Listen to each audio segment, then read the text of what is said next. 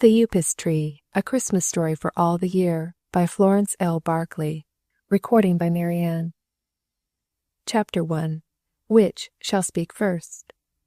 Ronald West stood at the window of his wife's sitting room, looking across the bright garden borders to the wide park beyond, and wondering how on earth he should open the subject of which his mind had been full during their morning ride. He had swung off his own horse a few minutes before, thrown the bridle to a waiting groom, and made his way round to her stirrup. Then he had laid his hands upon Silverheel's mane, and looking up into his wife's glowing, handsome face, he had said, "May I come to your room for a talk, Helen? I have something very important to tell you." Helen had smiled down upon him. "I thought my cavalier was miles away from his horse and his wife during most of the ride, but if he proposes talking to me on the same distant journey, he shall be forgiven. Also, I have something to tell you, Ronnie, and I see the turret clock gives me an hour before luncheon. I must scribble out a message for the village. Then I will come to you at once, without stopping to change." She laid her hand on his shoulder and dropped lightly to the ground. Then, telling the groom to wait, she passed into the hall. Ronald left her standing at the table, walked into the sitting room alone, and suddenly realized that when you have thought of a thing continuously, day and night, during the best part of a week, and kept it to yourself, it is not easy to begin explaining it to another person, even though that other person is your always kind, always understanding, altogether perfect wife. He had forgotten to leave his hat and gloves in the hall. He now tossed them into a chair, Helen's own particular chair, it so happened, but he kept his riding crop in his hand, and thwacked his leather gaiters with it as he stood in the bay window. It was such a perfect spring morning. The sun shone in through the old-fashioned lattice panes. Some silly old person of a bygone century had scratched with a diamond on one of these a rough cross, and beneath it the motto, "In hoc vince."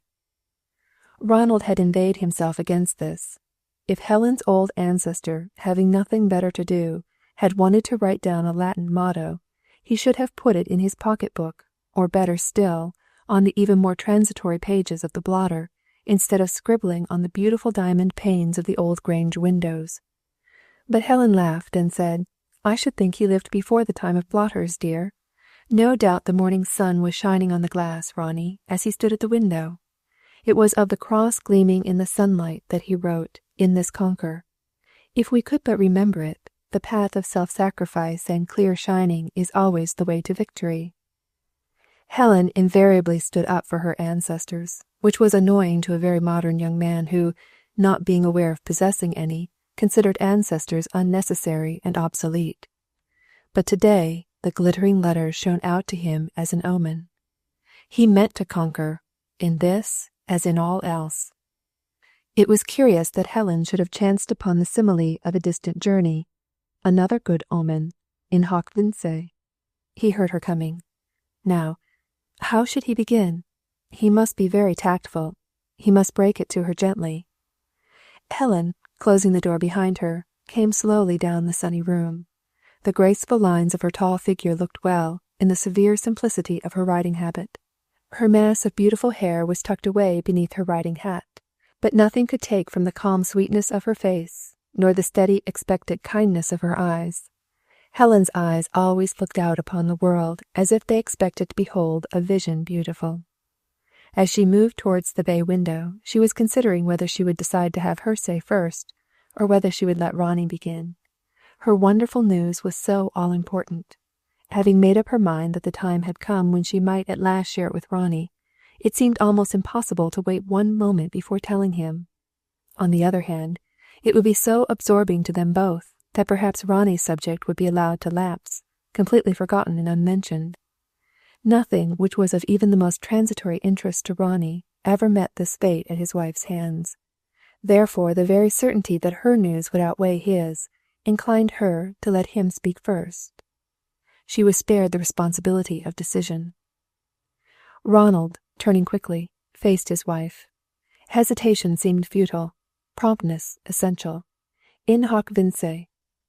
"Helen," he said, "I want to go to Central Africa." Helen looked at him in silence, during a moment of immense astonishment.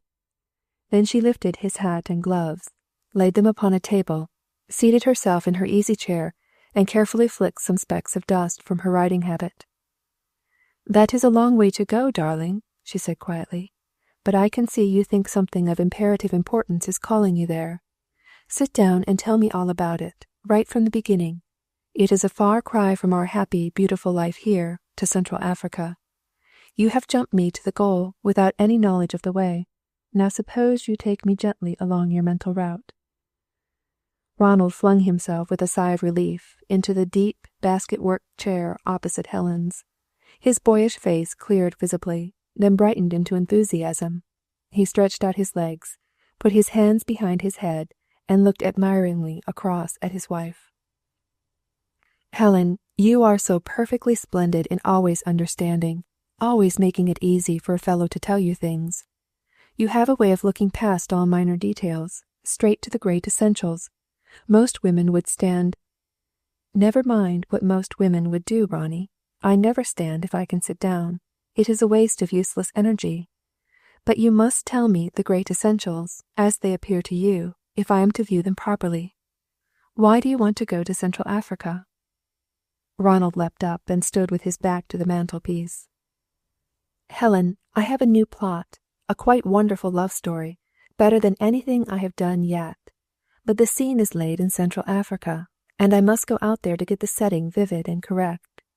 You remember how thrilled we were the other day by the account of that missionary chap who disappeared into the long grass 13 feet high over 20 years ago, lived and worked among the natives, cut off from all civilization, then, at last, crawled out again and saw a railway train for the first time in 23 years, got on board and came home full of wonderful tales of his experiences? Well, you know, after he had been out there a few years, he found he desperately needed a wife, remembered a plucky girl he had known when he was a boy in England, and managed to get a letter home asking her to come out to him. She came, and safely reached the place appointed, at the fringe of the wild growth. There she waited several months, but at last the man who had called her in his need crawled out of the long grass, took her to himself, and they crawled in again, man and wife, and were seen no more until they reappeared many years later.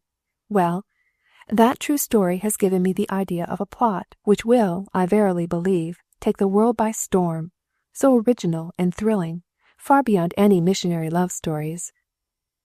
Helen's calm eyes looked into the excited shining of his. "Dear, why shouldn't a missionary's love story be as exciting as any other? I don't quite see how you can better the strangely enthralling tale to which we listened." "Ah, don't you?" cried Ronald West. "That's because you are not a writer of romances. My dear girl, 2 men crawled out of the long grass 13 feet high, at the place where the woman was waiting. 2 men, do you see? And the man who crawled out first was not the man who had sent for her. He turned up just too late. Now, do you see?" "I see," said Helen.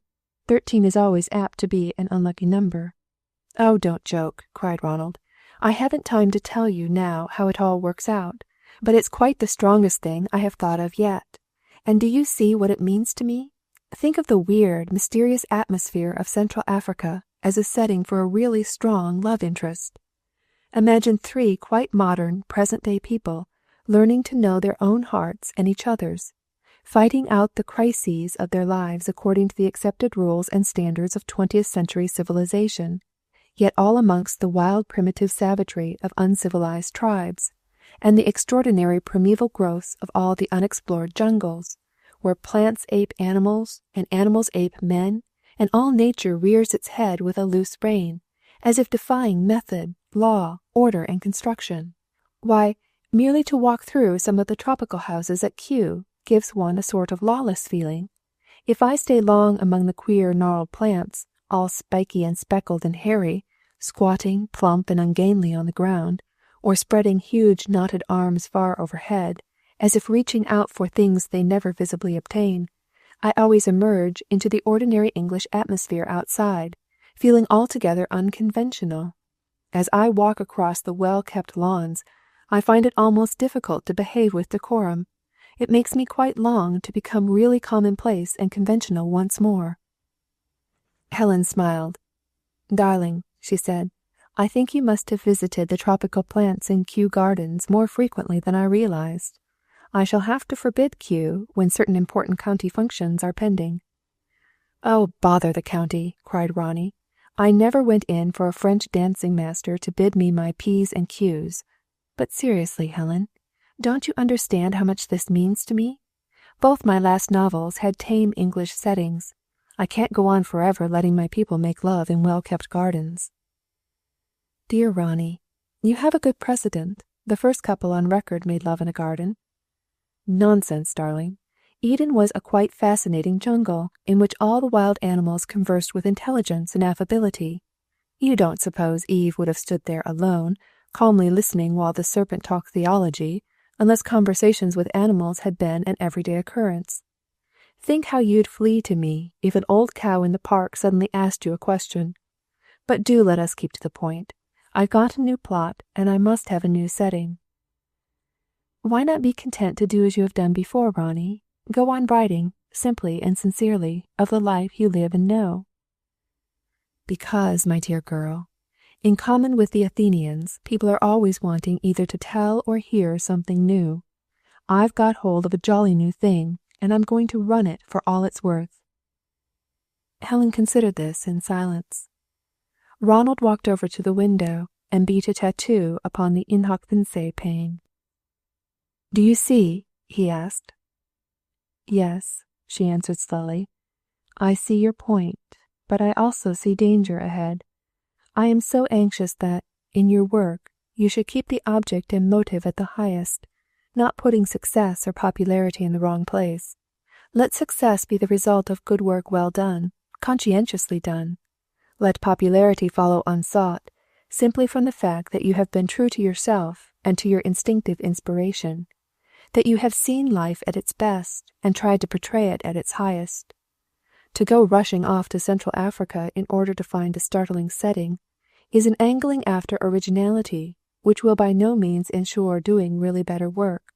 Oh, Ronnie, my advice is, be content to stay at home and to write truly and sincerely of the things you know." Ronald came back to his chair, sat down, his elbows on his knees, his chin in his hands, and looked earnestly into the troubled eyes of his wife. "But Helen," he said, "that really is not the point. Can't you see that I am completely possessed by this new plot? Also, that Central Africa is the only possible setting? It is merely a satisfactory side issue that it varies my mise en scene. Must you go off there, Ronnie, in order to write it? Why not get all the newest and best books on African travel, and read up facts?" "Never!" cried Ronald, on his feet again, and walking up and down the room. "I must be steeped in the wonderful African atmosphere before I can subconsciously work it into my book. No account of other men's travels could do this for me.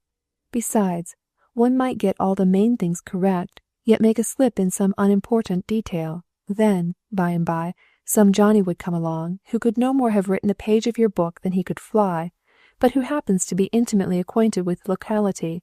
He ignores the plot, the character study, all the careful work on the essentials, but he spots your trivial error concerning some completely unimportant detail. So off he writes to the papers, triumphantly airing his little tit-bit of superior information. Other mediocre people take it up, and you never hear the end of it." Helen laughed, tender amusement in her eyes. "Ronnie, dear, I admit that not many Johnnies could write your books, but most Johnnies can fly nowadays. You must be more up to date in your similes, old boy, or you will have your wife writing to the papers, remarking that you are behind the times. But seriously, Ronnie, you should be grateful to anybody who takes the trouble to point out an error, however small, in one of your books. You are keen that your work should be perfect, and if a mistake is mentioned, it can be set right. Why, surely you remember, when you read me the scene in the manuscript you wrote just after our marriage, in which a good lady could not sit down upon a small chair, owing to her toupet, I, your admiring and awe-struck wife, ventured to point out that a toupet was not a crinoline, and you were quite grateful, Ronnie. You did not consider me an unappreciative Johnny, nor even a mediocre person. Who has, unknown to me, been trampling on your susceptibilities?" "Nobody, thank goodness. I have never written a scene yet of which I had not carefully verified every detail of the setting. but it has happened lots of times to people I know. Unimportant slips never seem to me to matter in another fellow's work, but they would matter desperately, horribly appalling in one's own. Therefore, nothing will ever induce me to place the plot of a novel of mine in surroundings with which I am not completely familiar. Helen, I must go to Central Africa.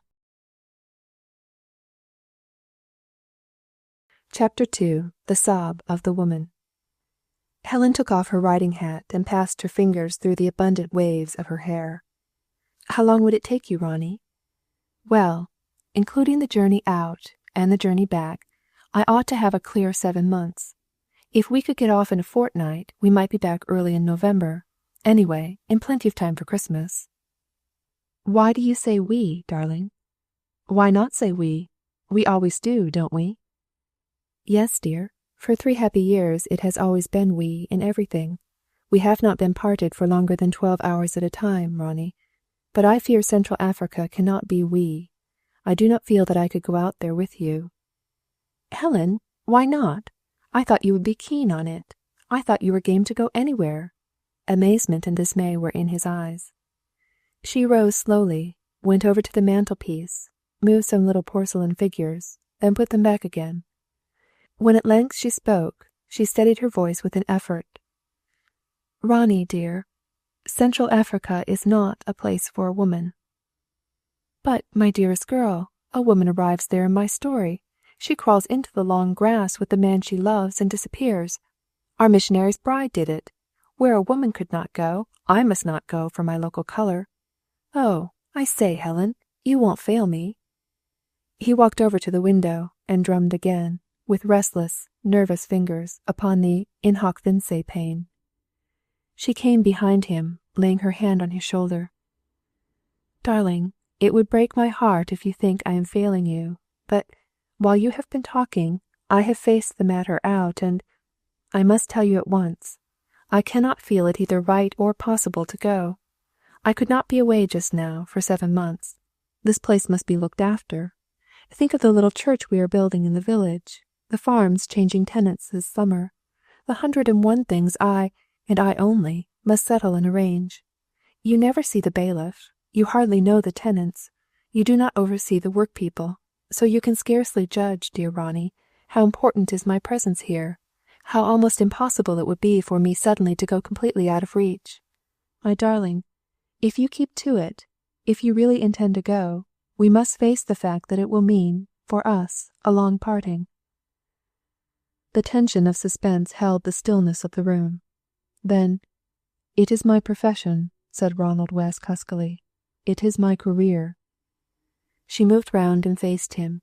They stood looking at one another, dumbly. She knew all that was in his mind, and most that was in his heart. He knew nothing of that which filled her mind at the moment, and only partly realized the great, unselfish love for him which filled her heart. He was completely understood. He rested in that fact, without in the least comprehending his own lack of comprehension. Moving closer to him, she laid both hands upon his shoulders, hiding her face in silence against his breast. He stroked her soft hair, helplessly, tenderly. With his whole heart he loved her, leaned upon her, needed her. She had done everything for him, been everything to him. Yet he meant to carry his point. He intended to go to Central Africa, and it was no sort of good pretending he didn't. You never pretended with Helen, because she saw through you immediately, and usually told you so. He had not spent a single night away from her since that wonderful day when, calm and radiant, she had moved up the church in presence of an admiring crowd and taken her place at his side. He was practically unknown then as a writer. No one but Helen believed in him, or understood what he had it in him to accomplish, whereas Helen herself was the least representative of an ancient county family, owner of Hollymead Grange, and of a considerable income, courted, admired, sought after. Yet she gave herself to him in humble tenderness. Helen had a royal way of giving. The very way she throned you in her heart, dropped you on one knee before her footstool. He had fully justified her belief in him, but he knew well how much of his success he owed to her. Their love had taught him lessons, given him ideals which had not been his before. But there was nothing selfish or sentimental about Helen. When the most sacred of their experiences crept into his work and stood revealed for all the world to read, when his art transferred to hard type and to the black and white of print and paper, the magic thrill of Helen's tenderness, so that all her friends could buy it for 4 shillings and a sixpence, and discuss it at leisure, Helen never winced. She only smiled and said, "The world has a right to every beautiful thing we can give it. I have always felt indignant with people who collect musical instruments which they have no intention of playing, who lock up Strads and Cremonas in glass cases, thus holding them dumb for ever to the eager ear of a listening world." Only once, when he had put into a story a tender little name by which Helen sometimes called him, unable to resist giving his hero the bliss he, on those rare occasions, himself felt, he found a firm pencil line drawn through the words, when he looked at the proof sheets, after Helen had returned them to his desk. She never mentioned the matter to him, nor did he speak of it to her, but his hero had to forego that particular thrill, and it was a long time before Ronald himself heard again the words Helen had deleted. He heard them now, however, murmured very softly, and he caught her to him with sudden passion, kissing her hair. Yet he meant to go. In hoc vince. He must conquer his very need of her, if it came between him and the best thing he had yet done in his work. He could not face the thought of the parting, but there was no need to face that as yet. A whole fortnight intervened. It was useless to suffer a pang until the pang is actually upon you. Besides, every experience, however hard to bear, is of value. How much more harrowing and vivid would be his next description of a parting? Then suddenly Ronald felt ashamed. His arms dropped from around her. He knew himself unworthy. In a momentary flash of self-revelation he knew himself utterly unworthy of Helen's generous love and noble womanhood. "My wife," he said, "I won't go. It isn't worth it." Her arms strained around him, and he heard her sob, and, alas, it was the sob of the woman in the long grass when she clung to the man who had crawled out first. His plot stood out to him once more as the supreme thing. "At least," he added, "it wouldn't be worth it if it costs you so much. It is my strongest plot, but I will give it up if you would rather I stayed at home." Then Helen loosed her detaining arms, and lifting a brave white face, smiled at him through her tears. "No, Ronnie," she said, "I promised, when we married, always to help you with your work and to make it easy. I am not going to fail you now. If the new book requires a parting, we will face it bravely. At the present moment, we both need luncheon, and I must get out of my habit. Ring, and tell them we shall not be ready for a quarter of an hour. There's a dear boy. And think of something really funny to tell me at lunch. Afterwards we will discuss plans." She had reached the door when Ronald suddenly called after her, "Helen, hadn't you something to tell me, too?" She turned in the doorway. Her face was gay with smiles. "Oh, mine must wait," she said. "Your new plot and the wonderful journey it involves require our undivided attention." The sun shone very brightly just then. It touched the halo of Helen's soft hair, turning it to gold. In hoc vince gleamed upon the pane. For a moment she stood in the doorway, giving him a chance to insist upon hearing that which she had to tell. But Ronald, easily satisfied, turned and rang the bell. "All right, sweet," he said. "How lovely you look in the sunshine. If it was business, or anything worrying, I would certainly rather not hear it now. You have bucked me up splendidly, Helen. 7 months seem nothing, and my whole mind is bounding forward into my story. I really must give you an outline of the plot." He followed her into the hall. "Helen, do come back for a minute." But Helen was halfway up the stairs. He heard her laugh as she reached the landing. "I am hungry, dear," she called over the banisters, "and so are you, only you don't know it. Crawl out of your long grass and make yourself presentable before the gong sounds, or I shall send bananas for one to your study." "All right," he shouted, gave Helen's message to the butler, and went through the billiard-room, whistling gaily. "Why, she is as keen as I am," he said to himself, as he turned on the hot and cold water taps. "And she is perfectly right about not coming with me. Of course it's jolly hard to leave her, but I believe I shall do better work alone. His mind went back to Helen's bright face in the doorway. He realized her mastery, for his sake, of her own dread of the parting. "What a brick she is," he said. "Always so perfectly plucky.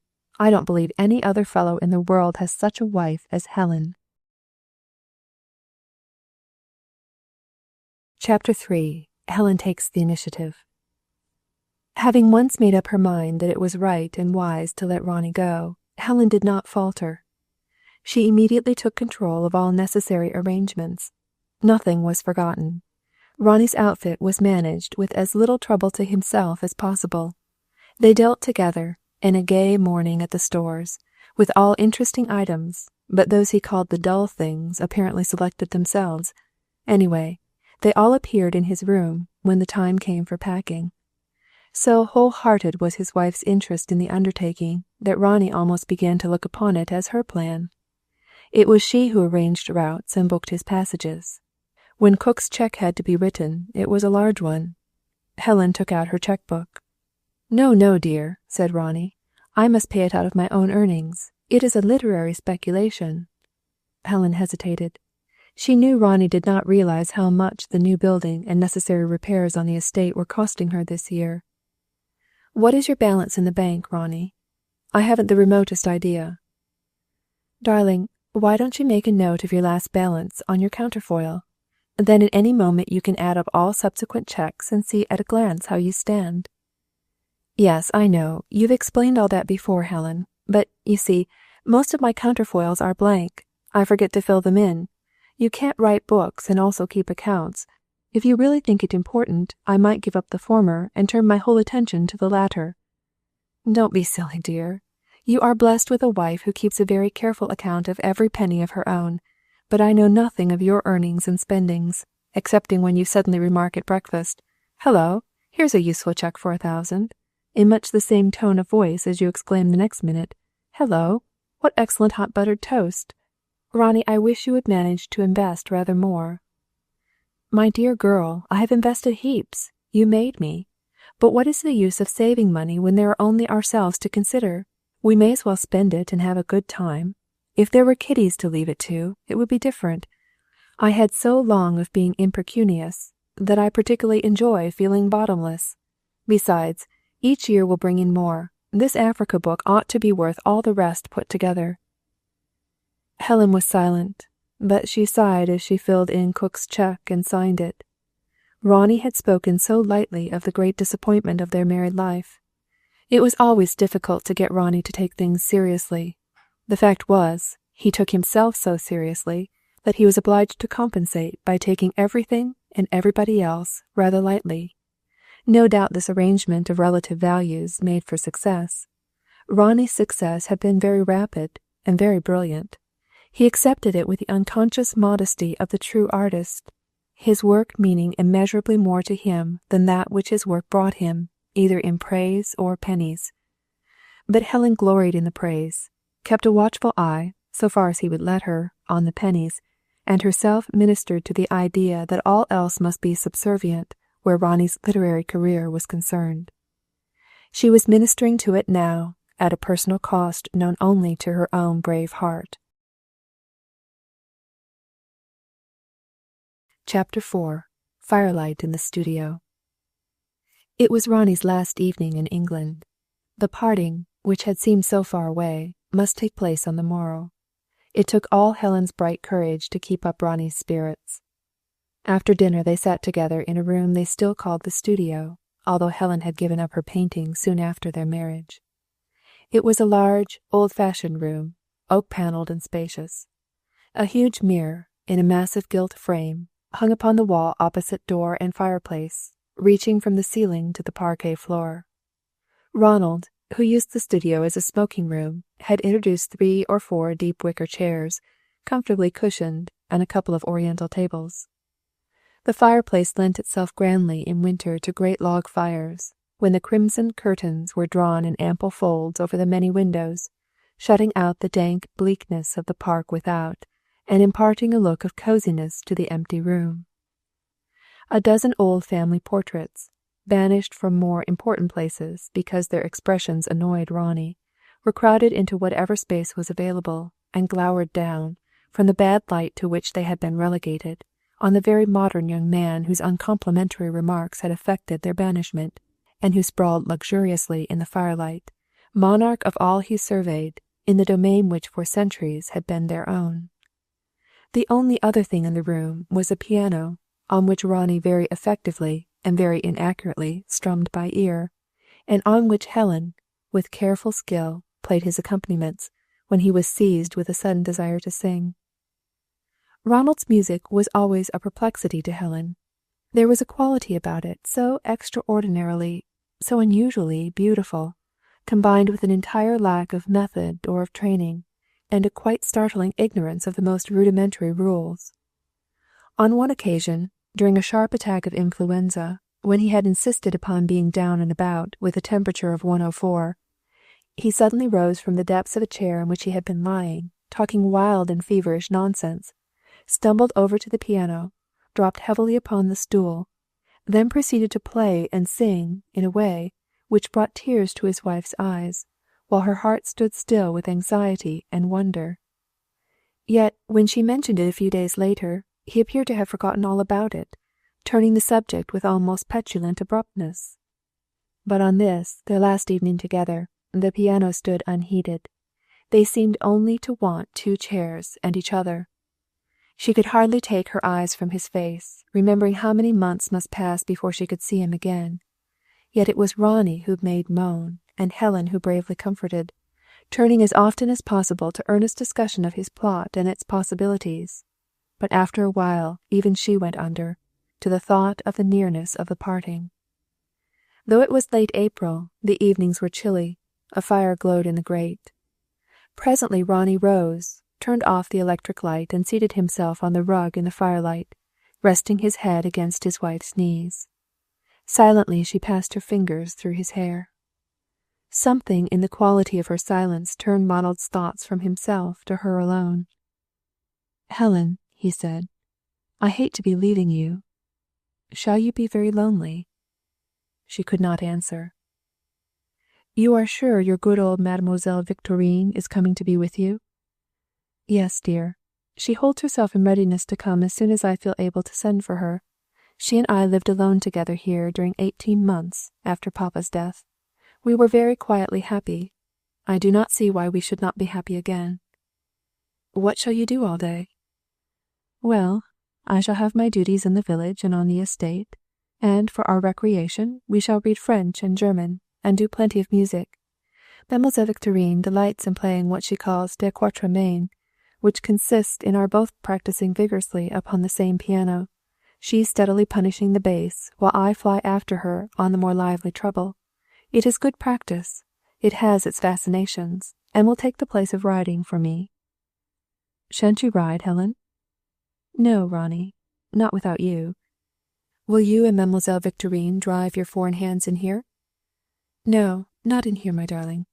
I don't think I shall be able to bear to touch the piano on which you play to me." "I don't play," said Ronnie. "I strum." "True, dear, you often strum, but sometimes you play quite wonderfully. I wish you had been properly taught." "I always hated being taught anything," said Ronald.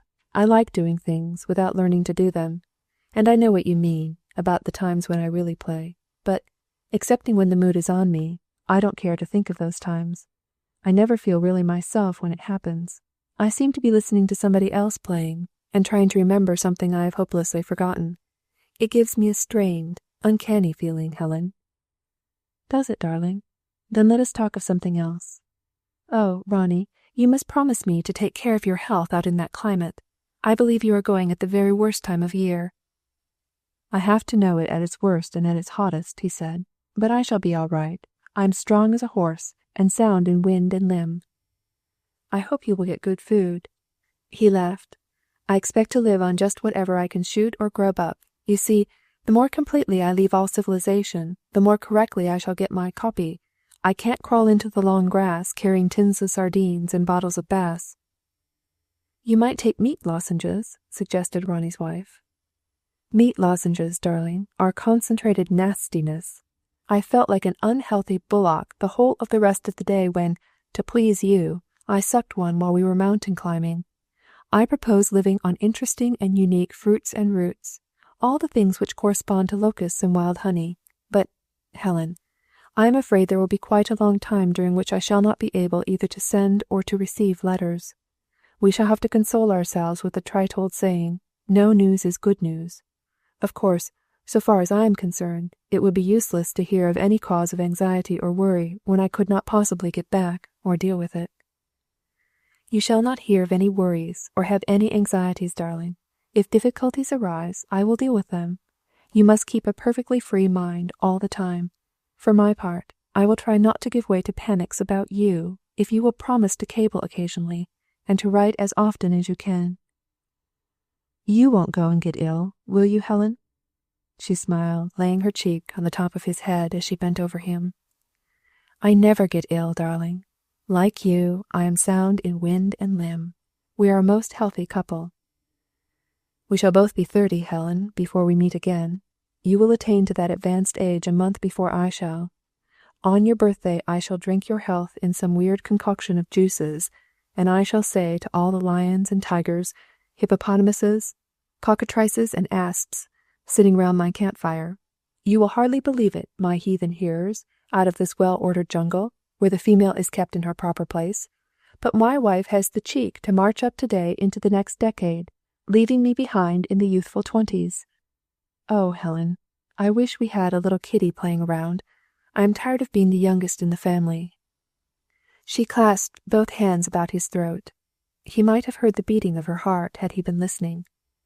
"Ronald, that is a joy which may yet be ours, some day. But my writer of romances, who is such a stickler for grammatical accuracy, is surely the younger of a family of 2. "Oh, grammar be relegated to the library," cried Ronnie, laughing. "And you really presume too much on that one short month, Helen. You often treat me as if I were an infant." The smile in her eyes held the mother look, in its yearning tenderness. "Ronnie, dear, you are so very much younger than I am, in many ways, and you always will be. Unlike the infant of days, if you live to be 100 years old, you will still die young, a child in heart, full of youth's joyous joy in living. You must not mind if your wife occasionally treats you as though you were a dear big baby, requiring maternal care and petting. You are such a veritable boy sometimes, and it soothes the yearning for a little son of yours to cuddle in her arms when she plays that her big boy is something of a baby." Ronald took her left hand from about his neck and kissed it tenderly. This was his only answer, but his silence meant more to Helen than speech. Words flowed so readily to express his surface thoughts, but when words suddenly and unexpectedly failed, a deeper depth had been reached, and in that silence his wife found comfort and content. Ronnie was not all ripples. There was more beneath than the shifting shallows. Deep, still pools were there, and rocks on which might eventually be built a beacon light for the souls of men. But, as yet, it took Helen's clear and faithful eyes to discern the pools, to perceive the possible strong foundations. "Do you remember," he said presently, "the Dalmains coming over last January with their little Jeff? When I saw that jolly little chap trotting around and looking up at his mother with big shining eyes, full of trustful love and innocent courage, absolutely unafraid, notwithstanding her rather peremptory manner and apparently stern discipline, I felt that it must be the making of 2 people to have such a little son as that, depending upon them to show him how to grow up right. One would simply be obliged to live up to his baby belief in one, wouldn't one, Helen?" "Yes, darling, we should." "I hope you will see a lot of the Dalmains when I am away. Try to put in a good long visit there, and she would come over, if you wanted her, wouldn't she?" "Yes, she will come if I want her." "You and she are great friends," pursued Ronnie, "aren't you? I find her alarming. When she looks at me, I feel such a worm. I want to slide into a hole and hide. But there is never a hole to be found. I have to remain erect, handing tea and bread and butter, while I mentally grovel.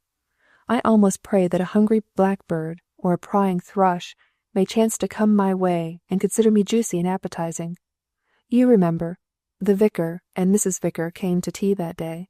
She wore brown spots, but even the priestly blackbird and the Levitical thrush passed me by on the other side.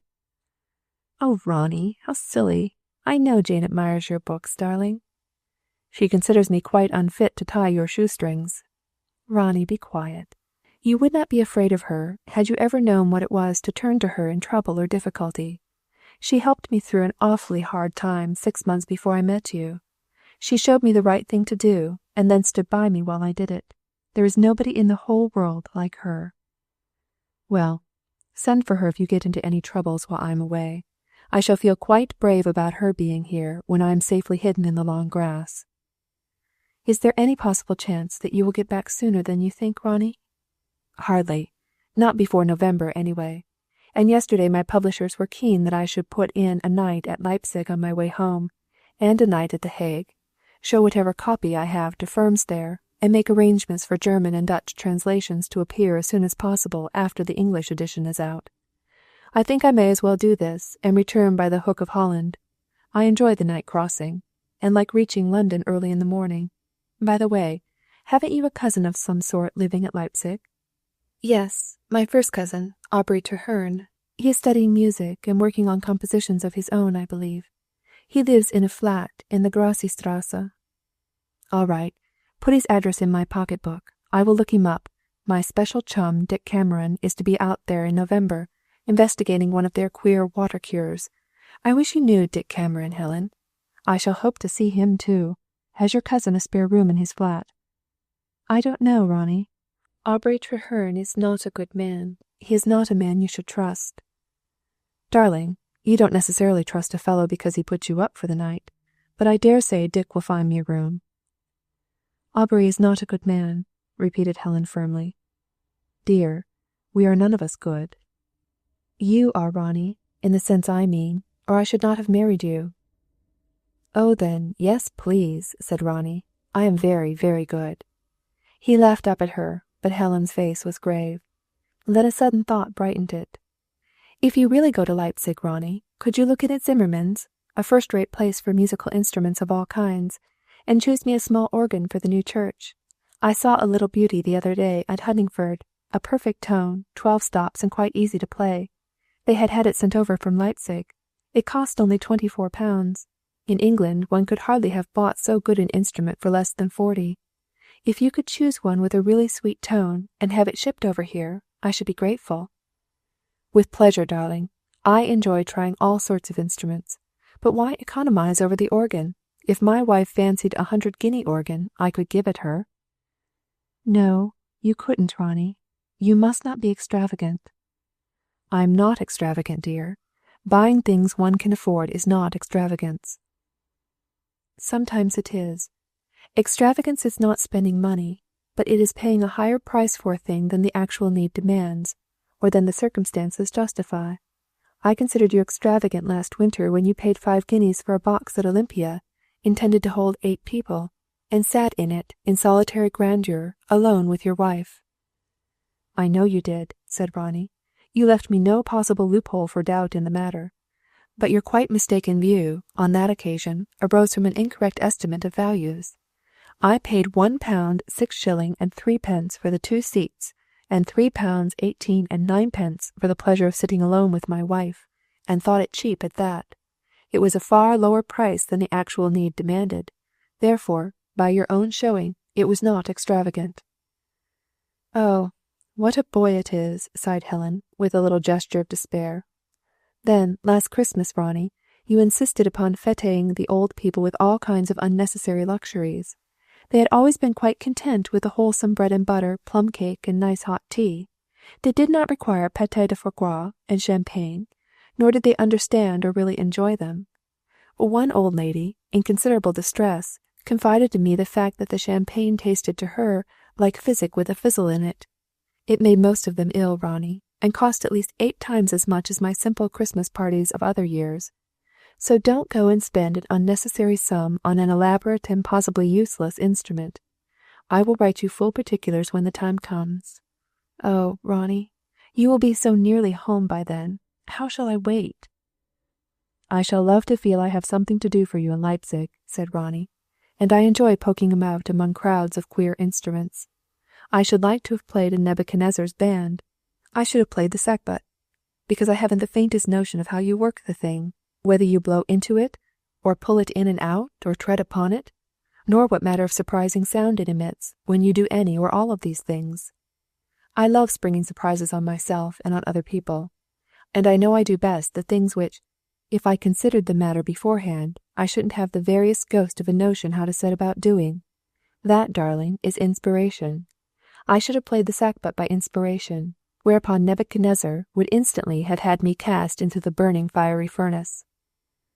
Oh, Ronnie, I wish I could laugh, but tomorrow is so near. What shall I do when there is nobody here to tell me silly stories? Ask Mademoiselle Victorine to try her hand at it. Say, Chère Mademoiselle, s'il vous plaît, racontez-moi une extrêmement sorte histoire. Ronnie, do stop chafing. Go and play me something really beautiful and sing very softly, as you did the other night, so that I can hear the tones of the piano and your voice vibrating together. No, said Ronnie, I can't. I have a cast-iron lump in my throat just now, and not a note could pass it. Besides, I don't really play the piano. He stretched out his foot and kicked a log into the fire. The flame shot up, illumining the room. The log fire and the two seated near it were reflected fitfully in the distant mirror. Helen, there is one instrument above all others, which I have always longed to play, yet I have never even held one in my hand. What instrument is that, darling? The violoncello, said Ronnie, sitting up and turning towards her as he spoke. When I think of a cello, I seem as if I know exactly how it would feel to hold between my knees, press my fingers up and down the yielding strings, and draw the bow across them.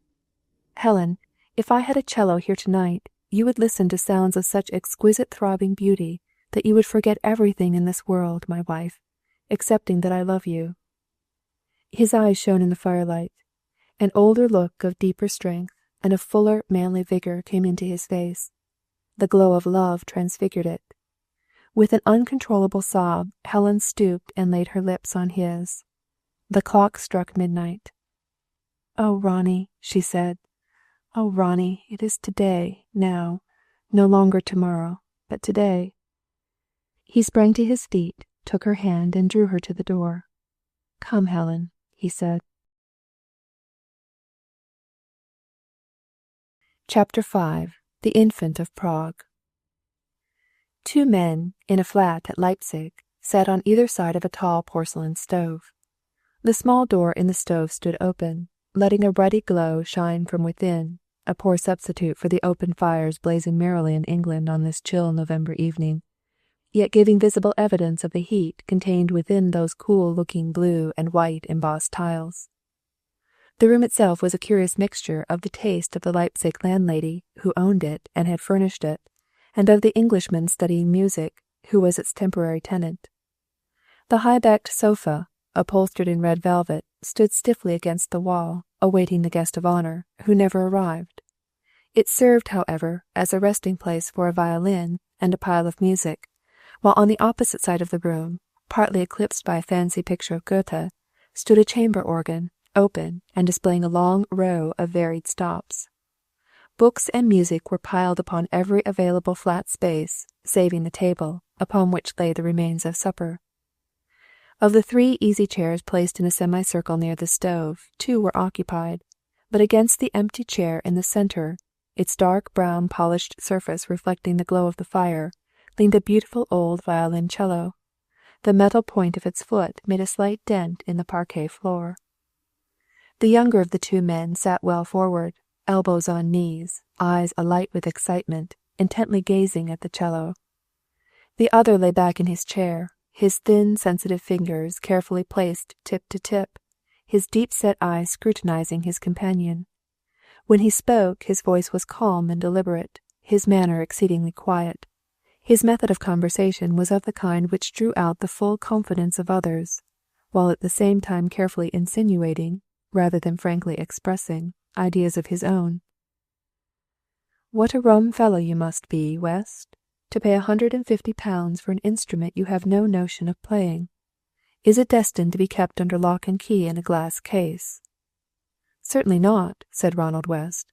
I shall be able to play it when I try, and I shall try as soon as I get home." "Give us a sample here." "No, not here. I particularly wished to play it first with Helen, in the room where I told her a cello was the instrument I had always wanted. Oh, I say, isn't it a beauty? Look at those curves and that wonderful polish, like the richest brown of the very darkest horse chestnut you ever saw in a bursting burr. See how the silver strings shine in the firelight against the black ebony of the fingerboard. It was made at Prague, and it is 150 years old. I call it the infant of Prague." "Why the infant?" "Because you have to be so very careful not to bump its head as you carry it about. Also, isn't there a verse somewhere about an infant of days who is 100 years old and young at that? Helen will love the infant. She will polish it with a silk handkerchief and make a bed for it on the sofa. I shan't write to her about it. I shall bring it home as a surprise." He took his eyes from the cello and looked across at Helen's cousin, but Aubrey Treherne instantly shifted his gaze to the unconscious infant. "Tell me how you came across it. There is no doubt you have been fortunate enough to pick up an instrument of extraordinary value and beauty." "Ah, you realize that?" cried Ronald. "Good. Well, you shall hear exactly what happened. I arrived here early this evening, put up at a hotel, and sallied out to interview the publishers. I had a mass of copy to show them, because I have been writing incessantly the whole way home.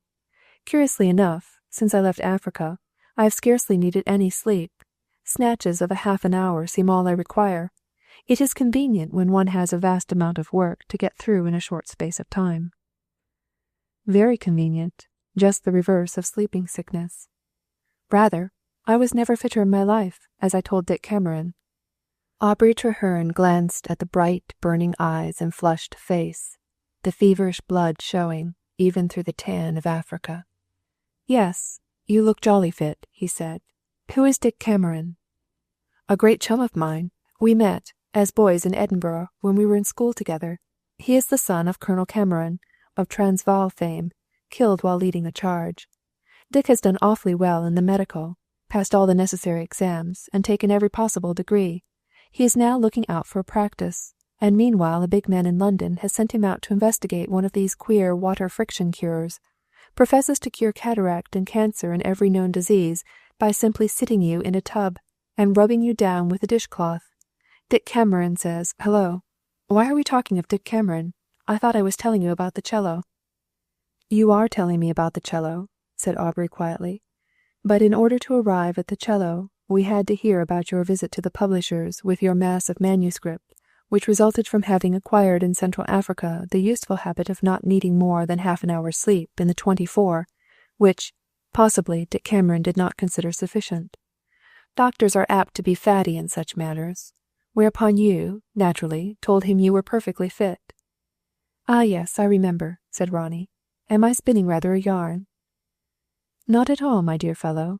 Do not hurry. We have the whole evening before us, night if necessary.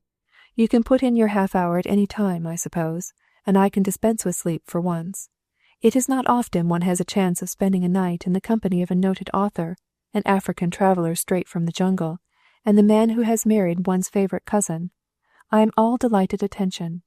What did your friend Dick Cameron say?" "Well, I met him as I was hurrying back to the hotel, carrying the infant, who did not appear to advantage in the exceedingly plain brown canvas bag which was all they could give me at Zimmermann's. When I get home I shall consult Helen, and we shall order the best case procurable." "Naturally. Probably Helen will advise a bassinet by night, and a perambulator by day." Ronnie looked perplexed. "Why a bassinet?" he said. "The infant, you know." "Oh, yes, I see. Well, of course, I wanted to introduce the infant properly to Dick Cameron, but he objected when I began taking it out of its bag in the street. He suggested it might take cold. It certainly is a dank day. Also that there are so many bylaws and regulations in Leipzig connected with things you may not do in the streets, that probably if you took a cello out of its case and stood admiring it in the midst of the crowded thoroughfare, you would get run in by a policeman. Dick said, "Arrest of the infant of Prague in the streets of Leipzig," would make just the kind of sensational headlines beloved by the newspapers. I realized that he was right. It would have distressed Helen, besides being a most unfortunate way for her to first hear of the infant. Helen is a great stickler for respectability. Aubrey Treherne's pale countenance turned a shade paler. His thin lips curved into the semblance of a smile. "Ah, yes," he said. "Of course, Helen is a great stickler for respectability. Well, so you gave up undressing your infant in the street?" Again Ronnie's eager face took on a look of perplexity. "I did not propose undressing it," he said. "I only wanted to take it out of its bag." "I see. Quite a simple matter. Well, owing to our absurd police regulations, you were prevented from doing this. What happened next?" "Dick suggested that we should go into his rooms. Arrived there, he ceased to take any interest in my cello, clapped me into a chair, and stuck a beastly thermometer into my mouth." "Doctors are such enthusiasts," murmured Aubury. "They can never let their own particular trade alone. I suppose he also felt your pulse and looked at your tongue." "Rather. Then he said I had no business to be walking about with a temperature of 103. I was so much annoyed that I promptly smashed the thermometer, and we had a fine chase after the quicksilver. You never saw anything like it. It ran like a rabbit in and out of the nooks and corners of the chair, until at last it disappeared through a crack in the floor, went to ground, you know. Doesn't Helen look well on horseback?" "Charming. I suppose you easily convinced your friend that his diagnosis was rubbish?" "Of course I did. I told him I had never felt better in my life, but I drank the stuff he gave me, simply to save further bother. Also another dose, which he brought to the hotel. Then he insisted on leaving a bottle out of which I am to take a dose every 3 hours on the journey home. I did not know Dick was such a crank." "Probably it is the result of sitting in a tub and being scrubbed with a dishcloth. Did he know you were coming here?" "Yes, he picked up my pocketbook, found your address, and made a note of it. He said he should probably look us up about 10 o'clock this evening. I told him I might be here pretty late. I did not know you were going to be so kind as to fetch my things from the hotel and put me up. You are really most—" "Delighted, my dear fellow. Honoured," said Aubrey Treherne. "Now tell me about the finding of the cello." "I interviewed the publishers, and I hope it was all right, but they seemed rather hurried and vague, and anxious to get me off their premises. No doubt I shall fare better in courteous little Holland. Then I went on to Zimmermann's to choose Helen's organ. I found exactly what she wanted, and at the price she wished. On my way downstairs I found myself in a large room full of violoncellos, dozens of them. They were hanging in glass cases, they were ranged along the top. Then suddenly I felt impelled to look to the top of the highest cabinet, and there I saw the infant. I knew instantly that that was the cello I must have. It seemed mine already. It seemed as if it had always been mine. I asked to be shown some violoncellos. They produced 2 or 3 in which I took no interest.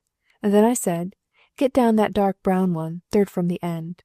They lifted it down, and from the moment I touched it, I knew it must be mine.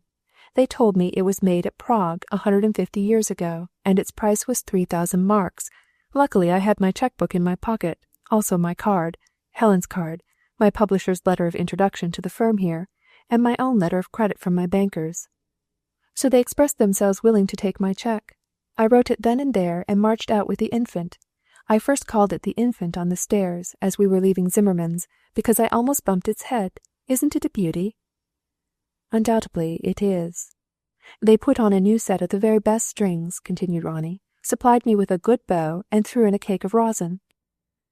"What did you pay for the organ?" inquired Aubrey Treherne.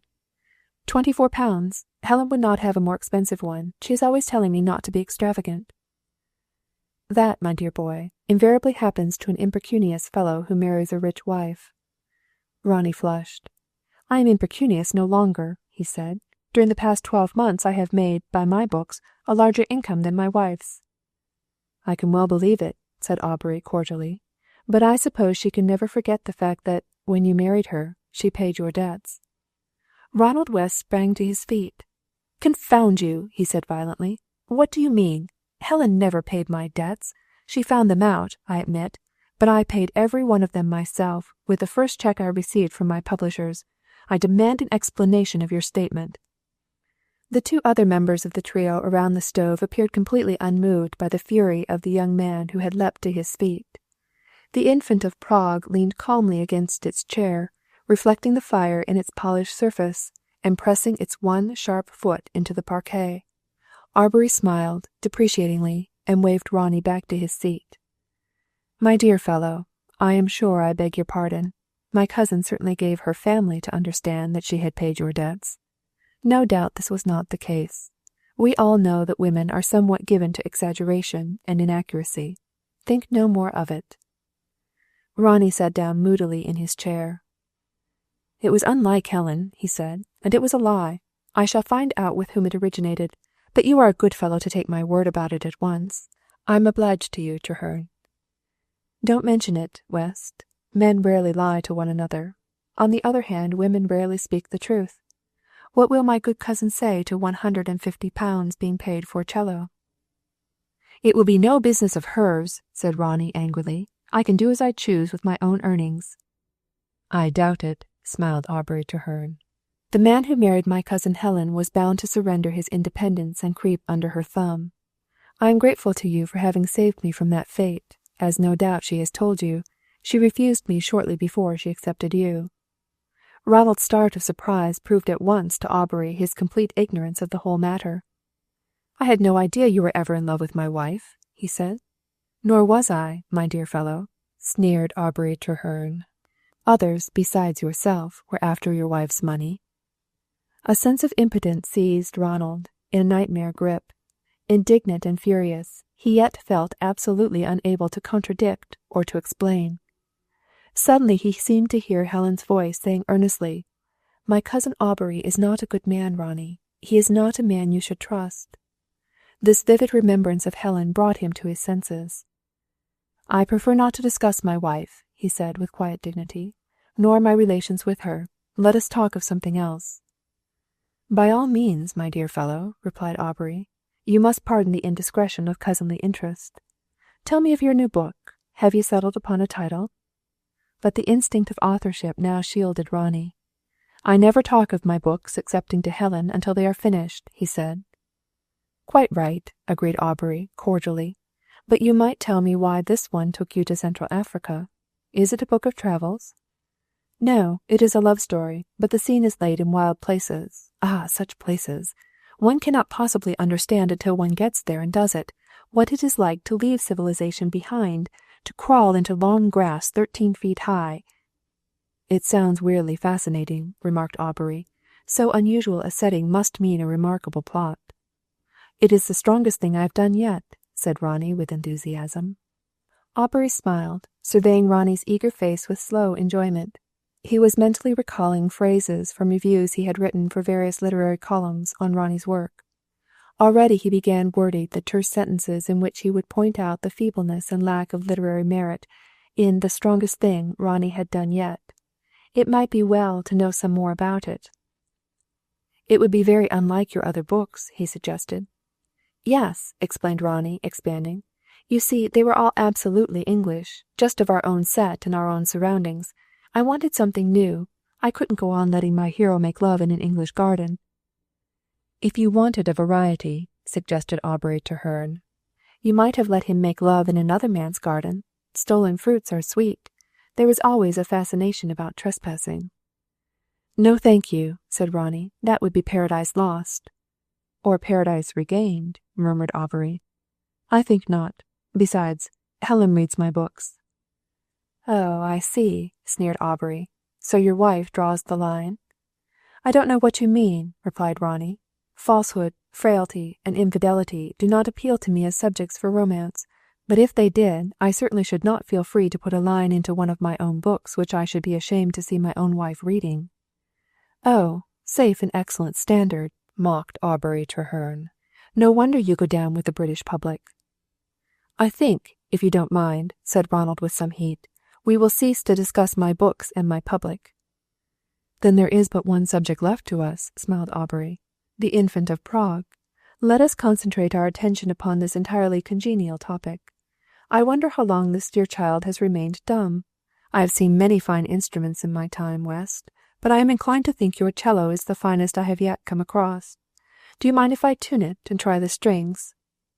Ronnie's pleasure and enthusiasm were easily rekindled. "Do," he said. "I am grateful. I do not even know the required notes." Aubury, leaning forward, carefully lifted the instrument, resting it against his knees. He took a tuning fork from his pocket. "It is tuned in fifths," he said. "The open strings are..." A, D, G, C. You can remember them because they stand for Allowable Delights Grow Commonplace, or read the other way up, Courage Gains Desired Aims.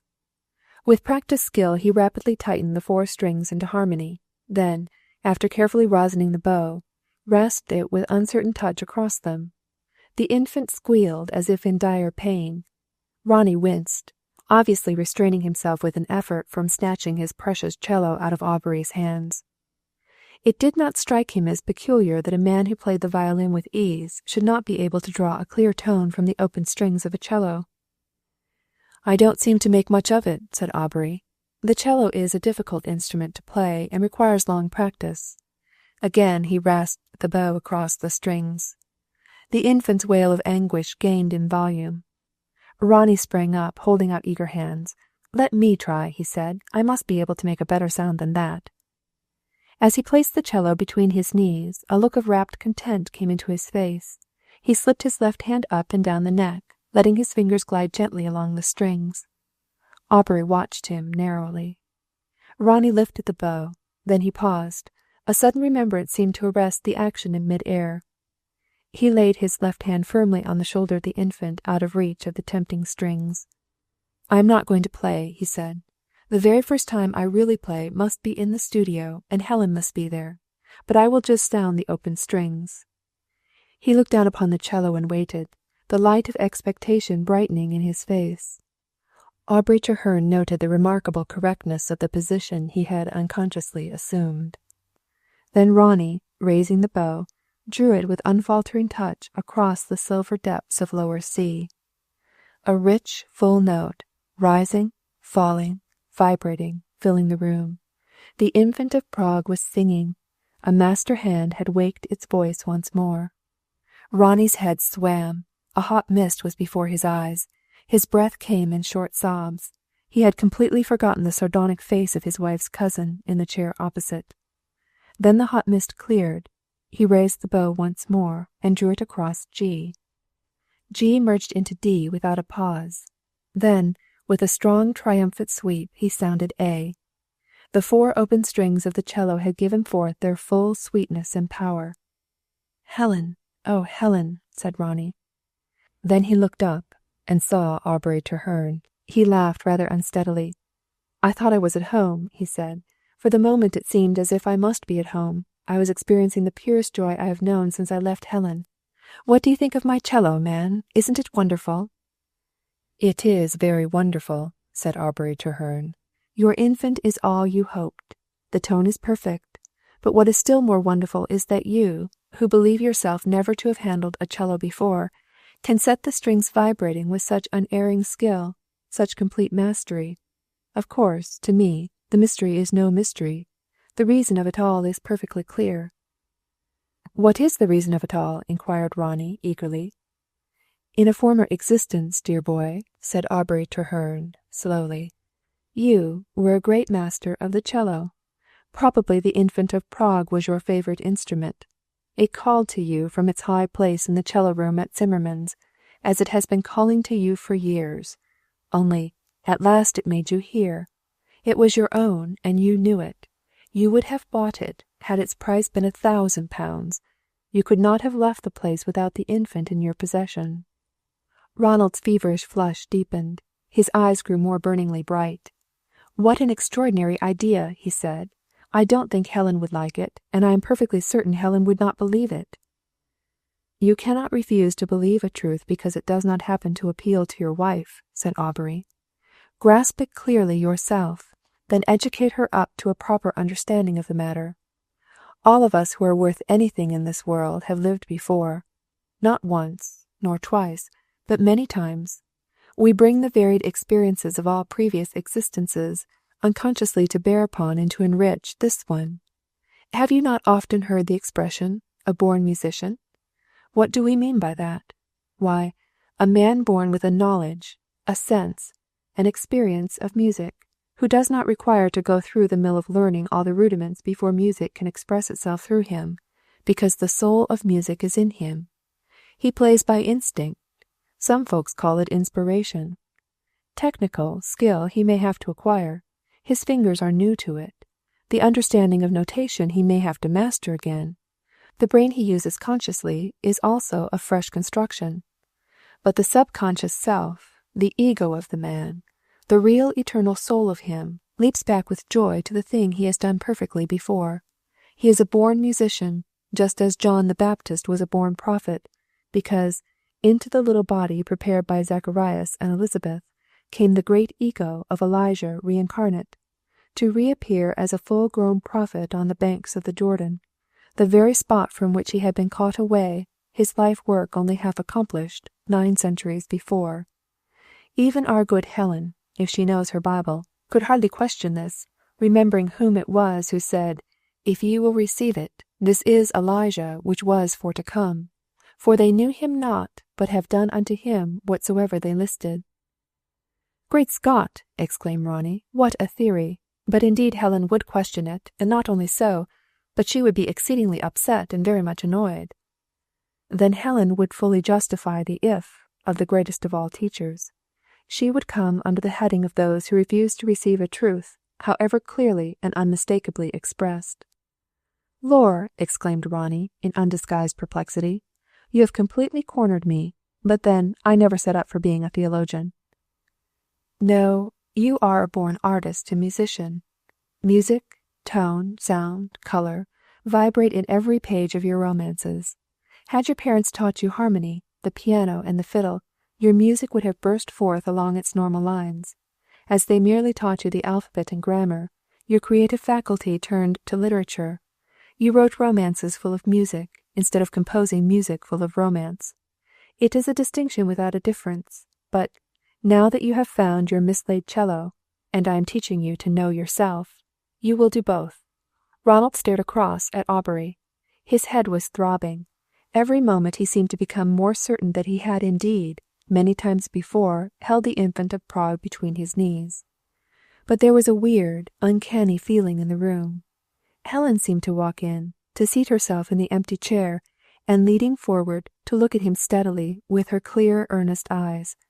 She seemed to repeat impressively, "Aubury is not a good man, Ronnie. He is not a man you should trust." "Well," asked Aubury at last, "do you recognize the truth?" Then, with an effort, Ronnie answered as he believed Helen would have answered, and her face beside him seemed to smile approval.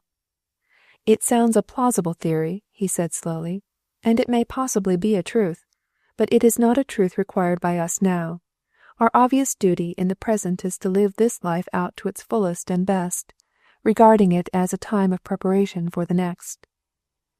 Aubury's thin lips framed the word "rubbish," but checking it unuttered, substituted, "Quite right. This existence is a preparation for the next, just as that which preceded was a preparation for this." Then Ronnie ceased to express Helen, and gave vent to an idea of his own. "It would make a jolly old muddle of all our relationships," he said. "Not at all," replied Aubury. "It merely readjusts them, compensating for disappointments in the present by granting us the assurance of past possessions, and the expectation of future enjoyment. In the life which preceded this, Helen was probably my wife, while you were a beautiful old person in diamond shoe-buckles, knee-breeches, and old lace, who played the cello at our wedding." "Confound you!" cried Ronnie in sudden fury, springing up and swinging the cello above his head as if about to bring it down with a crashing blow upon Aubury. "Damned old shoe-buckle yourself! Helen was never your wife. More likely you blacked her boots and mine." "Oh, hush," smiled Aubury, in contemptuous amusement. "Excellent young men who make innocent love in rose gardens never say damn. And in those days, dear boy, we did not use shoe-blackening. Pray calm yourself and sit down. You are upsetting the internal arrangements of your infant. If you swing a baby violently about, it makes it sick. Any old gamp will tell you that." Ronnie sat down, but solely because his knees suddenly gave way beneath him. The floor on which he was standing seemed to become deep sand. "Keep calm," sneered Aubury Treherne. "Perhaps you would like to know my excellent warrant for concluding that Helen was my wife in a former life? She came very near to being my wife in this. She was engaged to me before she ever met you, my boy. Had it not been for the interference of that strong-minded shrew, Mrs. Dalmain, she would have married me. I had kissed my cousin Helen as much as I pleased before you ever touched her hand. The incandescent lights grew blood-red, leaping up and down in wild, bewildering frolic. Then they steadied suddenly. Helen's calm, lovely figure, in a shaft of sunlight, reappeared in the empty chair. Ronnie handed the infant to her, rose, staggered across the intervening space, and struck Aubury to her in a violent blow on the mouth. Aubury gripped his arms, and for a moment the two men glared at each other. Then Ronnie's knees gave way again, his feet sank deeply into the sand, and Aubury, forcing him violently backward, pinned him down in his chair. "I would kill you for this," he whispered, his face very close to Ronnie's, blood streaming from his lips. "I would kill you for this, you clown. But I mean to kiss Helen again, and life, while it holds that prospect, is too sweet to risk losing for the mere pleasure of wiping you out. Otherwise I would kill you now with my 2 hands." Then a black, pulsating curtain rolled, in impenetrable folds, between Ronnie and that livid, bleeding face, and he sank away, down, down, down, into silent depths of darkness and of solitude. Chapter 6. Aubury puts his foot down. Ronnie's first sensation as he returned to consciousness was of extreme lassitude and exhaustion. His eyelids lifted heavily. He had some difficulty in realizing where he was. Then he saw his cello, leaning against a chair, and, a moment later, Aubrey Treherne lying back in the seat opposite, enveloped in a cloud of tobacco smoke. "Hello, West," said Aubrey kindly. "You've put in your half-hour quite unexpectedly. You were trying, in a sleepy fashion, to tell me how you came to purchase this fine cello, but you dropped off with the tale unfinished." Ronnie looked in silence at his wife's cousin. "Are you the better for your sleep?" "I'm fagged out," said Ronnie wearily. Aubrey went to a cupboard, poured something into a glass, and handed it to Ronald. "Drink this, my boy. It will soon wake you up." Ronnie drank it. Its tint was golden, its odor fragrant, but otherwise, for aught he knew, it might have been pure water. He sat up and took careful note of his surroundings. Then an idea seemed to strike him. He leaned forward and twanged the strings of his cello. They were not in tune. "Will you lend me your tuning fork?" he said to Aubrey. But Aubrey had expected this. "Sorry," he said. "I don't possess one just now. I gave away mine last week. You can tune your cello by the organ." "I don't know how to tune a cello," said Ronnie. "Let me show you," suggested Aubrey, with the utmost friendliness. He walked over to the organ, drew out the cello stop, sounded a note, then came back humming it. Then he took up the infant and carefully tuned the 4 strings, talking easily meanwhile. "You see, you screw up the pegs. So. The notes are A, D, G, C." "What have you done to your lip?" said Ronald suddenly. "Knocked it on the stove just now as I bent to stroke it with my fingers for fear of waking you. It bled amazingly." Aubrey produced a much-stained handkerchief. "It's curious how a tiny knock will sometimes draw as much blood as a sword thrust. There. The infant is in perfect tune, so far as I can tell without the bow. Do you mind if I just pass the bow across the strings? After each string is perfectly tuned to a piano or organ, you must make them vibrate together in order to get the fifths perfect. A violin or a cello is capable of a more complete condition of in-tuneness, if I may coin a word, than an organ or a piano." He took the bow, then with careful precision sounded the strings, singly and together. The beautiful open notes of the Infant of Prague filled the room. "There," said Aubrey, putting it back against the empty chair. "I am afraid that is all I must attempt. I only play the fiddle. I might disappoint you in your infant if I did more than sound the open strings." Ronald passed his hand over his forehead. "When did I fall asleep?" he asked. "Just after suggesting that we should not discuss your books or your public." "Ah, I remember. Treherne, I have had the most vivid and horrible nightmares." "Then forget them," put in Aubrey quickly. "Never recount a nightmare when it is over. You suffer its horrors again in the telling. Turn your thoughts to something pleasant. When do you reach England?"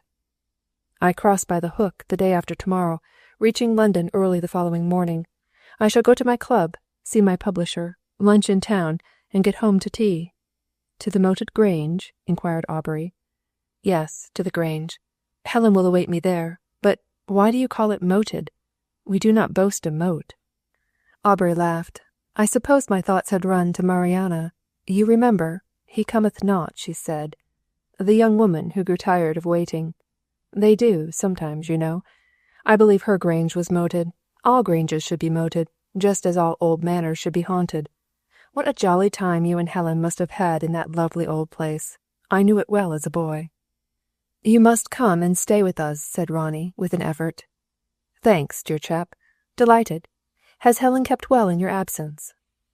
"Quite well. She wrote as often as she could, but there was a beastly long time when I could get no letters. Hello, I say." Ronnie stood up suddenly, the light of remembrance on his thin face, and began plunging his hands into the many pockets of his Norfolk coat. "I found a letter from Helen at the poste restante here, but owing to my absorption in the infant, I clean forgot to read it. Heaven send I haven't dropped it anywhere." He stood with his back to the stove, hunting vaguely but feverishly in all his pockets. Aubury smoked on, watching him without stirring.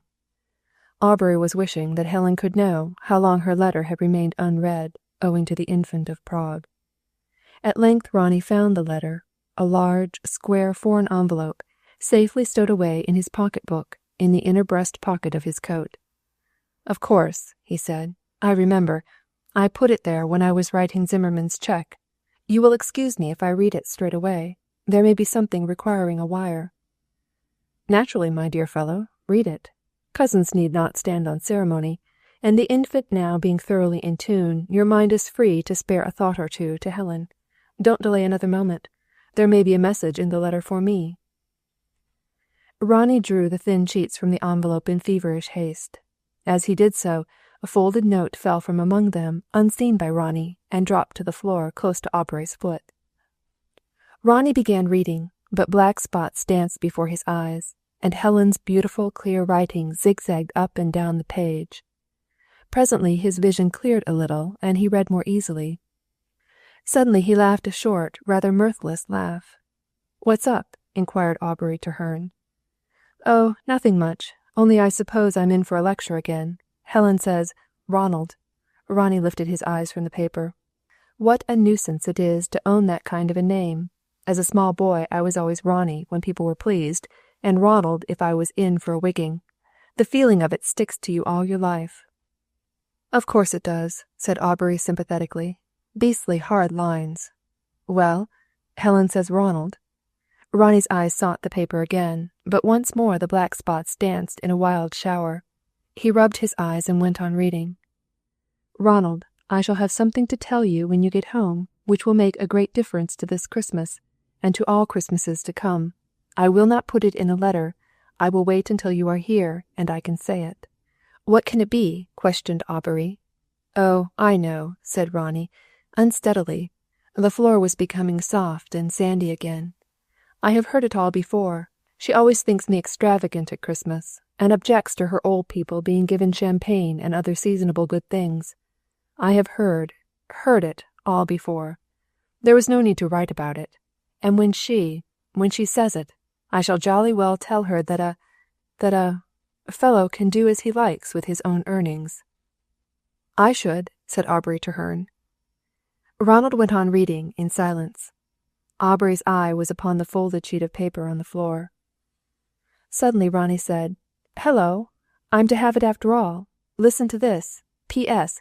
On second thoughts, now you are so nearly home, I would rather you knew what I have to say before you return, so I'm enclosing with this a pencil note I wrote some weeks ago. Ronnie, we will have a Christmas tree this Christmas." "Well, I never," said Ronnie. "That's not a very wild thing in the way of extravagance, is it? But it's a concession. I have wanted a Christmas tree each Christmas, but Helen said you couldn't have a Christmas tree in a home where there were no kids. It was absurd for two grown-up people to give each other a Christmas tree. Now, where is—" He began searching in the empty envelope. With a quick, stealthy movement, Aubury put his foot upon the note. "It's not here," said Ronnie, shaking out the thin sheets one by one and tearing open the envelope. "She has forgotten it after all. Well, I should think it will keep. It can hardly have been important." Evidently, remarked Aubury. Third thoughts follow second thoughts. Even Helen would scarcely put a lecture on economy into a welcome home letter. No, of course not, agreed Ronnie, and walked unsteadily to his chair. Aubury, stooping, transferred the note from beneath his foot to his pocket. Ronald read his letter through again, then turned to Aubury. Look here, he said. I must send a wire. Helen wants to know whether I wish her to meet me in town or whether I would rather she waited for me at home. What shall I say? Aubury Treherne rose. Think it over, he said, while I fetch a form. He left the room. He was some time in finding that form. When he returned his face was livid, his hand shook. Ronald sat in absorbed contemplation of the infant. It appears more perfect every time one sees it, he remarked, without looking at Aubury. Aubury handed him a form for foreign telegrams and a fountain pen. What are you going to say to your wife? He asked in a low voice. I don't know, said Ronnie, vaguely. What a jolly pen. What am I to do with this? You are to let Helen know whether she is to meet you in town or wait at the Grange. Ah, I remember. What do you advise, Treherne? I don't seem able to make plans. I should say most decidedly let her wait for you at home. Yes, I think so too. I shall be rushing around in town. I can get home before tea time. How shall I word it? Why not say, owing to satisfactory news in letter, prefer to meet you quietly at home. All well. Ronnie wrote this at Aubury's dictation. Then he paused. What news? He asked, perplexed at the words he himself had written. Why, that Helen is quite well. Isn't that satisfactory news? Oh, of course. I see. Yes. Then you might add, we'll wire train from London. But I know the train now, objected Ronnie. I have been thinking of it for weeks. I shall catch the 3 o'clock express. Very well, then add, coming by 3 o'clock train, home to tea. Ronnie wrote it, a joyous smile on his lips and in his eyes. It sounds so near, he said. After 7 long months, it sounds so near. Now, said Aubury, give it to me. I will take it out for you. I know an office where one can hand in wires at any hour. You are a good fellow, said Ronnie gratefully. And now look here, continued Aubury. Before I go, you must turn into bed, old chap. You need sleep more than you know. I can do a little prescribing myself. I'm going to give you a dose of sleeping stuff, which brought me merciful oblivion after long nights of maddening wakefulness. You will feel another man when you wake in the morning. But I'm coming with you to The Hague. I can tend the infant while you go to the publishers. I will see you safely on board at the Hook on the following evening, and next day you will be at home. After all those months alone in the long grass, you don't want any more solitary travelling. Now, come to bed. Ronnie rose unsteadily. Aubury, he said, you are a most awfully good fellow. I shall tell Helen. She will be so grateful. I'm perfectly all right, you know, but other people seem so busy and so vague. You will help me to arrest their attention. I must take the infant to bed. Yes, said Aubury. We will find a cozy place for the infant. If Helen were here, she would provide a bassinet. Don't forget that joke. It will amuse Helen. I make you a present of it. If Helen were here, she would provide a bassinet and a pram for the infant of Prague. Ronnie laughed. I shall tell Helen you said so. Then, carrying the cello, he lurched unsteadily through the doorway. The infant's head had a narrow escape. Aubury Treherne sent off the telegram. He required to alter only one word. When it reached Helen the next morning at breakfast, it read thus. Owing to astonishing news in letter, prefer to meet you quietly at home. All well, coming by 3 o'clock train. Home to tea. Ronald. Helen suffered a sharp pang of disappointment. She had expected something quite different. The adjective astonishing seemed strangely cold and unlike Ronnie. She had thought he would say wonderful, or unbelievable, or glorious. But before she had finished her first cup of coffee, she had reasoned herself back into complete content. Ronnie, in an unusual fit of thoughtfulness, had remembered her feeling about the publicity of telegrams. She had so often scolded him for putting "darling" and "best of love" into messages which all had to be shouted by telephone from the postal town into the little village office which, being also the village grocery store, was a favourite rendezvous at all hours of the day for village gossips. It was quite unusually considerate of Ronnie to curb the glowing words he must have longed to pour forth. The very effort of that curbing had reduced him to a somewhat stilted adjective. So Helen finished her lonely breakfast with thoughts of glad anticipation. Ronnie's return was drawing so near, only 2 more breakfasts without him. At the third she would be pouring out his coffee and hearing him comment on the excellence of Blake's hot buttered toast. Then, with a happy heart, she went up to the nursery.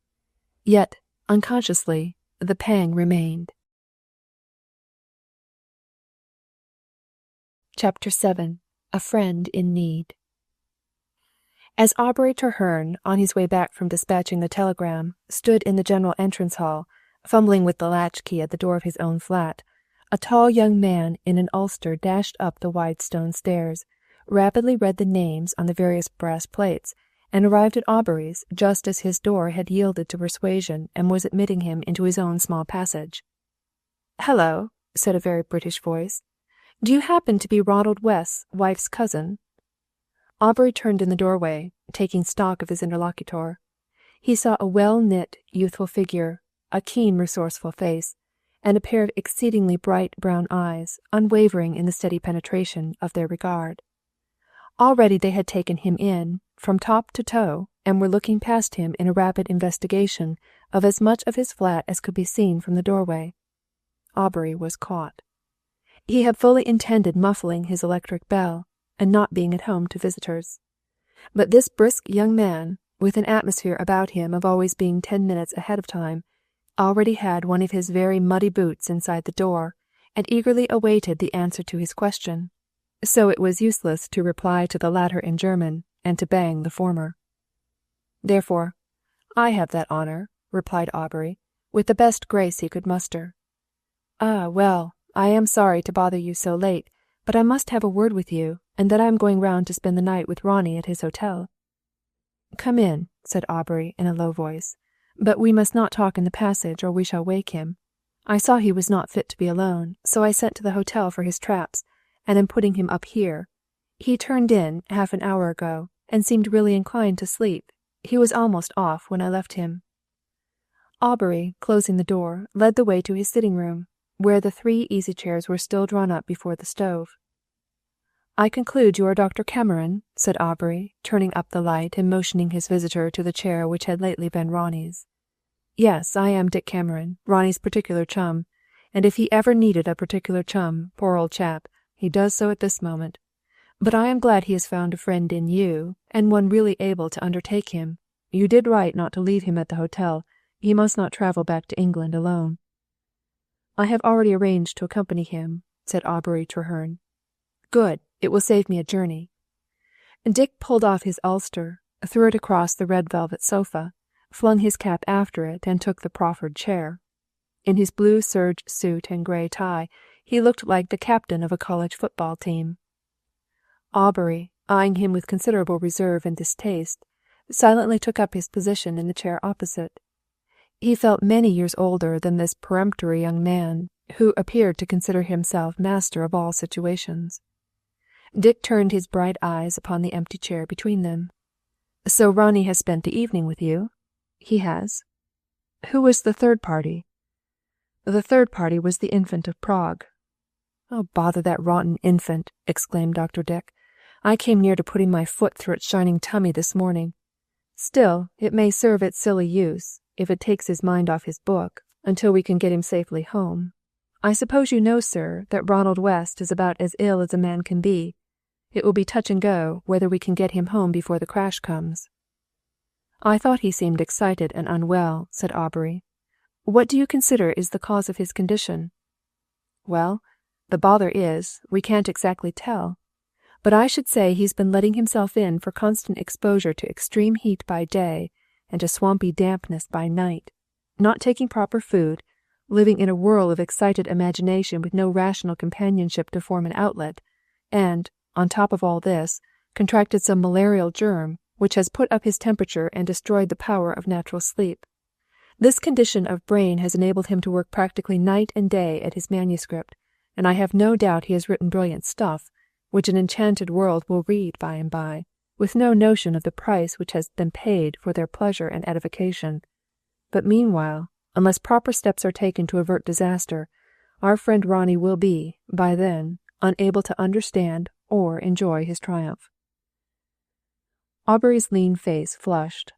"I hope you are taking an exaggerated view," he said. "I hope you understand," retorted Dr. Dick, "that I am doing nothing of the kind. I cannot tell you precisely what course the illness will run. The nuance of these African jungle poisons is that we know precious little about them.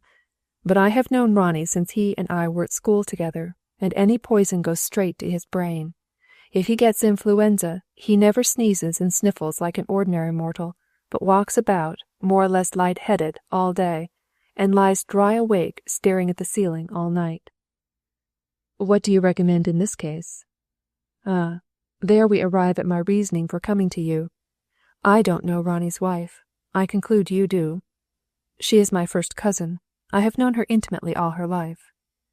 Can you write to her tonight and mail the letter so it will reach her before he arrives home?" "I have every intention of doing so." Dick Cameron sat forward eagerly. "Good. It will come better from you than from a total stranger. No doubt I am known to her by name, but we have never chanced to meet. Without alarming her too much, I want you to make Ronnie's condition quite clear to her. Tell her he must be kept absolutely quiet and happy on his return, and, with as little delay as may be, she must have the best advice procurable." "Whom would you recommend?" "To be quite honest, I'm afraid a brain specialist. But I will give you the name of a man who has also made a special study of the conditions caused by malarial fever and exposure to tropical heat." Dick produced a notebook, wrote down a name and address, tore out the leaf, and handed it to Aubury. "There, you can't do better than that. Of course it is everything that you are taking him right home, but, even so, let your letter get there first. You might have difficulty in seeing Mrs. West alone, and mischief might be done in a moment, which you would be powerless to prevent. Tell her that above all else she must avoid any sort of shock for him. A violent emotion of any kind would probably send him clean off his head." "I'm sure you are right there," said Aubury. "He suddenly became violent tonight, while we were talking about his cello, got up, staggered across, and struck me on the mouth." Dr. Dick's keen eyes were instantly bent upon Aubury Treherne in perplexed scrutiny. Aubury shifted uncomfortably in his seat, then rose and put fuel into the stove. Still Dick sat silent.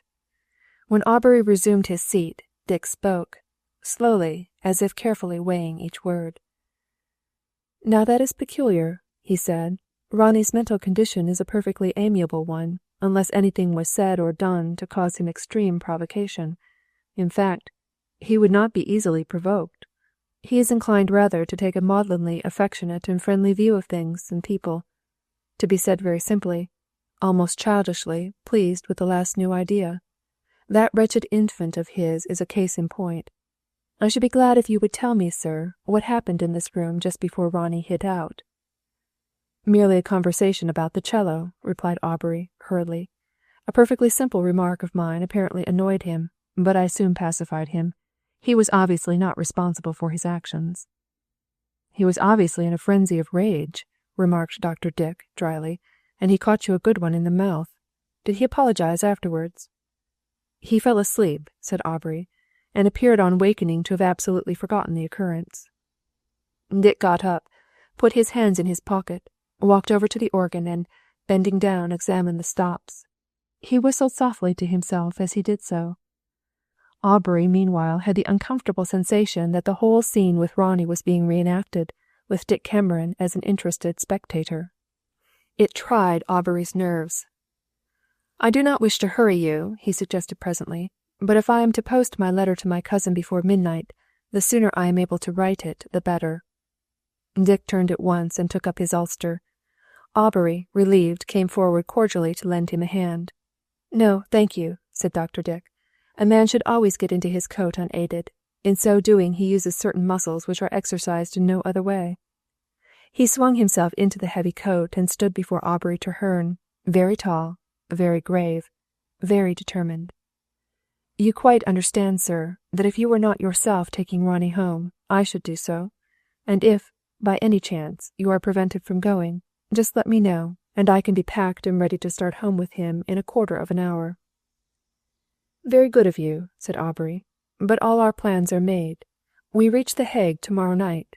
He requires a day there for making his translation and publishing arrangements, so we sleep at The Hague tomorrow, crossing by the Hook of Holland on the following evening. I've wired to the Hotel de Inde for a suite. I felt sure my cousin would wish him to have the best of everything, and to be absolutely comfortable and quiet. At the Hotel de Inde they have an excellent orchestra, and a particularly fine cellist. West will enjoy showing him the infant. They can compare babies. It will keep him amused and interested all the evening." "Good idea," agreed Dr. Dick. "But Ronnie need not come down on his wife for his hotel expenses. He is making a pot of money himself now. You will be careful to report to Mrs. West exactly what I have said of his condition?" "I will write immediately. And we stay a night en route, and another is taken up in crossing. My cousin should receive my letter 24 hours before our arrival." "Impress upon her," said Dr. Dick earnestly, "how dangerous any mental shock might be." "Do you fear brain fever?" questioned Aubury. Dick laughed. "Brain fever is a popular fiction," he said. "It is not a term admitted by the faculty. If you mean meningitis, no, I trust not.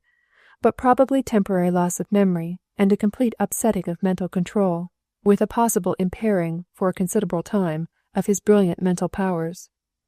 In other words, my cousin's husband is threatened with insanity." "Lord, no!" exclaimed Dick with vehemence. "How easily you good people hand a fellow creature over to that darkest of all fates!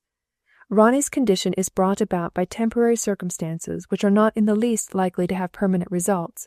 He has always had the eccentricity of genius, but since his genius has been recognized, people have ceased to consider him eccentric.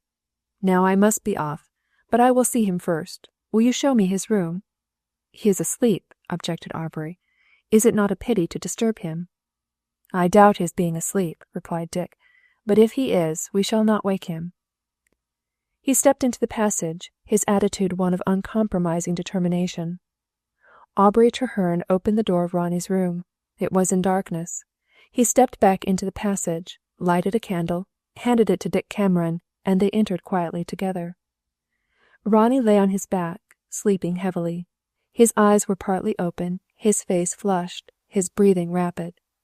One arm was flung out toward a chair beside the bed, on which lay his pocket-book, his watch, and a small leather miniature case containing a portrait of Helen. This lay open upon the watch, having evidently fallen from his fingers. A candle had burned down into the socket and sputtered itself out. Dick picked up the miniature, held it close to the light of his own candle, and examined it critically. "He certainly went in for beauty," he remarked in a low voice to Aubury Treherne, as he laid the miniature beside the pocket-book. "Of course Ronnie would, but it is also a noble face, a face one could altogether trust. Ronnie will be in safe hands once you get him home." Aubury's smile, in the flare of the candle, was the grin of a hungry wolf. He made no reply. Dr. Dick, watch in hand, stood silently beside the bed, counting the rapid respiration of his friend. Then he turned, took up an empty tumbler from the table beside him, smelt it, and looked at Aubury Treherne. "I thought so," he said. "You meant well, no doubt, but don't do it again. Drugs to produce sleep may occasionally be necessary, but should only be given under careful medical supervision. Personally, I am inclined to think that any sort of artificial sleep does more harm to a delicately poised brain than insomnia. However, opinions differ. But there is no question that your experiment of tonight must not be repeated. I have given him stuff to take during his homeward journey which will tend to calm him, lessen the fever, and clear his mind. See that he takes it." Young Dick Cameron walked out of Ronnie's room, blew out the candle he carried, and replaced the candlestick on a little ornamental bracket. Aubury followed, inwardly fuming. If Dick had been at the top of the tree, the first opinion procurable from Harley Street West, his manner could hardly have been more authoritative, his instructions more peremptory. "Upstart," said Aubury to himself. "Insolent jackanapes." When Dick Cameron reached the outer door, his cap was on the back of his head. His hands were thrust deep into his coat pockets. "Good evening," he said. "Excuse my long intrusion. I shall be immensely obliged if you will let me have a wire reporting your safe arrival, and a letter later on, with details as to Ronnie's state. I put my address on the paper I gave you just now, with the name of the man Mrs. West must call in." Dick crossed the great entrance hall and ran lightly down the stone steps. Aubury heard the street door close behind him. Then he shut it and double-locked his own flat. "Upstart," he said. "Jackanapes! Insolent fool!" It is sometimes consoling to call people that which you know they are not, yet heartily wish they were. Aubury entered his sitting-room. He wanted an immediate vent for his ill-humour and sense of impotent mortification. The leaf from Dick's notebook lay on the table. Aubury took it up, opened the iron door of the stove, and thrust the leaf into the very heart of the fire. Chapter 8. Paradise Lost. Aubury Treherne sat at his writing-table, his head buried in his hands. Before him lay the closely written sheets of his letter to Helen, beside them her pencil note which had fallen, unnoticed by Ronnie, from her letter to him. Presently Aubury lifted his head. His face bore traces of the anguish of soul through which he had been passing. A man who has yielded himself to unrestrained wrong-doing suffers with a sharpness of cold misery unknown to the brave, true heart, however hard or lonely may be his honourable way. Before reading his own letter to Helen, Aubury read again her pathetic note to her husband. "Ronnie, my own, excuse pencil and bad writing. Nurse has propped me up in bed, but not so high as I should like. Darling, I am not ill, only rather weak, and very, very happy. Ronnie, I must write to you on this first day of being allowed a pencil, though I shall not, of course, yet send the letter. In fact, I dare say I shall keep it and give it to you by and by, but you will like to feel that I wrote it once. Darling, how shall I tell you? Beside me, in your empty place, as I write, lies your little son, our own baby boy, Ronnie. He came 3 days ago. Oh, Ronnie, it is so wonderful. He is so like you, though his tiny fingers are all pink and crinkled, and his palms are like little seashells. But he is going to have your artistic hands. When I cuddle them against my neck, the awful longing and loneliness of these past months seems wiped out, but only because he is yours, darling, and because I know you are soon coming back to him and to me. I could not tell you before you went, because I know you would have felt obliged to give up going, and your book is so important. And I have not told you since, because you must not have anything to worry you while so far away. Also, I was glad to bear it alone, and to save you the hard part. One soon forgets the hardness in the joy. Jane was with me. We are sending no announcements to the papers, for fear you should see it on the way home. Very few people know. Our little son will be 6 weeks old when you get back. I shall be quite strong again. I hope you will be able to read this tiny writing. Nurse could only give me 1 sheet of paper. His eyes are blue. His little mouth is just like yours. I kiss it, but it does not kiss back. He is a darling, Ronnie, but he isn't you. Come back soon to your more than ever loving wife, Helen. Yes, the smudgy places are tears, but only because I am rather weak and so happy." Crossing the first page came a short postscript in firmer handwriting. "After all, I am sending this to Leipzig. I daren't not tell you before you arrive. I sometimes feel as if I should have done something wrong. Tell me directly you take me in your arms that I did right and that you are glad. I am down, as usual now, and baby is quite well." Aubury's hands shook as he folded the thin paper, opened a drawer, pushed the letter far into it, and locked the drawer. Then, with set face, he turned to his own letter to Ronald West's wife. "My own beloved, yes, I call you so still, because you were mine, and are mine.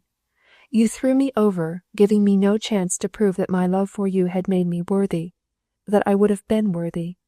You sent me out into outer darkness, where there was wailing and gnashing of teeth, where the worm of remorse dies, never. But through it all, I loved you still. I love you tonight as I never loved you before. The whole world is nothing to me excepting as the place on which you walk. I have seen the man, the selfish, self-absorbed fool, on whom you threw yourself away 6 months after you had cast me adrift. At this moment he is my guest, snoring in an adjoining room while I sit up writing to you. He has spent the evening talking of nothing but himself, his journey, his wonderful book, the strongest thing he has done yet, etc., etc., etc., till I could have risen up and strangled him with my 2 hands. Oh, Helen, my lovely one, he is altogether unworthy of you. I saw a letter of yours long ago, in which you said he was like a young sun-god. Handsome he is, I admit. He says he has never felt fitter in his life, and he looks it. But surely a woman wants more than mere vitality and vigour and outward beauty of appearance. Heart, he has none. The wonderful news in your letter has left him unmoved. He thinks more of a cello he has just bought than he does of your little son. When I remonstrated with him, he rose up and struck me on the mouth. But I forgave him for your sake, and now he sleeps under my roof. Helen, he must have disappointed you over and over again. He will continue to disappoint you. Helen, you loved me once. When a woman loves once, she loves for always. Helen, if he could leave you alone during 7 months in order to get local scenery for a wretched manuscript, he will leave you alone again, and again, and yet again. He married you for your money. He has practically admitted it to me. But now that he is making a yearly income larger than your own, he has no more use for you. Oh, my beloved, my queen, my only love, don't stay with a man who is altogether unworthy of you. If a man disappoints a woman, she has a right to leave him. He is not what she believed him to be. That fact sets her free. If you had found out, afterwards, that he was already married to another, would you not have left him? Well, he was already wedded to himself and to his career. He had no whole-hearted devotion to give to you. Helen, don't wait for his return. Directly you get this, come out here to me. Bring your little son and his nurse. My flat will be absolutely at your disposal. I can sleep elsewhere, and I swear to you I will never stay 1 moment after you bid me to go. As soon as West has set you legally free, we can marry and travel abroad for a couple of years. Then, when the whole thing has blown over, go back to live in the old house so dear to both of us. Helen, you will have 24 hours in which to get away before he returns. But even if you decide to await his return, it will not be too late. His utter self-absorption must give you a final disillusion. See if his first words to you are not about his cursed cello, rather than about his child and yours. If so, treat him with the silent contempt he deserves, and come at once to the man who won you first and to whom you have always belonged. Come, where tenderest consideration and the worship of a lifetime await you. Yours till death, and after, Aubury Treherne. Chapter 9. The Pinnacle of the Temple. Aubury's letter fell upon Helen as a crushing, stunning blow. At first her womanhood reeled beneath it. "What have I been? What have I done," she cried, "that a man dares to write thus to me?" Then her wifehood rose up in arms as she thought of Ronnie's gay, boyish trust in her, their happy life together, his joyous love and laughter. She clenched her hands. "I could kill Aubury Treherne," she said. Then her motherhood arose, and bowing her proud head, she burst into a passion of tears. At length she stood up and walked over to the window. "It will be bad for my little son if I weep," she said, and smiled through her tears. The trees were leafless, the garden beds empty. The park looked sodden, dank, and cheerless. Summer was long dead and over, yet frost had not begun, bringing suggestions of mistletoe and holly. But the mists were lifting, fading in white wreaths from off the grass, and, at that moment, the wintry sun, bursting through the November clouds, shone on the diamond panes, illumining the cross and the motto beneath it. "In hoc vince," murmured Helen. "As I told my own dear boy, the path of clear shining is the way to victory. In hoc signo vinces. I will take this gleam of sunlight as a token of triumph. By the help of God, I will write such an answer to Aubury as shall lead him to overcome his evil desires and bring his dark soul out into the light of repentance and confession." The same post had brought her a short letter from Ronnie, written immediately upon his arrival at Leipzig, evidently before receiving hers. It was a disappointment to have nothing more. As Aubury had got a letter through after hearing the news, Ronnie might have done the same. But perhaps, face to face with her wonderful tidings, words had altogether failed him. He feared to spoil all he would soon be able to say by attempting to write. Tomorrow, the day which should bring him to her, would soon be here. Meanwhile her reply to Aubury must be posted today, and his letter consigned to the flames. Feeling unable to go to the nursery with that letter unanswered, she sat down at once and wrote to her cousin. "I only read your letter, Aubury, half an hour ago. I am answering it at once because I cannot enter the presence of my little son with such a letter as yours still in my possession. As soon as I have answered it, I shall burn it. I may then be able to rise above the terrible sense of shame which completely overwhelmed me at first, at the thought that any man, above all a man who knew me well, should dare to write me such a letter. At first my whole soul cries out in horror. What am I? What have I been?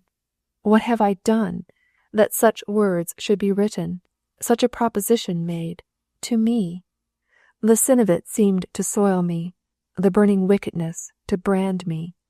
I seemed parted from my husband and my child, and dragged down with you into your abyss of outer darkness. Then, in my despair, sacred words were whispered for my comfort. He was in all points tempted as we are, yet without sin, and, through my shame and tears, I saw a vision of the Holy One, standing serene and kingly on the pinnacle of the temple, where, though the devil dared to whisper the fiendish suggestion, "Cast thyself down," he stood his ground without a tremor, tempted yet unsoiled. So, with this vision of my Lord before me, I take my stand, Aubury Treherne, upon the very summit of the holy temple of wifehood and motherhood, and I say to you, get thee gone, Satan. You may have bowed my mind to the very dust in shame over your wicked words, but you cannot cause my womanhood to descend one step from off its throne. This being so, poor Aubury, I feel able to forgive you the other great wrong, and to try to find words in which to prove to you the utter vileness of the sin, and yet to show you also the way out of your abyss of darkness and despair, into the clear shining of repentance, confession, and forgiveness. As regards the happenings of the past, between you and me, you state them wrongly. I did not love you, Aubury, or I would never have sent you away. I could have forgiven anything to an honest man, who had merely failed and fallen. But you had lived a double life. You deceived me all along the line. I loved the man I thought you were, the man you led me to believe you were. I did not love the man I found you out to be. I could not marry a man I did not love. Therefore I sent you away. There was no question then of giving you, or not giving you, a chance to prove yourself worthy. I was not concerned just then with what you might eventually prove yourself. I did not love you, therefore I could not wed you. Though, as a side issue, it is only fair to point out, if you wish to stand upon your possible merits, that this letter, written 4 years later, confirms my then estimate of your true character. Aubury, I cannot discuss my husband with you, nor can I bring myself to allude to the subject of my relations with him, or his with me. To defend him to you would be to degrade him in all honest eyes. To enlarge upon my love for him would be like pouring crystal water into a stagnant, polluted pool, in order to prove how pure was the fountain from which that water flowed. Nothing could be gained by such a proceeding. Pouring samples of its purity into the tainted waters of the pool would neither prove the former nor cleanse the latter. But, in order to free my own mind from the poison of your suggestions and the shame of the fact that they were made to me, I must answer, in the abstract, one statement in your letter. Please understand that I answer it completely in the abstract. You have dared to apply it to my husband and to me. I do not admit that it applies, but, even if it did, I should not let it pass unchallenged. I break a lance with you, Aubury Treherne, and with all men of your way of thinking, on behalf of every true wife and mother in Christendom. You say that if a man has disappointed his wife, she has a right to leave him. The fact of that disappointment sets her free? I say to you in answer, when a woman loves a man enough to wed him, he becomes as her life, her very self. I often fail, and fall, and disappoint myself. I do not thereupon immediately feel free to commit suicide. I face my failure, resolve to do better, and take up my life again, as bravely as may be, on higher lines. If a woman leaves her husband, she commits moral suicide. By virtue of his union with her, he is as her own self. If disappointment and delusion come to her through him, she must face them as she does when they come through herself. She must be patient, faithful, understanding, tender, helping him as she would help herself, to start afresh on higher ground once more, with a holy courage, facing life bravely. This is my answer, every true woman's answer, to the subtle suggestions of your letter. I admit that often marriages turn out hopeless, impossible, mere prisons of degradation. But that is when the sacred tie is entered into for other than the essential reasons of a perfect love and mutual need, or without due consideration, unadvisedly, lightly, wantonly, notwithstanding the Church's warning, or when people have found out their mistake in time, yet lacked the required courage to break their engagement, as I broke off mine with you, Aubury, thus saving you and myself a lifetime of regret and misery. Oh, cannot you see that the only real outer darkness is the doing of wrong? Disappointment, loss, loneliness, remorse, all these must be hard to bear, but they can be borne in the light. They do not necessarily belong to the outer darkness.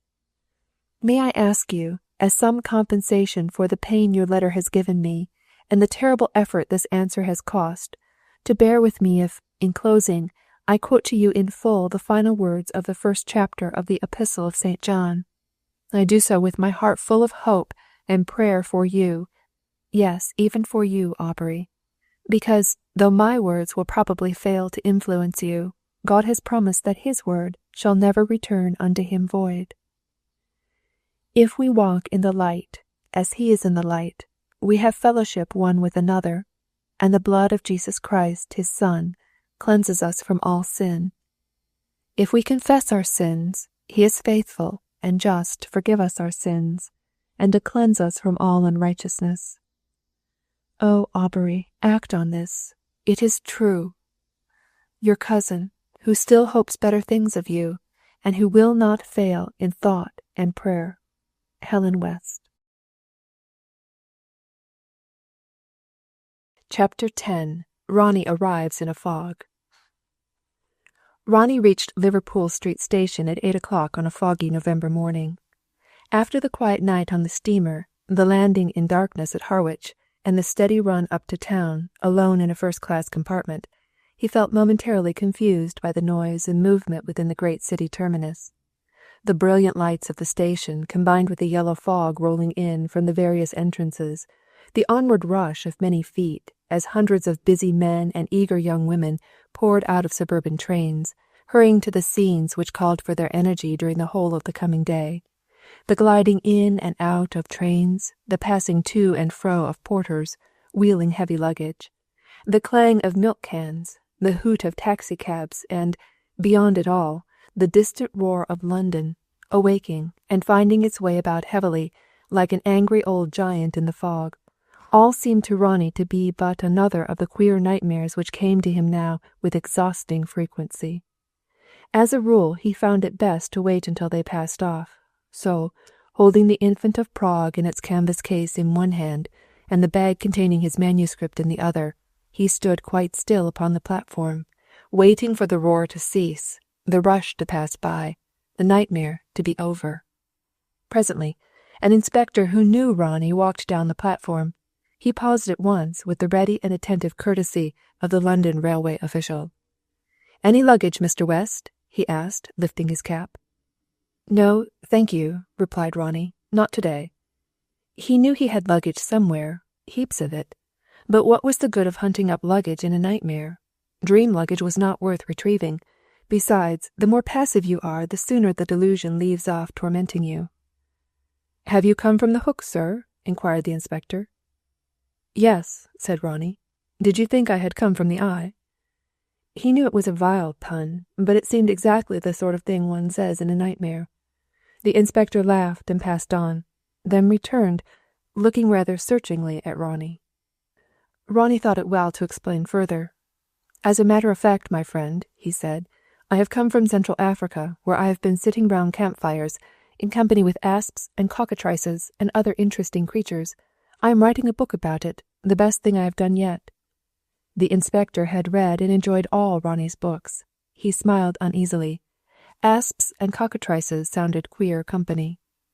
"Won't you have a cup of coffee, sir, before going out into the fog?" he suggested. "Ah, good idea," said Ronnie, and made his way to the refreshment room. It was empty at this early hour, and quiet. All the people with rushing feet and vaguely busy faces had breakfasted at a still earlier hour in their own cozy homes. Their wives had made their coffee. Tomorrow Helen would pour out his coffee. It seemed an almost unbelievably happy thought. How came such rapture to be connected with coffee? He spent a minute or two in deciding at which of the many little marble tables he would sit. He never remembered being offered so large or so varied a choice at Liverpool Street Station before. You generally made a dash for the only empty table you saw, usually close to the door. That was like Hobson's choice, this or none. A stable of 40 good steeds, always ready and fit for travelling, but the customer must take the horse which stood nearest to the door. Well, today he had the run of the stable. 40 good marble tables. Which should he choose? The young woman behind the counter watched him with interest as he wandered about, carefully examining each table and sitting down tentatively at several. At last he chose the most central, as being the furthest removed from Hobson's choice, sat down, took the infant out of its bag, and, screwing in its pointed foot, leaned it up against another chair at the table. Then he found that one of the young women had come from behind the counter, and was standing at his elbow, patiently awaiting his pleasure. He ordered a cup of coffee and a roll and butter for himself, a glass of milk and a sponge cake for the infant. Just after these were served, before he had had time to drink the steaming hot coffee, the friendly inspector arrived, accompanied by another railway official. They said they had come to make sure Ronnie had found what he wanted in the refreshment room. Ronnie thanked them for the civility and showed them the infant. They looked at it with surprise and interest, but nudged one another when they noticed the glass of milk and the sponge cake, which Ronnie had carefully pushed across to the infant's side of the table.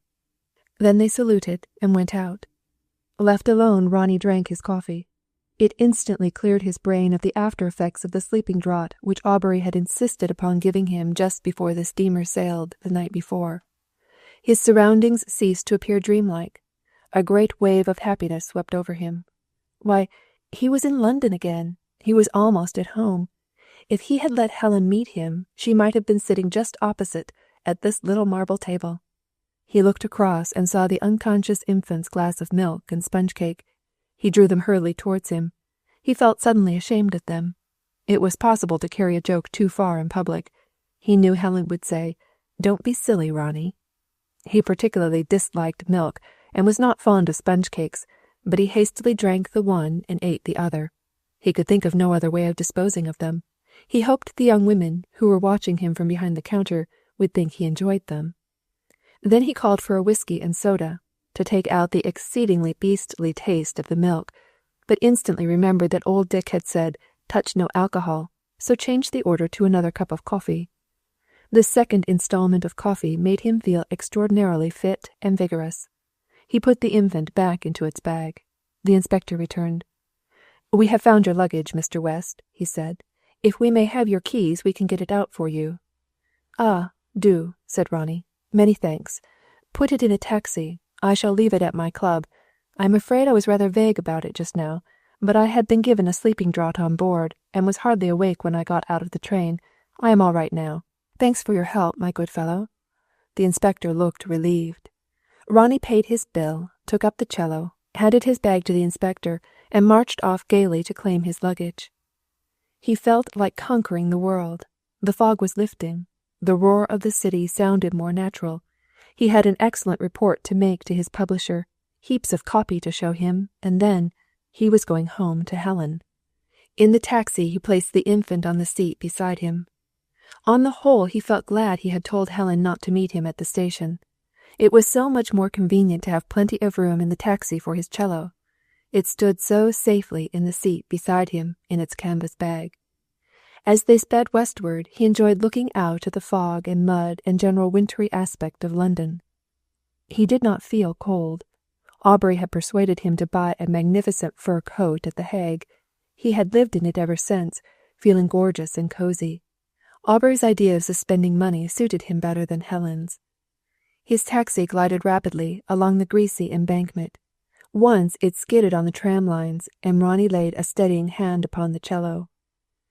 The grey old Thames went rolling by, mighty, resistless, perpetually useful, right through the heart of busy London. Ronnie thought of the well-meaning preacher who pointed out to his congregation, as an instance of the wonderful overrulings of an all-wise providence, the fact that large rivers flowed through great cities, and small streams through little villages. Ronnie laughed very much at the recollection of this story, and tried to remember whether he had ever told it to Helen. Arrived at his club, he shaved, tubbed, changed his clothes, and, leaving his cello in charge of the hall porter, sallied out with his manuscript to call upon his publisher. In his portmanteau he had found Dr. Dick's bottle of stuff to take on the journey. Aubury had persuaded him to pack it away. He now took a dose, then slipped the bottle into the pocket of his fur coat. All went well during the rest of the morning. His publisher was neither preoccupied nor vague. He gave Ronnie a great reception and his full attention. In the best of spirits, and looking the bronzed picture of perfect health, Ronnie returned to his club, lunched, showed his cello to 2 or 3 friends, then caught the 3 o'clock train to Holymead. The 7 months were over. All nightmares seemed to have cleared away. He was on his way to Helen. In a half an hour he would be with her. He began to wonder, eagerly, what Helen would say to the infant. He felt quite sure that as soon as he got the bow in his hand, and the cello between his knees, the infant would have plenty to say to Helen. He had kept his yearning to play under strong control so that she might be there to enjoy with him the wonderful experience of those first moments. As the train slowed up for Holymead, and the signal lights of the little wayside station appeared, Ronnie took the last dose of Dick's physic and threw the bottle under the seat. Chapter 11. The Mirage. Helen awaited in her sitting-room the return of the carriage. It had been a great effort to let it go to the station without her. In fact, she had ordered it to the front door, and put on her hat and coat in readiness. But at the last minute it seemed impossible to meet Ronnie on a railway platform. So she sent the brougham off without her, went upstairs, put on a soft trailing gown specially admired by Ronnie, paused at the nursery to make sure all was quiet and ready, then came down to her sitting-room and tried to listen for a sound other than the beating of her own heart. The room looked very homelike and cozy. A fire crackled gaily on the hearth. The winter curtains were down. The orange lampshades cast a soft golden light around. The tea-table stood ready, cups and plates for 2. The firelight shone on the embossed brightness of the urn in the teapot. Ronnie's favourite low chair was ready for him. The room seemed in every detail to whisper, "Home," and the woman who waited knew that the home within her heart, yearning to receive and welcome and hold him close after his long, long absence from her, was more tender, more beautiful, more radiant than outward surroundings could possibly be made. No word save the one telegram had come from Ronnie since her letter to Leipzig, but she knew he had been desperately busy, and, with the homecoming so near, letters would have seemed to him almost impossible. He could not know how her woman's heart had yearned to have him say at once, "I am glad, and you did right." Her nervousness increased as the hour for the return of the carriage drew near. She wished she could be sure of having time to run up again to the nursery with final instructions to nurse. Supposing baby woke just as the carriage arrived, and the first sound Ronnie heard was the hungry wailing of his little son. Passing into the hall, she stood listening at the foot of the stairs. All was quiet on the upper landing. She returned to the sitting-room and rang the bell.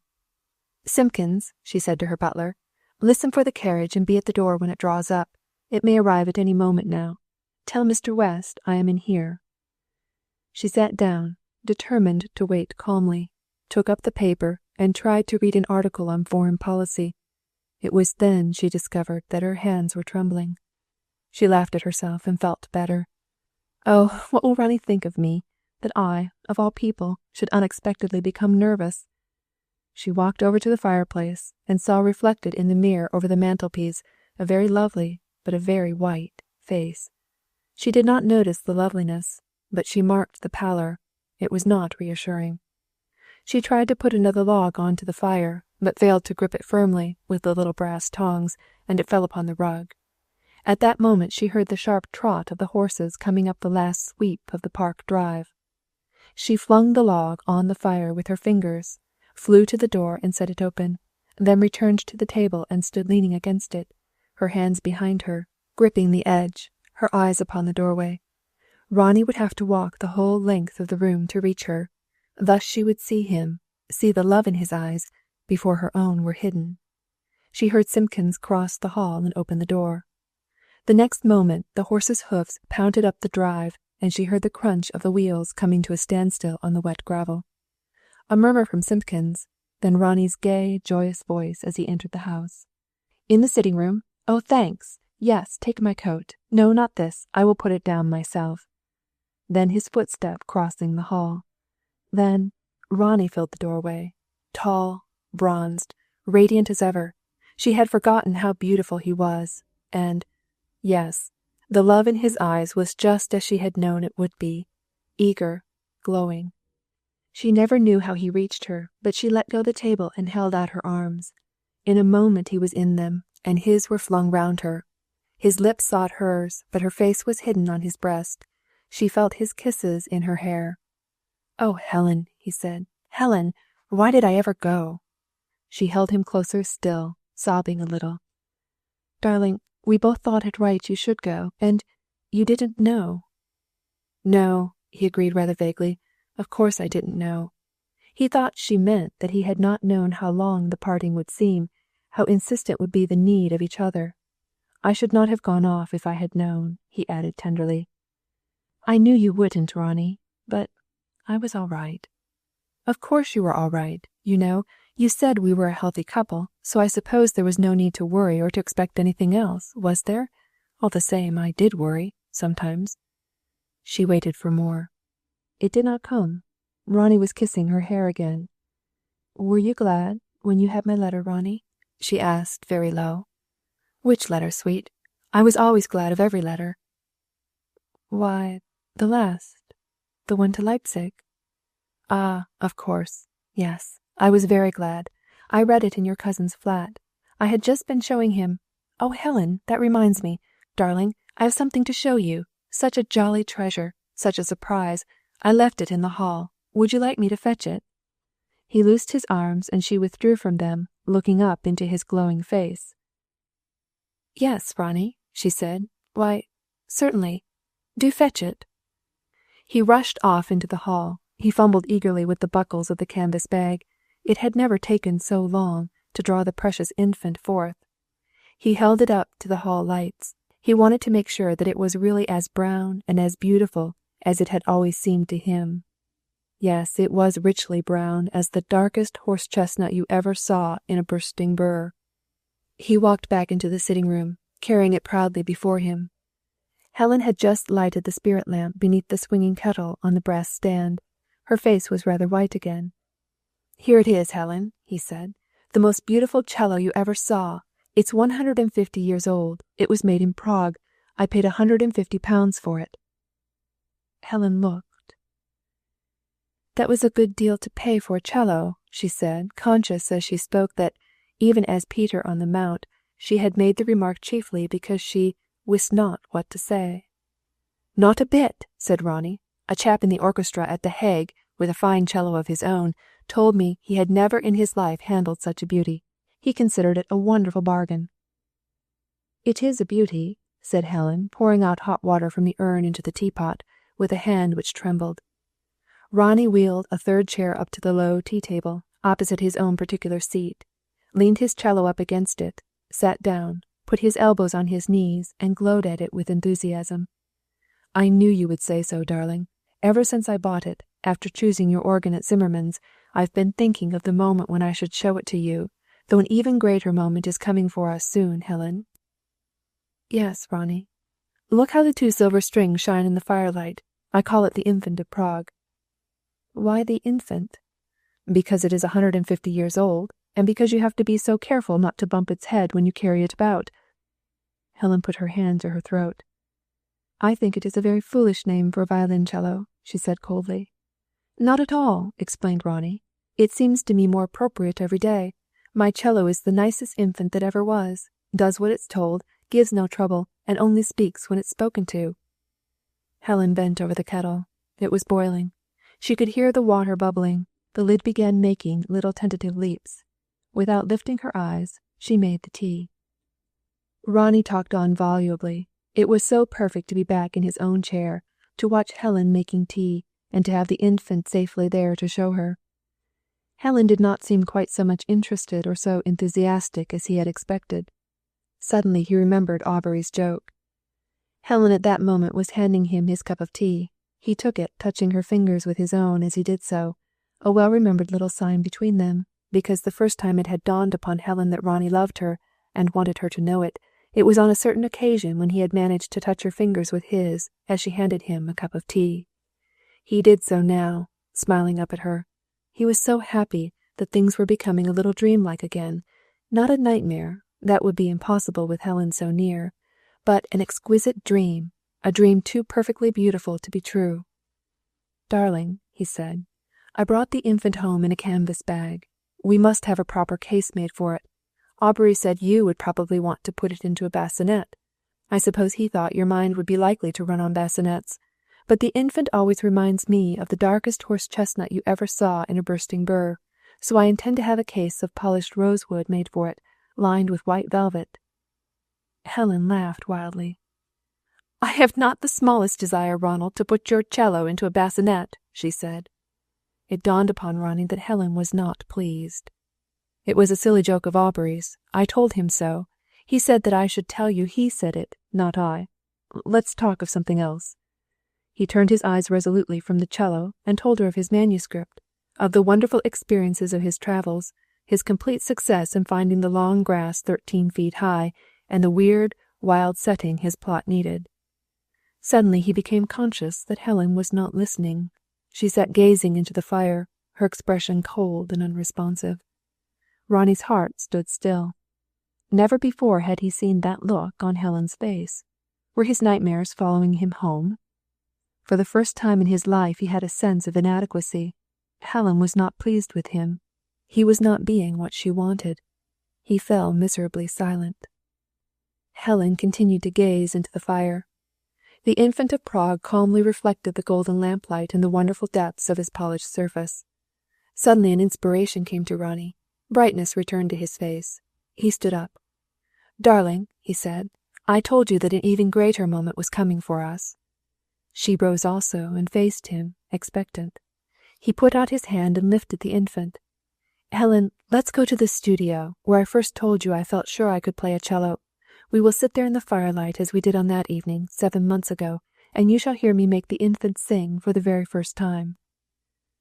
Then the young motherhood in Helen arose and took her by the throat.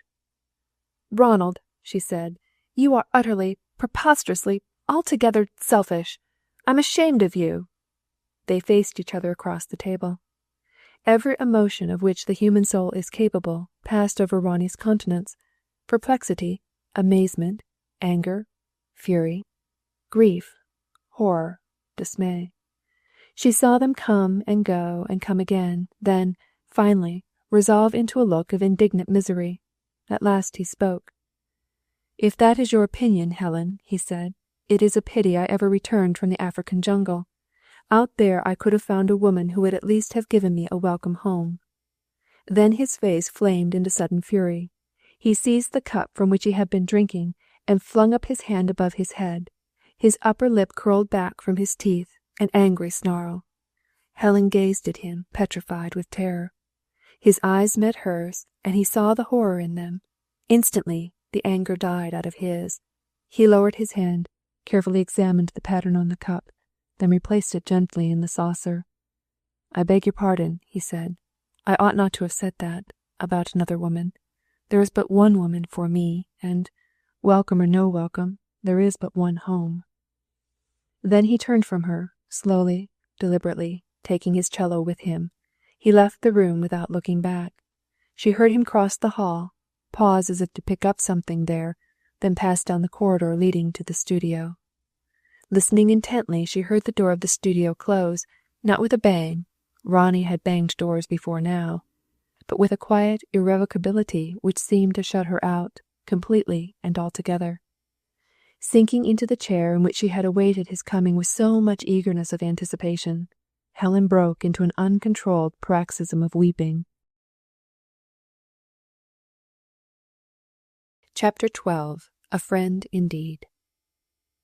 Precisely how long she remained alone in her sitting-room, Helen never knew, but it cannot have been the long hours it seemed, seeing that Simpkins did not appear to fetch the tea-tray, nor did nurse send down any message from the nursery. Helen had wept herself into the calm of exhaustion, and was trying to decide what her next move should be, when the hoot of a motor sounded in the park. In another moment she heard it panting at the door. Then the bell pealed. With the unfailing instinct of her kind, to hide private grief and show a brave front to the world, Helen flew to the mirror, smoothed her tumbled hair, put away her damp handkerchief, and, standing calmly beside the mantelpiece, one foot on the fender, awaited her unexpected visitor. She heard voices in the hall. Then Simpkins opened the door and tried to make an announcement, but some unseen force from behind whirled him away, and a broad-shouldered young man in an ulster, travel-stained and dishevelled, appeared in his stead, shut the door upon Simpkins, and strode into the lamplight, his cloth cap still on the back of his head, his keen dark eyes searching Helen's face eagerly. His cap came off before he spoke to her, but, with his thick, short-cropped hair standing on end, a bare head only added to the wildness of his appearance. He stopped when he reached the tea-table. "Where's Ronnie?" he said, and he spoke as if he had been running for many miles. "My husband is in the studio," replied Helen with gentle dignity. "What's he doing?" "I believe he is playing his cello." "Oh, lor! That wretched infant! Is he all right?" "So far as I know." "What time did he get here?" "At 4:30. The dishevelled young man glanced at the clock. "Oh, lor!" he said again. "To think I've travelled night and day and raced down from town in a motor to get here first, and he beat me by an hour and a half. However, if he's all right, no harm's done." He dropped into Ronnie's chair and rumpled his hair still further with his hands. "I must try to explain," he said. Then he lifted a rather white, very grubby face to Helen's. His lips twitched. "I'm dry," he said, and dropped his face into his hands. Helen rang the bell. "Bring whiskey and soda at once," she ordered, the instant Simpkins appeared in the doorway. Then she crossed over and laid her hand lightly on her visitor's broad shoulder. "Don't try to explain," she said kindly, "until you have had something. I am sure I know who you are. You appear in all sorts of cricket and football groups in Ronnie's dressing-room. You are Ronnie's special chum, Dick Cameron." Dick did not lift his head. As a matter of fact, at that moment he could not. But, though his throat contracted so that speech became impossible, in his heart he was saying, "What a woman! Lor, what a woman! 99 out of 100 would have offered me tea, and tea that had stood an hour, and the 100th would have sent for a policeman. But she jumps instantly to whiskey and soda, and then walks across and makes me feel at home. Well, we shall save old Ronnie between us." She administered the whiskey and soda when it appeared, sitting gently beside him in exceeding friendliness. The rugged honesty of the youth appealed to her. His very griminess seemed to be an earnest of his steadfast purpose, and suited her present mood of utter disillusion with the artistic and the beautiful. Dick's look of keen alertness, his sense of forceful vigour, soon returned to him. He stood up, surveyed himself in the glass, then turned with a rueful smile to Helen. "It was both kind and brave of you, Mrs. West," he said, not to send for a policeman." Helen laughed. "I think I know an honest man when I see him, Dr. Dick. You must let me use the name by which I have always heard of you. Now, can you explain more fully?" "Certainly," said Dick, getting out of his ulster and sitting down. "But I must begin by asking a few more questions. Did you get your cousin's letter yesterday morning? It was absolutely essential you should receive it before Ronnie reached home. I hoped you would act upon it at once." Helen gazed at him, aghast. "I did receive my cousin's letter," she said. "Was it quite explicit, Mrs. West?" "It was absolutely explicit." "Ah, then on that point I admit I have wronged him. But you must excuse me if I say that I am inclined to consider your cousin a liar and a scoundrel." Helen's face was white and stern. "I am afraid I have long known him to be both, Dr. Dick."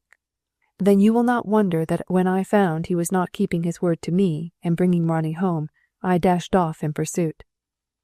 "Was there ever any question of his returning with my husband?" It was Dick's turn to look perplexed.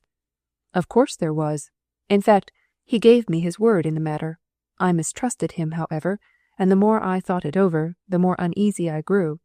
Yesterday morning, the day he was to have crossed with Ronnie, I called at his flat and found he was expected back there today. I should dearly have liked to wait and wring his neck on arrival, but naturally Ronnie's welfare came first. I could not catch the night boat at The Hague, but I dashed off via Brussels, crossed from Boulogne this morning, reached London 40 minutes too late for the 3 o'clock train to Holymead. There was no other until 5, and that a slow one, so I taxied off to a man I know in town who owns several cars, borrowed his fastest, and raced down here 40 miles an hour. Even then I got here too late. However, no harm has been done, but you will understand that prompt action was necessary. What on earth was your cousin's little game?" "It is quite inexplicable to me," said Helen slowly, "that you should have any knowledge of my cousin's letter. Also, you have obviously been prompt, but I have not the faintest idea why prompt action was necessary." "Didn't your cousin give you my message?" "Your name was not mentioned in his letter." "Did he tell you of Ronnie's critical condition?" "He said Ronnie told him he had never felt fitter in his life, and added that he looked it." Dick leapt to his feet, walked over to the window, and muffled a few remarks about Aubury Traherne in the curtains. Nevertheless, Helen heard them. "Is Ronnie ill?" she asked with trembling lips. Dick came back. "Ronnie is desperately ill, Mrs. West, but now he is safely at home, within easy reach of the best advice, we will soon have him all right again. Don't you worry." But worry scarcely expressed Helen's face of agonized dismay. "Tell me all," she said. Dick sat down and told her quite clearly and simply the text of his message to her through Aubury, explaining and amplifying it with full medical details. Any violent emotion, either of joy, grief, or anger, would probably have disastrous results. He apparently came to blows with your cousin during the evening he spent at Leipzig. Ronnie gave him a lovely thing in the way of lips. One recalls it now with an exceeding satisfaction. When I saw your cousin afterwards, he appeared to have condoned it, but it may account for his subsequent behaviour. Fortunately, this sort of thing," Dick glanced about him appreciatively, "looks peaceful enough." Helen sat in stricken silence. "It augurs well that he was able to stand the pleasure of his homecoming," continued Dr. Dick. "He must be extraordinarily better, if you noticed nothing unusual. Possibly he slept during the night crossing. Also, I gave him some stuff to take on the way back, intended to clear his brain and calm him generally. Did he seem to you quite normal?" Then Helen rose and stood before him with clasped hands. "He seemed to me quite normal," she said, "because I had no idea of anything else. But now that I know the truth, of course I realize at once that he was not so. And, oh, Dr. Dick, I had a terrible scene with Ronnie." Dick stood up. "Tell me," he said. "I told Ronnie that he was utterly, preposterously, and altogether selfish, and that I was ashamed of him." "Whew, you certainly did not mince matters," said Dr. Dick. "What had poor old Ronnie done?" "He had talked from the moment of his return of little else save the cello he has brought home. He suggested that it might amuse me to put it into a bassinet. Then when at last tea was over he proposed, as the most delightful proceeding possible, that we should adjourn to the studio, and that I should sit and listen while he made a first attempt to play his cello, which, by the way, he calls the Infant of Prague, explaining to me that it is the nicest infant that ever was." "Oh, that confounded infant!" exclaimed Dr. Dick. "I have hated it from the first. But really, Mrs. West," he looked puzzled, "all this was no doubt enthusiasm misplaced, but then Ronnie always is a perfect infant himself where new toys are concerned. You can hardly realize how much he has looked forward to showing you that cello. His behavior also proved a decided tendency to self-absorption, but there the artistic temperament comes in, which always creates a world of its own in which it dwells content, often at the expense of duties and obligations connected with outer surroundings. We all know that this is Ronnie's principal failing, but, excuse me for saying so, it hardly deserved quite so severe an indictment from you." Helen wrung her hands. Suddenly Dr. Dick took them both firmly in his. "Why don't you tell me the truth?" he said. Then Helen told him.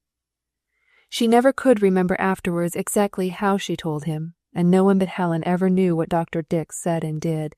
But months later, when in her presence aspersions were being cast on Dick for his indomitable ambition, his ruthless annihilation of all who stood in his way, his utter lack of religious principle and orthodox belief, Helen, her sweet face shadowed by momentary sadness, her eyes full of pathetic remembrance, spoke up for Ronnie's chum.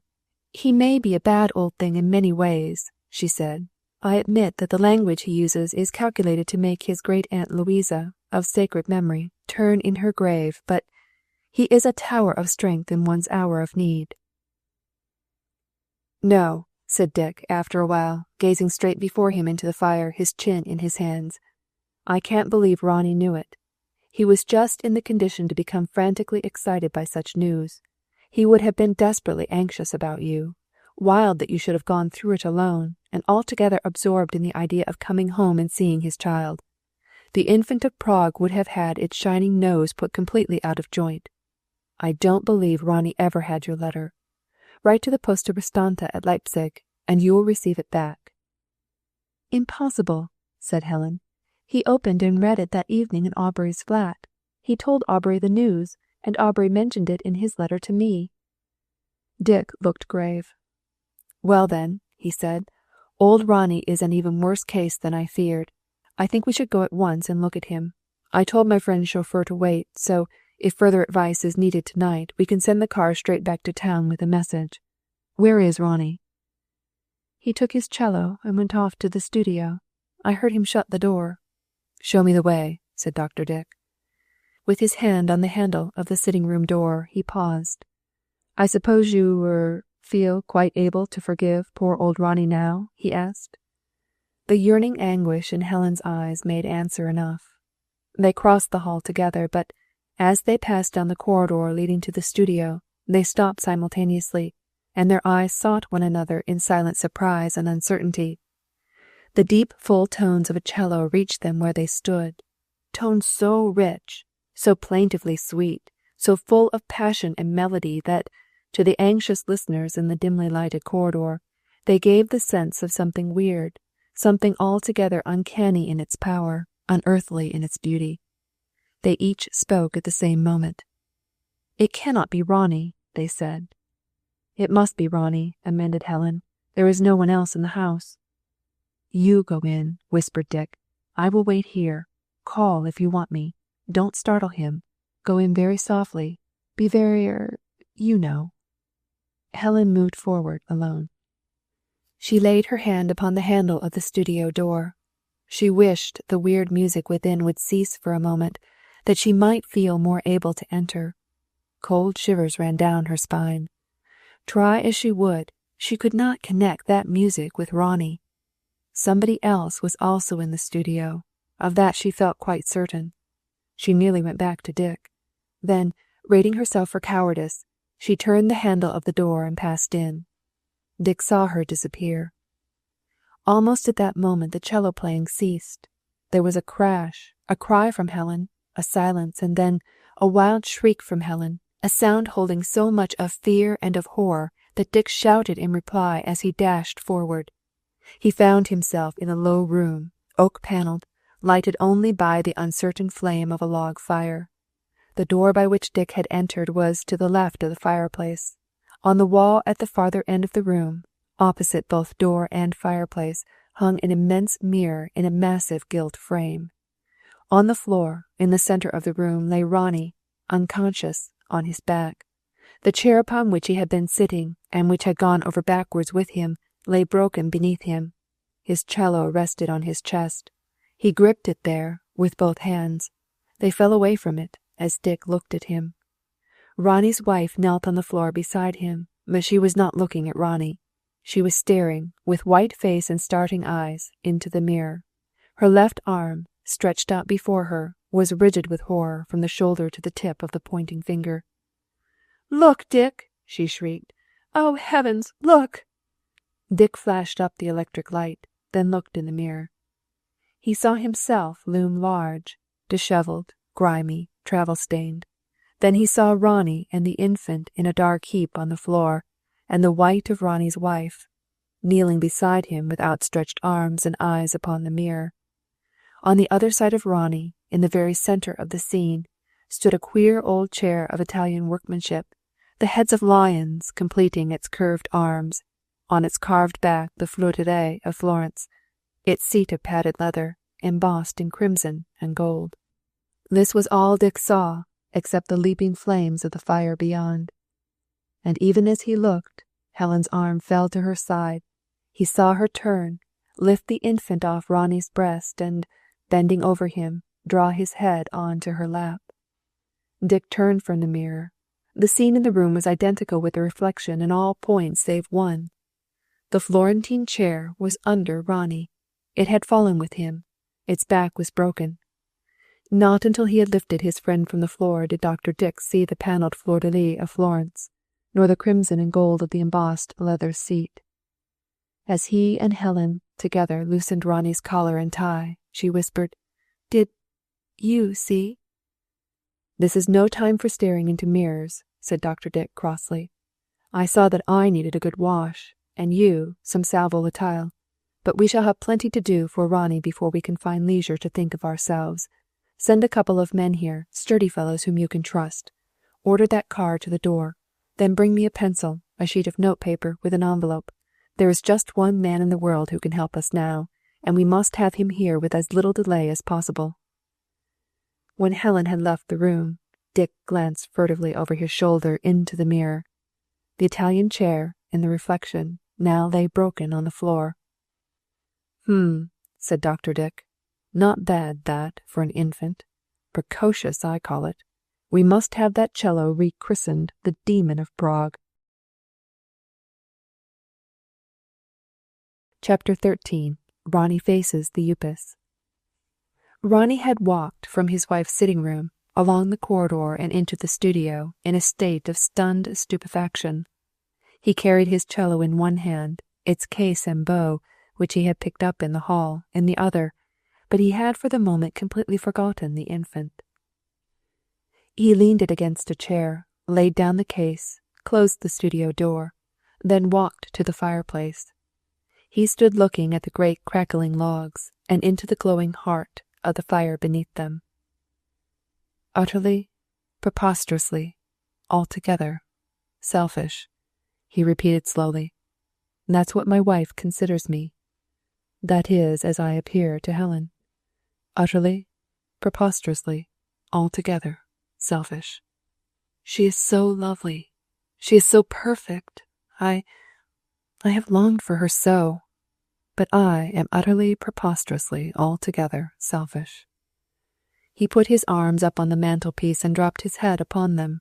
He felt a queer contraction in his throat, a stinging beneath his eyelids, such as he had not experienced since the days of his childish mortifications and sorrows.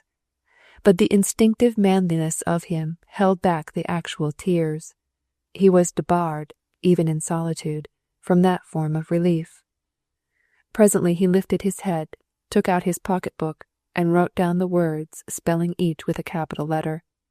He looked long at them, then suddenly exclaimed, "Upas! Why, it is the Upas tree, the deadly, mysterious, poisonous Upas tree. I found it in the jungle. I felt ill the night I camped beneath it. I have never felt quite well since. The nightmares began on that night, and the nightmares have followed me home. This is the worst of all. Helen calls me the Upas Tree, the poisoner of her content. Utterly preposterously, altogether selfish. He turned on the electric lights and walked up and down the room with desperate, restless tread. Poisoning all it touches, he said, blasting the life of all who pass beneath its deadly foliage. U-P-A-S, Upas. He paused before the great mirror, gazing at his own reflection. He put his face quite close to the glass, staring into his burning eyes. Then he struck at the reflection with his clenched fist. Upas Tree, he snarled. Take that and be damned. He had hurt his knuckles. He walked back to the fire, rubbing them carefully with his left hand. Poor old chap, he said. It is hard lines. You meant well, but all the while you were a Upas Tree. I, Helen, take thee, Upas, to be my wedded husband. Poor lovely Helen, what a bargain. He sat down in a deep basket chair, lighted a cigarette, pushed another chair into position exactly in front of him with his foot, then filling it, one by one, with friends of his own and Helen's, he held conversation with them. Quite right, my dear Mrs. Dalmain. You need not now confine yourself to looking your disapproval. You can say exactly what you think. You see, Helen herself has told me the worst truth of all. I am a Upas Tree. She sums me up thus, U-P-A-S. You can hardly beat that, Mrs. Dalmain. In fact, you look distressed. I can see that your kind heart is sorry for me. Helen said you were a wonderful person to turn to in trouble. There was no one in the world quite like you. Well, now's your chance to prove it, for surely nobody ever came to you in more desperate trouble. If you wish to be really kind and comforting, talk to me of my wife. Say how sweet and lovely she is. Say that her arms are tender, her eyes gentle and kind. I am the thirsty traveller in the desert, who sights pure water, hastens eagerly forward, and finds a mirage. But a deadly stream flows from the roots of the Upas. Hello, here comes Aubury Treherne. Look out, Mrs. Dalmain, he owes you a grudge. Hey, presto, vanish from the chair, or Helen's cousin will lean over, with bleeding face, threatening to kill you with both hands. Good evening, Cousin Aubury. How is your lip tonight? You mustn't kiss Helen again until that lip is well. Helen will be ashamed of you for not being able to put fuel into a stove without knocking your lip. Fie, man. Poor happy Ronnie, going home to show his wife his cello, believed you. But the Upas Tree knows. You can't deceive the Upas Tree, you liar. You may as well tell Helen that you wounded your lip on a branch of her Upas Tree. Hello, Dick. Come in and welcome. Sit down, old boy. I want to ask you something. Psst. Listen. That motor, which hooted in the park a moment ago, contained a policeman, so it is essential we should know whether there is any bylaw in Leipzig against men, as trees, walking. Because you weren't walking about with a man, you know, but with a Upas Tree. When in doubt, ask my wife. It would have made a sensational paragraph in the papers. Arrest of a Upas Tree in the streets of Leipzig. Worse than arrest of the infant of Prague. Why, where is the infant? He turned and saw his cello where he had placed it, leaning against a chair. He rose, took it up, and walked over to the piano.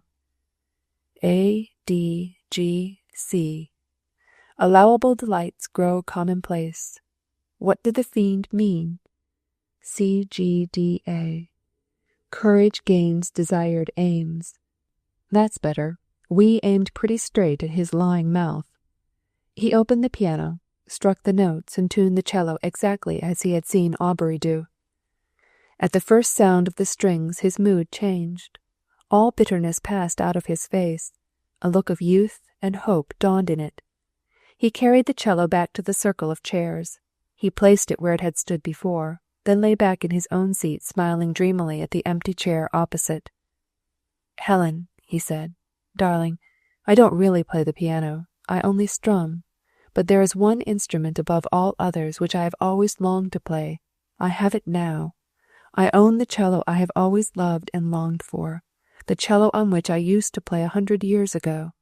Now I am going to play to you, and you will forget everything in this world, my wife, excepting that I love you. He drew the infant between his knees, then realized at once that his chair was too low. Rising, he went over to a corner where, against the wall, stood a beautiful old chair which he and Helen had brought back, the winter before, from Italy. Its arms and feet of walnut wood were carved into lions' heads and paws. Its back bore, in a medallion, the Florentine fleur-de-lis. The high-padded seat was of embossed gold on crimson leather. Ronnie placed this queer old chair in the center of the room, facing the great mirror. Then he clicked off the electric lights, stirred the fire, and threw on a couple of fresh logs. The flame shot up, illumining the room. Chapter 14. As in a Mirror. Ronnie returned to the Florentine chair, took the cello between his knees, placed his thumb behind its polished neck and his fingers on the ebony fingerboard. He let them glide lightly up and down the strings, making no sound. Then he raised the bow in his right hand and slowly, softly, sounded the 4 open notes. Each tone was deep and true. There was no rasp, no uneven scraping of the bow. The log fire burned up brightly. He waited. A great expectation filled him. He was remembering something he had long forgotten. Looking straight before him at his own reflection in the mirror, he smiled to see how correctly he held the cello. The infant seemed at home between his knees. The sight of himself and the infant thus waiting together gave him peculiar pleasure. The fire burned low. His reflected figure dimmed and faded. A misty shadow hid it from his eyes. He could just see the shining of the silver strings and the white line of his linen cuff. Then suddenly he forgot all else save that which he had been trying to remember. He felt a strong tremor in his left wrist. He was gripping the neck of the cello. The strings were biting deep into the flesh of his fingertips. He raised the bow and swept it across the strings. Low, throbbing music filled the studio, and a great delight flooded Ronnie's soul. He dared not give conscious thought to that which he was doing. He could only go on doing it. He knew that he himself, was at last playing his own cello, yet it seemed to him that he was merely listening while another played. 2 logs fell together in the fire behind him. Bright flames shot up, illumining the room. Ronnie raised his eyes and looked into the mirror. He saw therein reflected the cello and the Italian chair. But the figure of a man sat playing, and that man was not himself. That figure was not his own. A grave, white face, set off by straight black hair, a heavy lock of which fell over the low forehead. Long white fingers gliding up and down the strings, lace ruffles falling from the wrists. The knees, gripping the cello, were clad in black satin breeches. Black silk stockings were on the shapely legs, while on the feet, planted firmly on the floor, gleamed diamond shoe buckles. Ronnie gazed at this reflection. Each movement of the gliding bow corresponded to the rhythm of the music now throbbing through the studio. Ronnie played on, gazing into the mirror. The man in the mirror did not lift his eyes nor look at Ronnie. Either they were bent upon the cello, or he played with them fast closed. Ronnie dared not look down at his own hands. He could feel his fingers moving up and down the strings, as moved the fingers in the mirror. He feared he should see lace ruffles falling from his wrists if he looked at his own hands. The fire burned low again. Still Ronnie played on, staring before him as he played. The music gained in volume and in beauty. The fire burned lower. The room was nearly dark. The reflection was almost hidden. Ronnie, straining his eyes, could only see the white line of the low square forehead. He wished the eyes would lift and look at him, piercing the darkness of the darkening room. Another log fell. Again flames started upwards. Each detail in the mirror was clear once more. The playing grew more rapid. Ronnie felt his fingers flying, yet pressing deeply as they flew. The right foot of the figure, placed further back than the left, was slightly raised. The heel was off the floor. Ronnie's right heel was also lifted.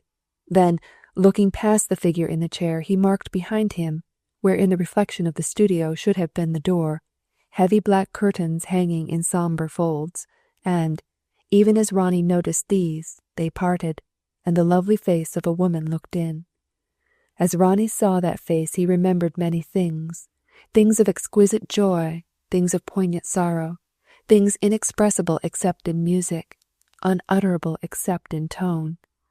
The cello sobbed and wailed, and sang itself slowly into a minor theme, yet the passion of the minor was more subtle, sweeter far, than the triumph of the major. The woman glided in. Ronnie watched her.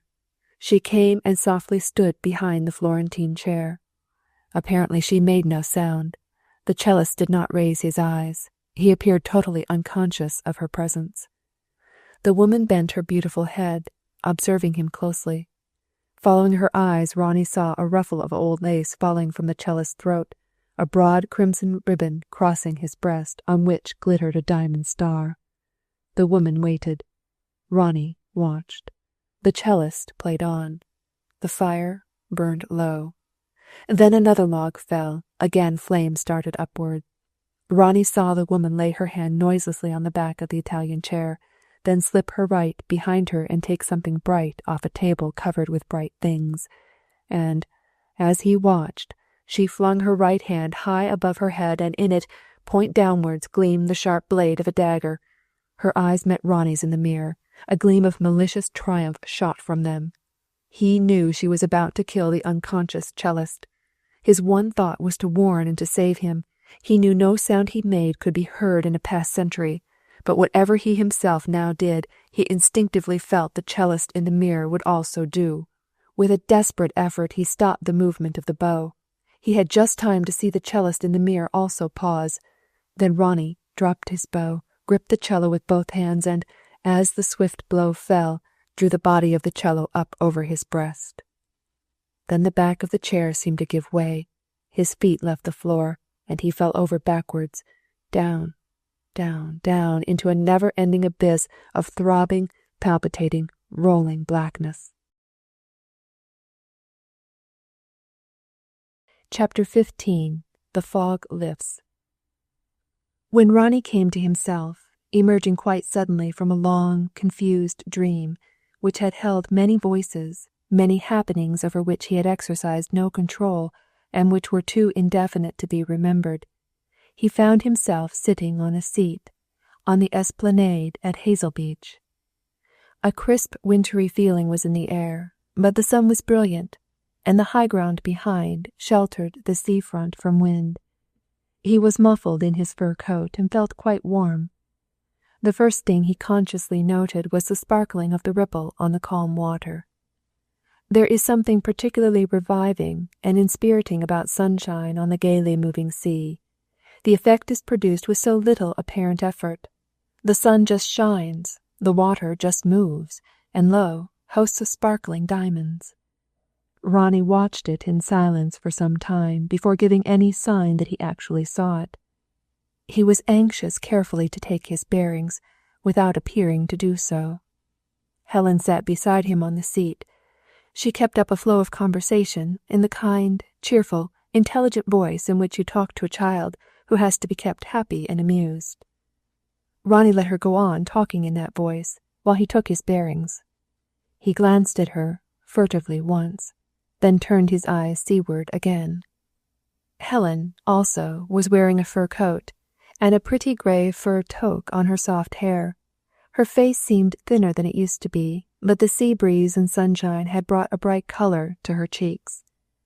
Ronnie's eyes left the ripples and wandered cautiously up and down the shore. The beach was deserted. No moving figures dotted the esplanade. Helen and he would have been alone, had it not been for one tiresome man who sat reading on the next seat to theirs. He looked like a superior valet or upper footman, in a bowler and a black morning coat. He was just out of earshot, but his presence prevented Ronnie from feeling himself alone with Helen, and increased the careful caution with which he took his bearings. At last he felt the moment had arrived to stop Helen's well-meant attempts at amusing him. The man on the other seat was a dozen yards off to the right. Helen sat quite close to him on the left. He turned his back on the other seat and looked earnestly into his wife's face. "Helen," he said quietly, "how did we get here?" "We motored, darling. It isn't very far across country. though to get here by train we should have to go up to town and down again." "When did we come?" "Yesterday. Ronnie, do look at those funny little wooden houses just beyond us on the esplanade. They take the place of bathing machines, or bathing tents, in summer. They can be hired just for the morning, or you can engage one for the whole time of your visit, and furnish it comfortably. Don't you think it's quite a good idea? And people give them such grand names.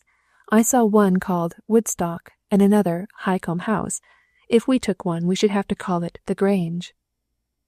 "Helen, you have told me all about those little huts twice already during the last half-hour, only last time you had seen one called Runnymede and another called the Limes. Presently, if you like, we will walk along and read all the names. It is just the kind of thing which would appeal to our joint sense of humour. But first, you must answer a few more questions.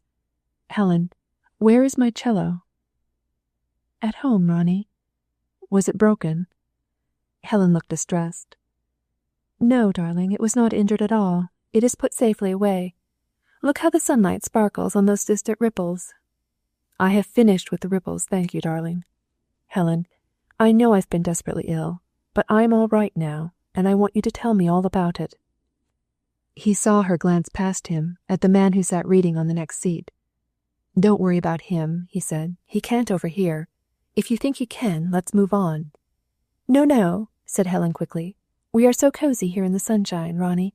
Do you see those—" "No, dear," he said, "I don't. At this moment I see nothing but you, and I decline to have my attention drawn any more to the exciting things to be seen on the shore at Hazel Beach in winter." "Oh, yes, I knew it was Hazel Beach. 5 years ago I spent a jolly week here with some friends. We hired a little wooden hut and called it Buckingham Palace. I remember." He slipped his hand into her muff, capturing both hers. Her look of anxiety and alarm went to his heart. He had never seen Helen frightened before, and he knew with unerring instinct that she was afraid of him. It was hard, for he was desperately tired in mind and body. To subside into passive acquiescence and watch the ripples again would be the easier way, but he must make a fight for his newly recovered sanity and reason, and to convince Helen in the matter seemed to be the first thing to be accomplished. Her hands were shaking in her muff. He held them firmly with his. "Darling," he said, "I know I have been very bad. I was ill in Leipzig, though I didn't know it, but Dick Cameron told me I ought not to have been going about there. I suppose since then I have been quite off my head. But oh, Helen, can't you see, darling, that I am all right again now? I can remember practically nothing which has happened since I played my cello in front of the mirror in the studio, but up to that moment I remember everything quite clearly. My travels, my manuscript, the time when I began to get feverish and lost my sleep. I can see now the very spot where I camped when I had my first nightmare. Then working night and day on board the ship, then Leipzig, The Hague, London in a fog, then home, to you. Helen, it has all come back. Can't you realize that the clouds have lifted? Can't you believe, my own dear girl, that my mind is clear again? Look at the sunshine on the sea, dispelling the morning mists. In hoc signo vinces. You said the path of clear shining was the way to victory. Well, I have conquered whatever it was which poisoned my brain for a while. I am absolutely myself again now. Can't you believe it, Helen?" The tears were running down her cheeks. She looked full into his earnest eyes. "Oh, Ronnie, you do look different. You do look your own dear self. Oh, Ronnie, my own. But Dick is coming back tomorrow. He went up to town only this morning. He will tell us what to do. Till then, don't you think we had better just talk about the sea, and the little houses, and how happy we are?" "No, Helen," he said firmly. "We are not happy yet. I must know more. How long is it since that evening in the studio?" "About a month, darling. This is Christmas week. Tomorrow will be Christmas Eve." Ronnie considered this in silence. Then, "Let us walk up and down," he said. "It ought to be too cold to sit about in Christmas week." She rose and they walked along the seafront together. Ronnie glanced behind them. The man on the seat had risen also and was following at a little distance. "What cheek of that chap," he said. He seems determined to overhear our conversation. Shall I tell him to be off?" "No, dear, please don't," she answered hurriedly. "He cannot possibly overhear us." Presently she dropped her muff and stooped to pick it up, but Ronnie turned also and saw her making a sign to the man following them, who at once sat down on the nearest seat. Then poor Ronnie knew. "I suppose he is a keeper," he said. "Oh, no, darling. He is only a trained attendant, just a sort of valet for you. Such a nice man and so attentive. He brushes your clothes." "I see," said Ronnie. "Valets are quite useful people, but they do not, as a rule, sit reading in the middle of the morning on the seat next to their master and mistress, do they? However, if Dick is coming tomorrow, we can discuss the valet question with him. Take my arm, Helen. I feel a bit shaky when I walk. Now tell me, why did we come here?" "They thought the change of scene, the perfect quiet and the bracing air might do wonders for you, Ronnie." "Who were they?" "Dr. Dick and a friend of his." "I see.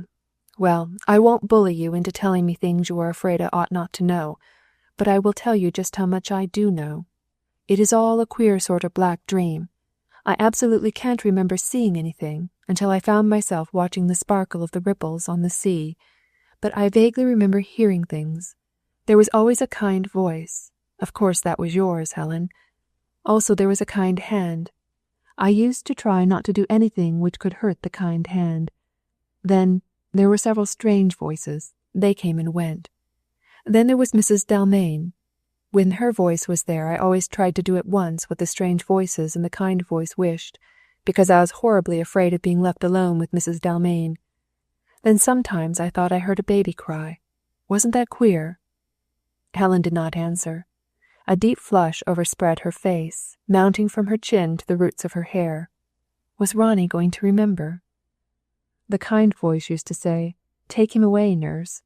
But I am vague about this because I was miles down a deep well when it happened, and the baby was up at the top.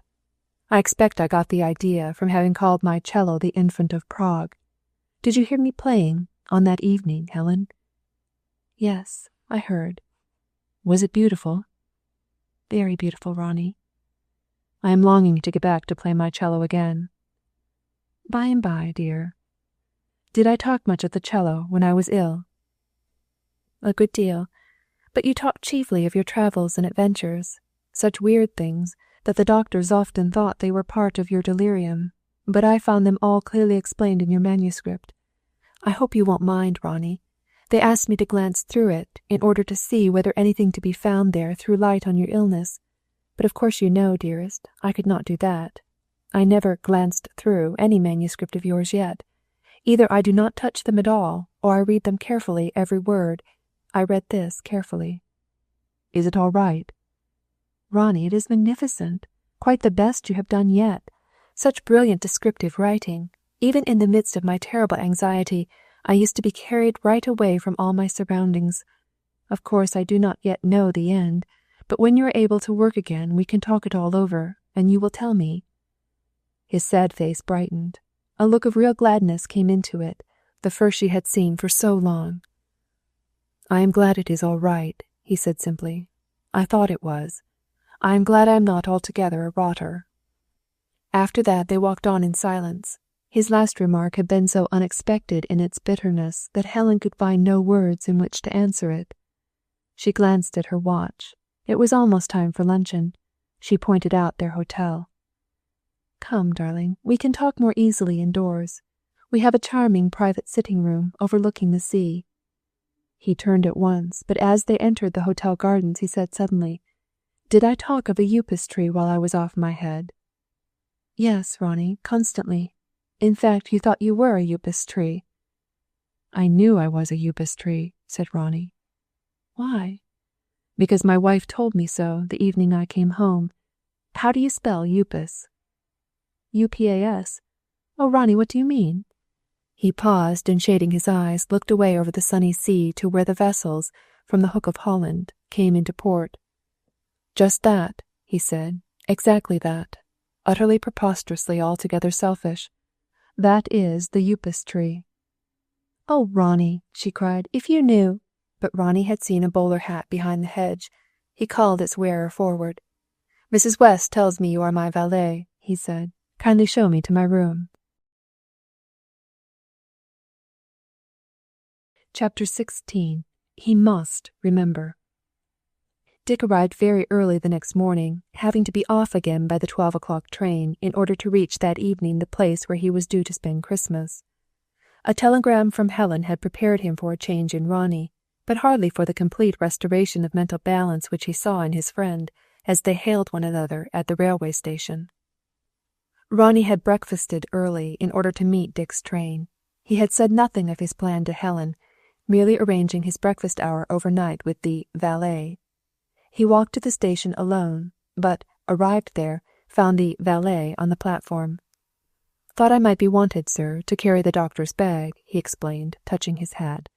But just as the train rounded the bend, he remarked, "Better to stand back a little, sir," and took Ronnie firmly by the arm. Ronnie could have knocked him down, but realized that this would be the surest way to find himself more than ever hedged in by precautions, so he stood back, in wrathful silence, and, as Dick's gay face appeared at the window of a third-class smoker, the valet loosed his hold and disappeared. It may here be recorded that this was the last time Ronnie saw him. Apparently he found it necessary to carry Dr. Dick's bag all the way back to town. "Hello, old chap," cried Dick. "Hello, Dick," said Ronnie. "This is better than Leipzig, old man. I'm all right. I must give you a new thermometer." "You shall," said Dick. "After Christmas we'll have a spree together in town and choose it. No need to tell me you're all right, Ronnie. It's writ large on you, my boy. He who runs may read." "Well, I wish you'd write it large on other people," said Ronnie as they walked out of the station. "What do you mean?" "Dick, I'm having a devil of a time. There's a smug chap in a bowler hat who's supposed to be my valet. When I went to bed last night, I found I had a decent room enough, opening out of the sitting-room. I was obviously expected to turn in there, asking no questions. So I turned in. But the valet person slept in a room communicating with mine. The latch and the lock of the door between had been tampered with. The door wouldn't shut, so I had to sleep all night with that fellow able to look in on me at any moment.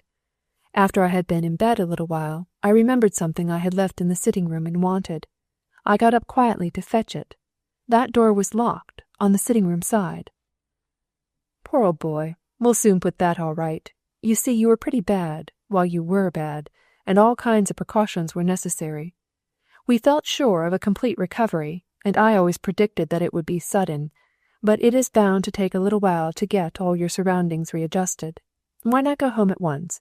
Pack up and go back to Hollymead this afternoon, and have a real jolly Christmas there, you and Helen and the kid." "The kid?" queried Ronnie, perplexed. "What kid? Oh, you mean my cello, the infant of Prague." Dick, meanwhile, had bitten his tongue severely. "Yes, the jolly old infant of Prague, of course. Is it he, she, or it? I forget." "It," replied Ronnie gravely. "In the peace of its presence one forgets all wearying he and she problems. Yes, I want most awfully to get back to my cello. I want to make sure it is not broken, and I want to make sure it is no dream that I can play, but I don't want to go unless I can go alone. Can't you prescribe some solitude as being absolutely essential for me? Dick, I'm wretched. I don't care where I go, but I want to get away by myself." "Why, old man?" "Because my wife still considers me insane." "Nonsense, Ron. And don't talk of being insane. You were never that. Some subtle malarial poison, we shall never know what, got into your blood, affected your brain, and you've had a bad time, a very bad time, of being completely off your balance. The violent stage being followed by loss of memory, and for a time, though mercifully you knew nothing about it, complete loss of sight. But these things returned, one by one, and, as soon as you were ready for it, you awoke to consciousness, memory, and reason. There's no possible fear of the return of any of the symptoms, unless you come again in contact with the poison, hardly likely, as it attacked you in Central Africa. Of course, as I say, we shall never know precisely what the poison was." Then Ronnie spoke, suddenly. "It was the Upas Tree," he said. "I camped near it. My nightmares began that night. I never felt well from that hour." "Rubbish," said Dr. Dick. "More likely a poisonous swamp. The Upas Tree is a myth." Not at all, insisted Ronnie. It is a horrible reality. I had seen one in the Kew Gardens. I recognized it directly, yet I camped in its shadow. Dick, do you know what the Upas stands for? What? Selfishness. It stands for anyone who is utterly, preposterously, altogether selfish. Oh, buck up, old man, cried Dick. We are all selfish, every mother's son of us. Perhaps that's why. Most men's mothers spoil them, and their wives continue the process. But you will be selfish with a vengeance if you don't buck up and give that splendid wife of yours a good time now. She's been through such a lot. Ronnie, you will never quite realize. Well, I never knew such a woman, excepting, perhaps, Mrs. Dalmain, and of course she was not your wife's beauty. I haven't the smallest intention of ever coming under the yoke myself, but I assure you, old chap, if you had pegged out, as you once or twice seem likely to do, I should have had a jolly good try as to whether I couldn't chip in by and by. Confound you, said Ronnie, but he laughed and felt better. Dr. Dick saw Helen alone. Well, he said, so we've pulled him through. Ronnie's all right now. No more need for watching and planning and guarding. In fact, the less he realizes the precautions which were necessary, the better. I shall take Truscott back to town with me. He seems to have done awfully well. I suppose you have no complaints. Why don't you hire a car and run straight back home with Ronnie this afternoon? Think what a jolly Christmas you might have. Show him the boy as a Christmas present. I believe he is keen to be at home, and the less you thwart him now, the better. Don't suggest it until I am gone, but send a wire home at once to say you are probably returning this afternoon. Then your people will make all the needed preparations for the festive day, turkeys and holly, and all that sort of thing. Have fires lighted everywhere, and all in readiness. My old sweetheart, Mrs. Blake, will put on cherry-colored ribbons and black satin, and be in the hall to receive you. You had better mention, in the wire, that I am not coming, then she won't waste her time hanging mistletoe in likely corners. Helen wrote the telegram, rang, and gave it to a page. Then she turned to Dr. Dick. Ronnie is not fully himself yet, she said. Dick looked at her keenly. How so? He professes to remember, and does remember, everything which happened, up to the final crash in the studio. Yet he has made no mention to me of our child. He is shy about it, suggested Dick. You speak first. I cannot, she replied. It is for Ronald to do that. Ah, you dear women, moralized the young bachelor. You remind me of Nebuchadnezzar. No, I mean Naaman. You bravely ford the rushing waters of your Abanas and your Pharpars, and then you buck-jump at the little river Jordan. My dear Dick, I am becoming accustomed to the extraordinary inaptness of your scriptural allusions, but this is hardly a small matter between me and Ronnie. I am ready to make every allowance for his illness and loss of memory, but I don't see how I can start a life with him at home until he manages to remember a thing of such vital importance to our wedded life. He may be sane on every other point, but I cannot consider him sane on this. Shall I tell him? Suggested Dick. No, let him remember. He can remember the infant of Prague. His mind is full of that again. Why should he not be able to remember my baby's son?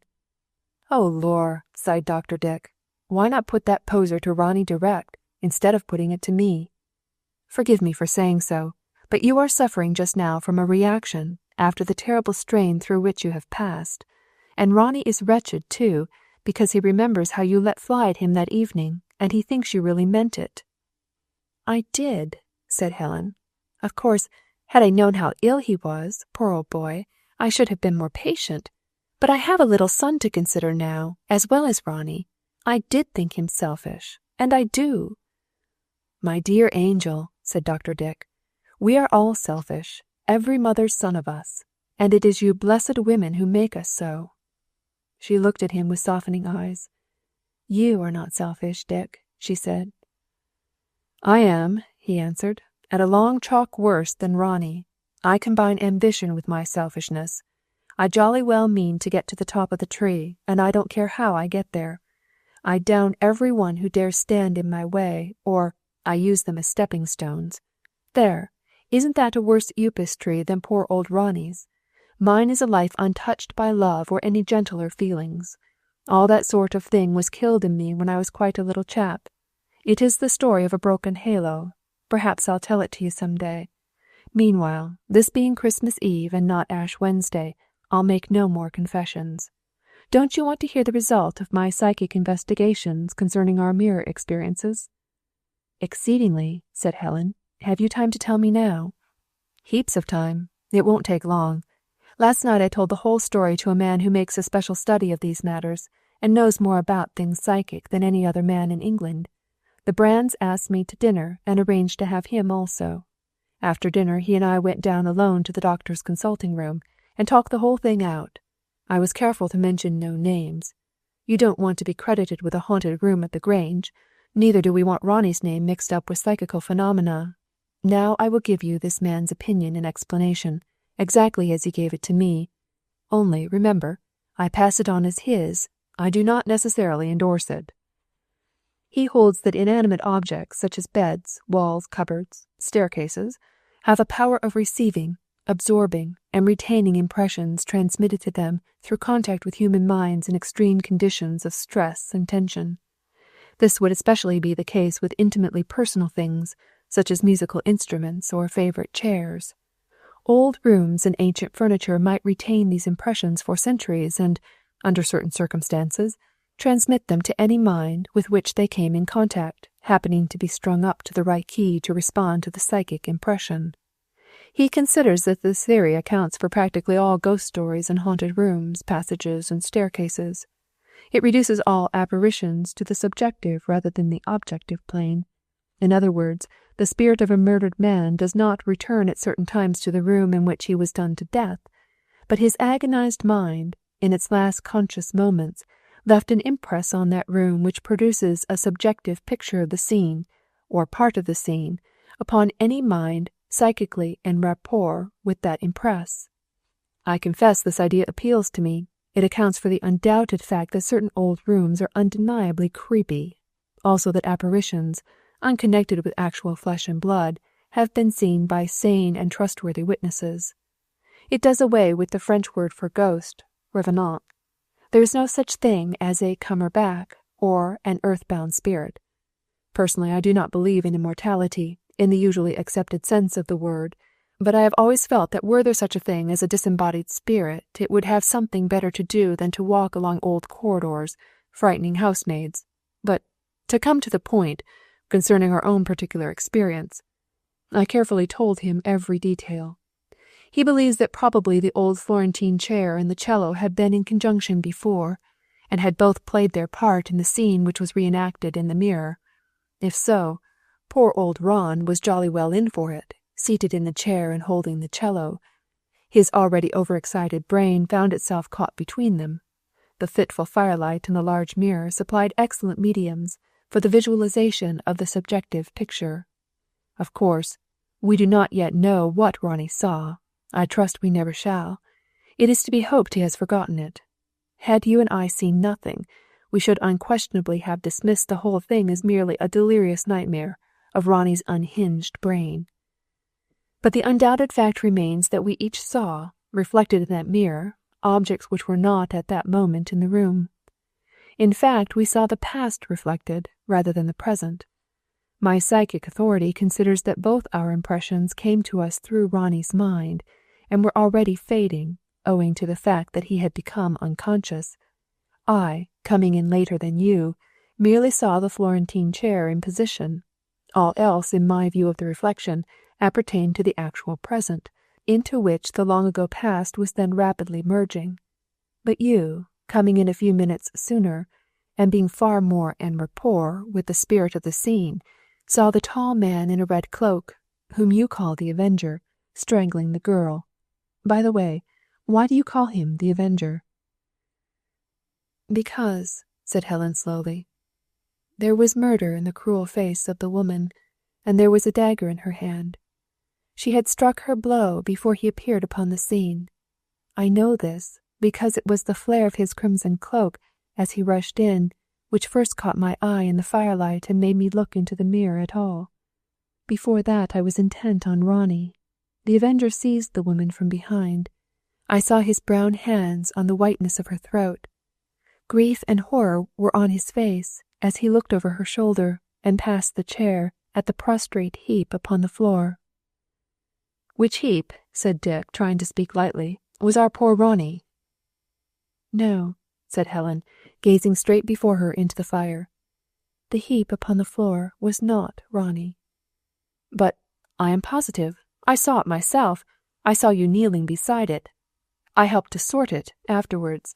The actual heap on the floor was the broken chair, Ronnie mixed up with it, and, on top of both, that unholy infant, whose precocious receptivity is responsible for the entire business.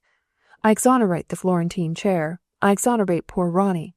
I shall always maintain that that confounded cello worked the whole show out of its own unaided tummy." But Helen did not laugh. She did not even smile. "The heap on the floor was not Ronnie," she repeated firmly, "nor was I kneeling beside it. The Italian chair had not fallen over. Not a single thing appertaining to the present was reflected in the picture as I first saw it. Dick, there was a conclusion to my vision of which I have never told you." "Oh, lor," said Dick, "when I guaranteed the psychic chap that I was putting him in full possession of every detail." "I am sorry, Dick, but until this moment I have never felt able to tell you. I cannot do so now unless you are nice." "I am nice," said Dick. "Very nice. Tell me quick." "Well, as I knelt transfixed, watching, the heap on the floor moved and arose. It was a slight, dark man with a white face and a mass of tumbled black hair. He lifted from off his breast as he got up a violoncello.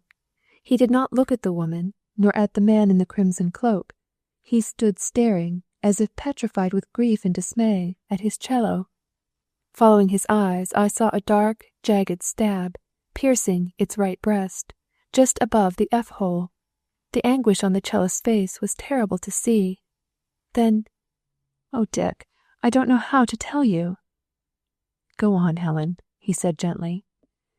"Then he turned from the cello and looked at me.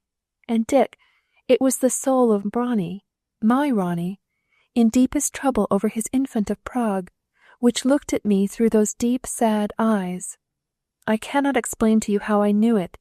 He was totally unlike my big, fair Ronnie, but it was the soul of Ronnie, in great distress, looking at me.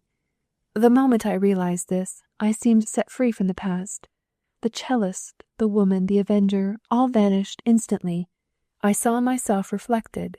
I saw you. I saw the studio. I saw Ronnie on the floor. I turned to him at once, lifted the cello from his breast, and drew his head into my lap." "Was there a jagged hole?" "No, not a scratch. The stab belonged to a century ago. But listen, Dick.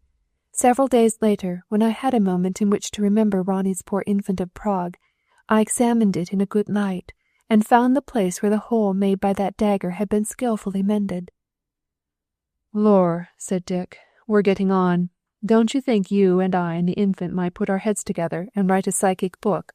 But now, seriously, do you really believe that Ronnie was once a slim, pale person with a shock of black hair? And if he and his infant lived together in past ages, where were you and I? Are we altogether out of it? Or are you the lady with the dagger, and I the noble party in the flaming cloak?" She smiled, and a look of quiet peace was in her eyes. "Dick," she said, "I am not troubled at all about the past.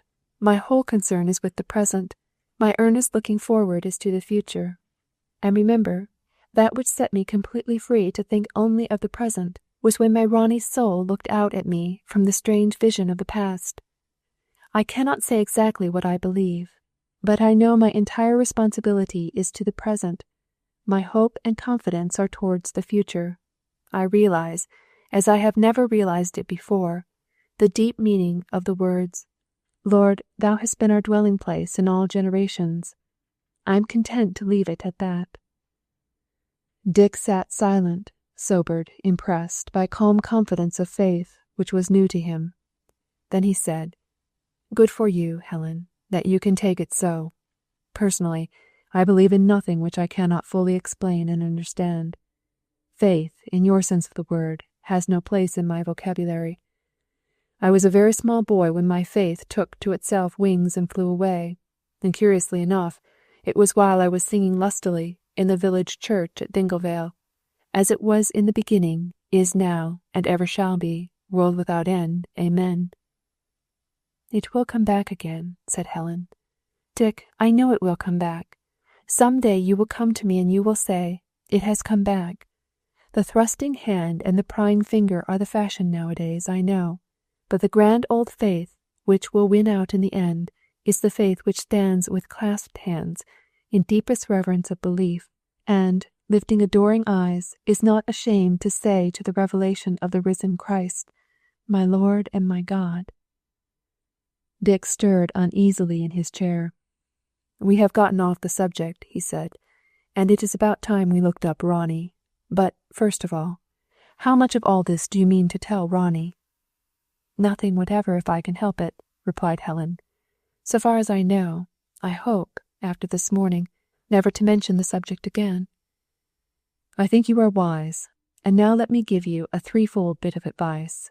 Smash the mirror, burn the chair, brain the infant. Helen laughed. No, no, Dick, she said. I can do none of those things. I must take tenderest care of Ronnie's infant. I have had his valuable chair carefully mended, and I must not let him think I fear the mirror. You're a brave woman, said Dick. Believing what you do, you're a brave woman to live in the house with that mirror. Or, perhaps, it comes of believing so much. A certainty of confidence which asks no questions must be to some extent a fortifying thing. By the way, you will remember that long rigmarole I gave you was not my own explanation, but the expert's. Mine is considerably simpler and shorter. In fact, it can be summed up in 3 words. What is your explanation, Dick? Whiskey and soda, said Dr. Dick bravely. You mixed it stiffer than you knew. I was dead beat and had had no food. I have always been a fairly abstemious chap. In my profession we have to be. Woe betide the man who isn't. But since I saw that chair standing on 4 legs in the mirror, when it was lying broken on the floor in reality, I have not touched a drop of alcohol. There, I make you a present of that for your next temperance meeting. Now, let's go out and buck Ronnie up. Remember, he'll feel jolly flat for a bit with no temperature. Temperature is a thing you miss when it has become a habit. Chapter 17. He Never Knew. Ronnie saw Dick off by the midday train. After the train had begun to move, Dick leaned from the window and said suddenly, Ronnie, talk to your wife about her Leipzig letter and the kid, you know. Ronnie kept pace with the train long enough to say, I wish you wouldn't call it the kid, Dick. It is the infant, and Helen declines to talk of it. Then he dropped behind, and Dick flung himself into a corner of his compartment with a face of comic despair. Merciful heavens, he said, slay that infant. Meanwhile, Ronnie was saying to a porter, When is the next train for town? 1:55, sir. Then I have no chance now of catching the 3 o'clock from town for Hollymead? Not from town, sir, but there is a way, by changing twice, which gets you across country, and you pick up the 3 o'clock all right from Huntingford, 4:10. Are you sure, my man? I was told there was no way across country. The 1:55 is the only train in the day by which you can do it, sir. I happen to know because I have a sister lives at Hollymead, so I've done it myself. If trains aren't late, you hit off the 3 o'clock at Huntingford. Thanks, said Ronnie, noting down particulars. Then he walked rapidly back to the hotel. I can't stand it, he said. I shall bolt. With me off her hands, she can go and have a jolly Christmas at the Dalmains. She is always welcome there. I must get away alone and think matters out. I know everything is all wrong, and yet I don't exactly know what has come between us. I only know that I'm wretched, and so is she. It is still the poison of the Upas. If I knew why she suddenly considered me utterly, preposterously, altogether selfish, I would do my level best to put it right. But I don't. He found Helen in the hall, anxiously watching the door. She took up a paper as he came in. Helen, he said, do you mind if we lunch punctually at 1 o'clock? I'm going out before 2. Why, certainly we will, said Helen. You must have had a very early breakfast, Ronnie. But don't overdo, darling. Remember what Dick said. Shall I come with you?" "I'd rather go alone," said Ronnie. "I want to think things over." She rose and stood beside him. "Ronnie, dear, we seem to have lost all count of days, but, as a matter of fact, tomorrow is Christmas Day. Would you like to go home this afternoon? We can order a car for 2 o'clock and be at the Grange for tea. Ronnie, wouldn't it be rather lovely? Think of the little cozy tea table, and your own especial chair, and the soft lamplight." She paused abruptly. The mental picture had recalled to both the evening on which they last stood together in that golden lamplight. Ronnie hesitated, looking at the floor. Then he raised his eyes to Helen's. "I don't think I could bear it," he said, turned from her quickly, and went upstairs. In his room he scribbled a note. "My wife, I am awfully sorry, but I simply had to bolt. Don't be alarmed. I have gone home to the Grange. I believe, when I am by myself in the house where we spent 3 years I thought were so perfect and so happy, I shall find out what is the matter. I shall get to the very root of the Upas Tree. I know I somehow hurt you horribly on the night I reached home, by asking you to come to the studio to hear me play my cello, but, before God, I haven't the faintest idea why. You would not have said what you did, had you known I was ill, but neither would you have said it unless it had been true. If it was true then, it is true now. If it is true now, we can't spend Christmas Day together. I want you to go to the Dalmains by motor as soon as you find this, and have a jolly, restful time with them. You look worn out. Ronnie. P.S. I am obliged to leave this in my room. I hope you will find it there. I don't even know where your room is, Helen, in this beastly hotel." Ronnie considered his postscript, then crossed out beastly and substituted large, but beastly still showed, pathetically, beneath the line, and, by and by, the heart of Ronnie's wife, from which all clouds had suddenly rolled away, understood it, and wept over it, and kissed it, and thought beastly a dear word. It was so quaintly like Ronnie to substitute large for beastly. All clouds had rolled away before Helen read the note, for this is what had happened. Ronnie had excused himself when lunch was half over. Helen let him go, trying to act on Dr. Dick's advice not to worry him by seeming to watch or follow him. She sat on alone, finishing luncheon, and thus did not see Ronnie walk out of the front door carrying his bag. Soon afterwards she passed into the hall, and sat dipping into the papers and thinking over her talk with Dick. Presently a page came up to her with a letter on a salver. Her heart stood still as she saw the stamp, the postmark, and the writing. It was from Aubury to Herne, forwarded from Hollymead. Helen was sorely tempted for a moment to burn it unread. She had suffered so much through a former letter in that handwriting. She suddenly realized how cruelly Aubury's words about Ronnie had, in the light of Ronnie's subsequent behavior, eaten into her soul. She looked at the fire. She rose and moved toward it, the letter in her hand. Then better counsels prevailed. She went slowly upstairs to her sitting-room, closed the door, sat down, and opened Aubury's letter. It contained a smaller envelope sealed, on which was written, "Read letter first." She opened the folded sheets. "Dear Helen, yes, you are right about God's word not returning void. Your own words, I admit, only hardened me, but those at the end of your letter broke me up. I am so very far removed from light and fellowship, love and forgiveness. I doubt if I can ever get back into the way of peace. But, anyhow, before the great feast of peace upon earth, goodwill toward men, I can take a first step by fully confessing the great wrong I did to you and to your husband rather more than a month ago, on the evening which he spent at my flat. Possibly you have found it out already, but possibly not, as I hear he has been very seriously ill. The evening he was here, he was more or less queer and light-headed, but he was full of you and of his delight in going home. I suppose this all helped to madden me. No need to explain why. You know. He had found a letter from you at the Poste Restante, but rushing around to his publishers, etc., had not had time to read it. When he remembered it and found it in his pocket-book, he stood with his back to my stove in great excitement, and tore it open, I sitting by. As he unfolded the large sheets of foreign paper, a note flew out from between them and fell, unseen by him, to the floor. I put my foot on it. I gathered, from extracts he read to me from the letter, that this note was of importance. When he found in a postscript that you mentioned an enclosure, he hunted everywhere for it, not thinking, of course, to look under my foot. He then concluded, on my instigation, that, after all, you had not enclosed any note. At the first opportunity I transferred it to my pocket, made an excuse to leave the room, and read it. Helen, believe me, had I known beforehand the news that note contained, I don't think I could have been such a fiend. But once having done it, I carried it through. I allowed your husband to go home in total ignorance of the birth of his son. It was I who put the word astonishing into his telegram, and, in my letter to you, I led you to suppose I had heard the news from him.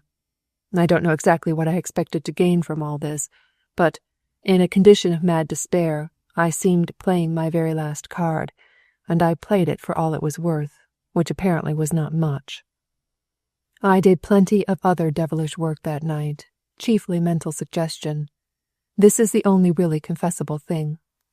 The letter your husband never saw is in the enclosed envelope. He would like to have it now.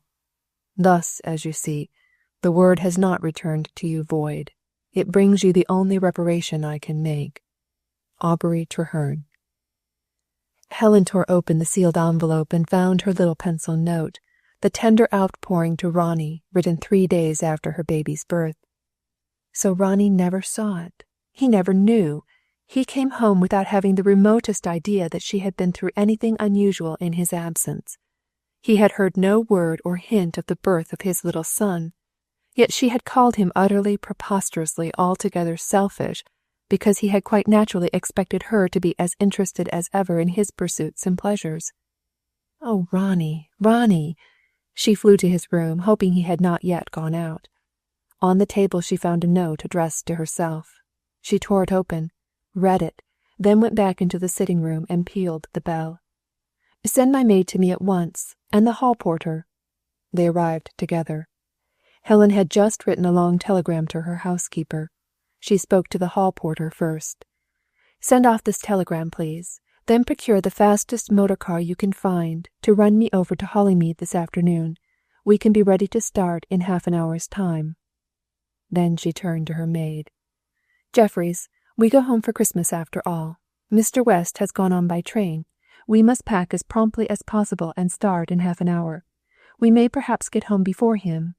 I doubt whether he can catch anything down from town before the 5 o'clock.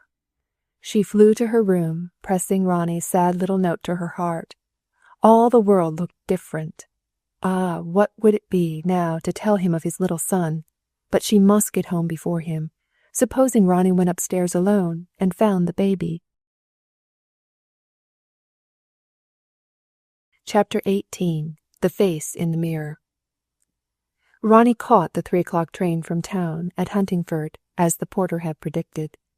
No carriage was at the station, so he had a rather long walk from Hollymead to the Grange. It was a clear, crisp evening and freezing hard. He could feel the frost crackle under his feet as he tramped along the country lanes. When he came in sight of the lodge, it reminded him of an old-fashioned Christmas card. The large iron gates, their grey stone supports covered with moss and lichen, and surmounted by queer rampant beasts unknown to zoology, holding in their stone claws oval shields on which were carved the ancient arms of Helen's family. The little ivy-coloured house, with gabled roof and lattice windows, firelight from within shining golden and ruddy on the slight sprinkling of frosty snow. As he passed in at the gate, he saw the motherly figure of Mrs. Simpkins, a baby on her arm, appear at the window, lifting her hand to draw down the crimson blind.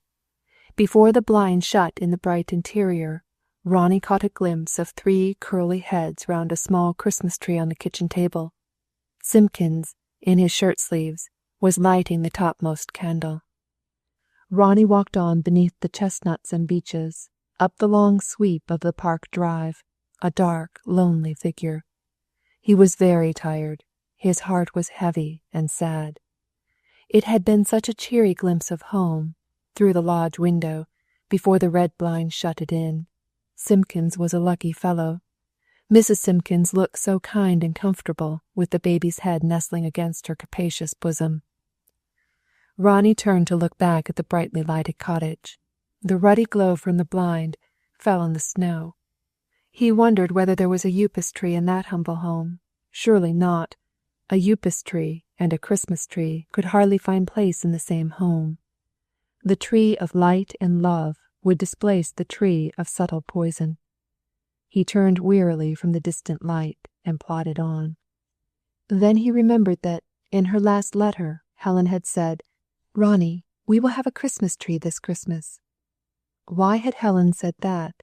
He had fully intended to ask her, but had not thought of it from that hour to this.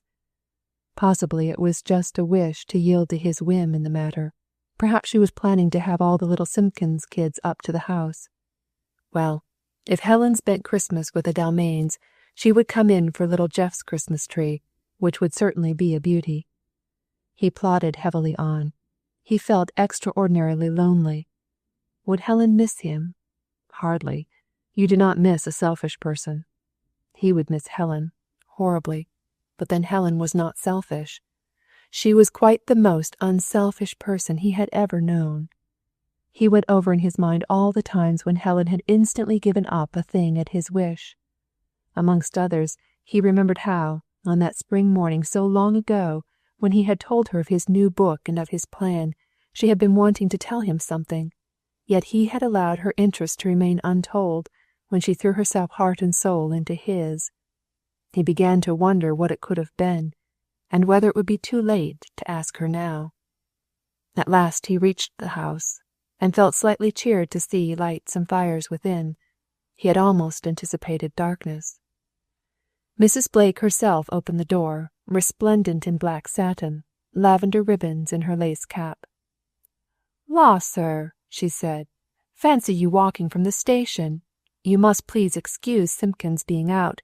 He has some Christmasing on at the lodge, for his family." "I know," said Ronnie. "I saw a Christmas tree as I passed. I shall not require Simpkins. Blake, is there a fire in the studio?" "There is, sir, a fine one, for the good of the piano. There is also one in the sitting-room, sir, where I will at once send in some tea." "No, not there," said Ronnie quickly. "I will have tea in the studio." But Mrs. Blake was firm. "That I couldn't ever, sir. Mrs. West wouldn't wish it. She thinks so much of you having tea in her sitting-room, and beside her fire, which is much more, so to say, cosy than that great unfurnished room, all looking-glass." At the mention of the mirror, Ronnie shivered, and yielded. He had almost forgotten the mirror. So he sat in his own favourite chair, while Blake stood and poured out his first cup of tea, then left him to the utter loneliness of being in that room without Helen. It is doubtful whether Ronnie had ever loved his wife so passionately as he loved her while he experienced, for the first time, what it was like to be without her, in the room where they had hitherto always been together.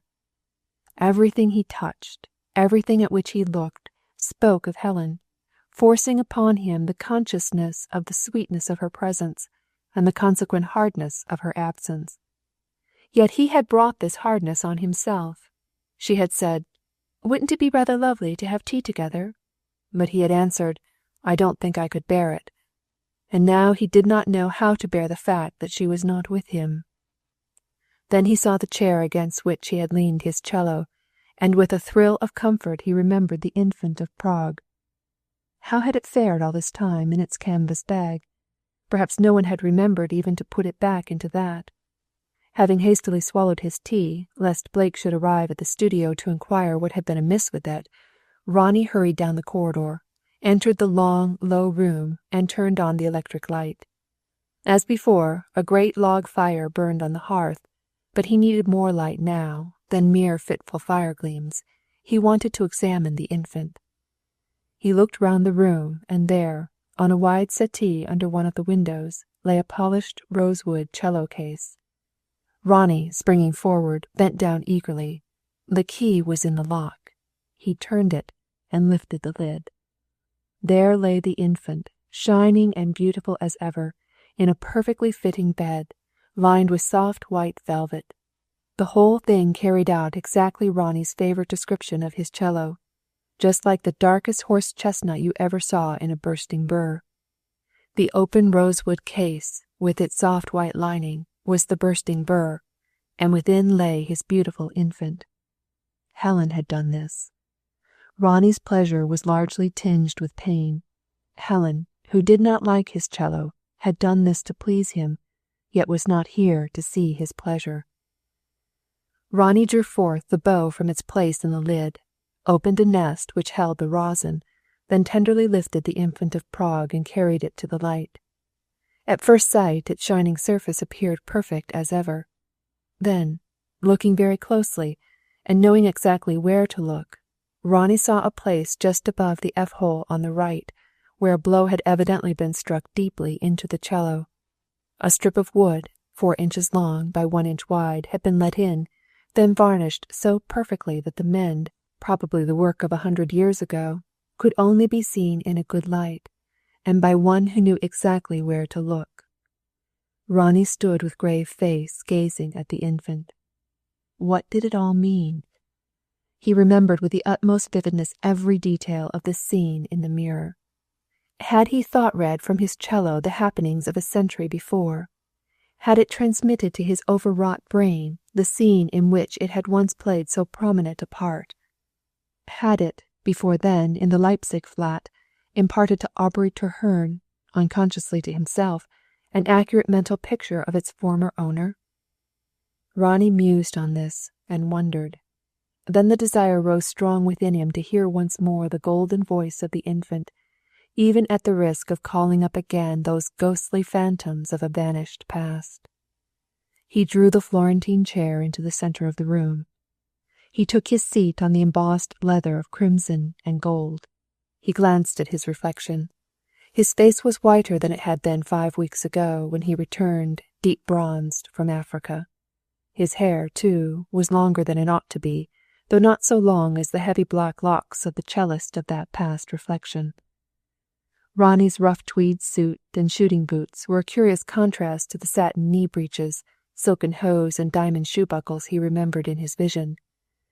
Yet his manner of holding the cello, assumed without conscious thought, and the positions of his knees and feet were so precisely those of that quaint old-time figure that Ronnie never doubted that when he raised the bow and his fingers bit into the strings, the flood of harmony would be the same. He waited for the strong tremor to seize his wrist.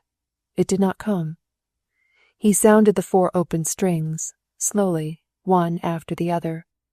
Yes, the tones were very pure, very rich, very clear. Then he took courage, pressed his fingers into the fingerboard and began to play. Alas, poor infant of Prague! Alas, poor born musician, who preferred doing things he had never learned to do! The exquisite rise and fall of harmony came not again. Bitterly disappointed, Ronnie waited, staring into the mirror. But a rather weary, very lonely, and exceedingly modern young man stared back at him. At last he realized that he could no longer play the cello by inspiration, so he began very carefully feeling for the notes. The infant squeaked occasionally, and wailed a little, but on the whole it behaved very well, and after half an hour's work, having found out the key which enabled him to use chiefly the open strings, Ronnie managed to play right through, very fairly in tune, "O come, all you faithful, joyful and triumphant." This gave him extraordinary pleasure. It seemed such a certainty of possession to be able to pick out all the notes for himself. He longed that Helen might be there to hear. The infant of Prague grew dearer to him than ever. He was now mastering it himself, independent of the antics of an old person of a century ago, bowing away in the mirror. He tried again, and this time he sang the words of the first verse as he played. His really fine baritone blended well with the richness of the silver strings. The words had occasionally to wait, suspended as it were in mid-air, while he felt about wildly for the note on the cello. But, once found, the note was true and good, and likely to lead more or less easily to the next. A listener in the corridor outside pressed her hands to her breast, uncertain whether she felt the more inclined to laugh or to weep. Ronnie began his verse again. O come, all ye faithful, joyful and triumphant. O come ye to Bethlehem.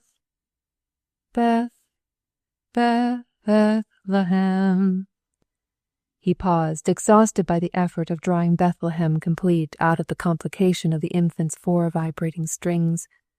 He paused and, lifting his eyes, looked into the mirror, and saw therein the face of a woman, watching him from beside the door, a lovely face, all smiles and tears and tenderness. At first he gazed, unable to believe his eyes, but when her eyes met his, and she knew that he saw her, she moved quickly forward, kneeled down beside him, and it was the face of his wife, all flooded with glad tenderness, which, resting against his shoulder, looked up into his. She had spoken no word, yet at the first sight of her Ronnie knew that the cloud which had been between them was between no longer. "Helen," he said. "Oh, Helen." Chapter 19. Unto us a child is born. Ronnie laid down his bow and put his right arm round his wife. He still held the precious infant of Prague between his knees, his left hand on the ebony fingerboard. "My darling," Helen said, "so we shall be at home for Christmas after all. How glad I am." He looked at her dumbly and waited. He felt like the prodigal who had planned to suggest as his only possible dessert a place among the hired servants, but was so lifted into realization of sonship by the Father's welcome that perforce he left that sentence unspoken. So Ronnie looked at her dumbly, reading the utter love for him in her eyes. Back came the words of his hymn, replete with fresh meaning. O come, all ye faithful, joyful and triumphant. They were such faithful eyes, Helen's, and now they seemed filled with triumphant joy. "Ronnie," she said, "do you remember how I wrote to you at Leipzig that this Christmas we would have a Christmas tree? Did you not wonder, darling, why I said that?" "Yes," answered Ronnie. "I thought of it this evening when I saw a Christmas tree at the lodge. I had meant to ask you the night I reached home, but I did not remember then." "Ah, if you had," she said, "if you only had." "Well?" he questioned. "Tell me now." "Ronnie, do you remember that in that letter I said I had something to tell you, and that I enclosed a note, written some weeks before, telling you this thing?" "Yes, dear," said Ronnie, "but you forgot to enclose the note. It was not there. I tore the envelope right open. I hunted high and low. Then we concluded you had after all considered it unimportant." "It was all important, Ronnie, and it was there." "It was where?" asked Ronnie. "Under Aubury's foot. Oh, hush, darling, hush.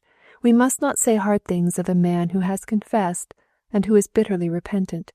I can tell you the whole story now. You shall hear every detail later, but he saw it fall from the letter as you opened it. He was tempted, first, to cover it with his foot, then to put it into his pocket, and, after he had read it, he wrote to me implying that you had told him the news it contained. So, when you arrived home, how could I possibly imagine that you did not know it?" "Did not know what?" asked Ronnie. She drew a folded paper from her pocket. "My darling, this will tell you best. It is the note intended to reach you at Leipzig. It is the note which, until this afternoon, I had all along believed you to have received." She put her note into his hand. "I hope you will be able to read it by this light, Ronnie. I was very weak when I wrote it. I could only use pencil." Ronnie unfolded it gravely. She knelt with bowed head beside him. She dared not watch his face. She heard his breath come short and fast. He moved his knees and let go his cello. The infant of Prague slipped unnoticed to the floor. When he read of the birth of his little son, with a hard choking sob, Ronnie turned and gathered her to him, holding her close, yet eagerly reading the letter over her head, reading it to its very last word. Then, dropping the letter, He clasped her to him with a strength and a depth of tenderness such as she had never before known in Ronnie, and his first words were not what Helen expected. "Helen," he said with another desperate, tearless sob, "oh, to think that you had to go through that, alone." "My darling boy," she answered, "don't worry about that. It's all over, now, and it is so true, oh, so true, Ronnie, that the anguish is no more remembered in the greatness of the joy." "But I can't forget," said Ronnie. "I shall never forget that my wife bore the suffering, the danger, the weakness, and I was not there to share it. I did not even know what she was going through." "Ronnie, dear, think of your little son." "I can think of nothing of mine just yet," he answered, "excepting of my wife." She gave in to his mood and waited, letting him hold her close in perfect silence. It was strangely sweet to Helen, because it was so completely unexpected. She had been prepared for a moment of intense surprise, followed by a rapture of pride and delight, then a wild rush to the nursery to see his firstborn. She was quite willing, now her part was over, that her part should be forgotten. It was as unexpected as it was comfortingly precious that Ronnie should be thus stricken by the thought of her pain and of her need of him to help her bear it. At last he said, "Helen, I see it all now. It was the Upas Tree indeed. Utterly, preposterously, altogether selfish." "Oh, darling, no," she cried. "Oh, don't be so unjust to yourself.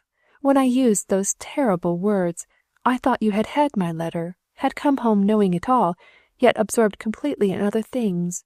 Misled by Aubury, I cruelly misjudged you, Ronnie. It was not selfish to go. It was not selfish to be away. You did not know, or you would not have gone.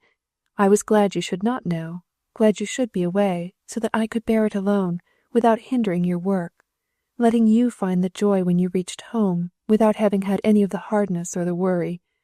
I wished it might be so, my darling boy, and I was glad."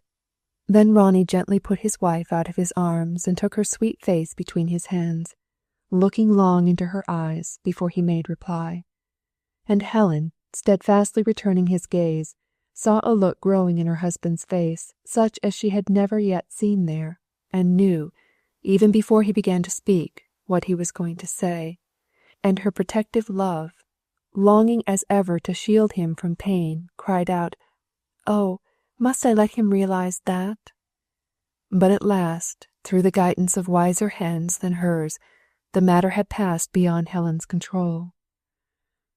"My wife," said Ronnie slowly, "when I called it the Upas Tree indeed, I did not mean the one act of going off in ignorance and leaving you alone during the whole of that time, when any man who cared at all would wish to be at hand, to bear and to share and guard.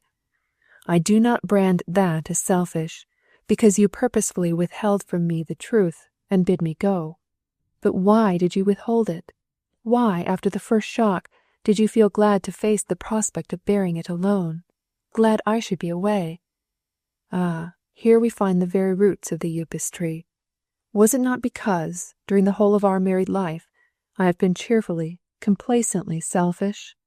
I have calmly accepted as the rule of the home that I should hear of no worries which you could keep from me, tread upon no thorns which you could clear out of my path, bear no burdens which your loving hands could lift and carry out of my sight. Your interests, your pleasures, your friends, your pursuits, all have been swept on one side, if they seemed in the smallest degree likely to interfere with my work, my desires, my career. You have lived for me, absolutely. I have lived for myself.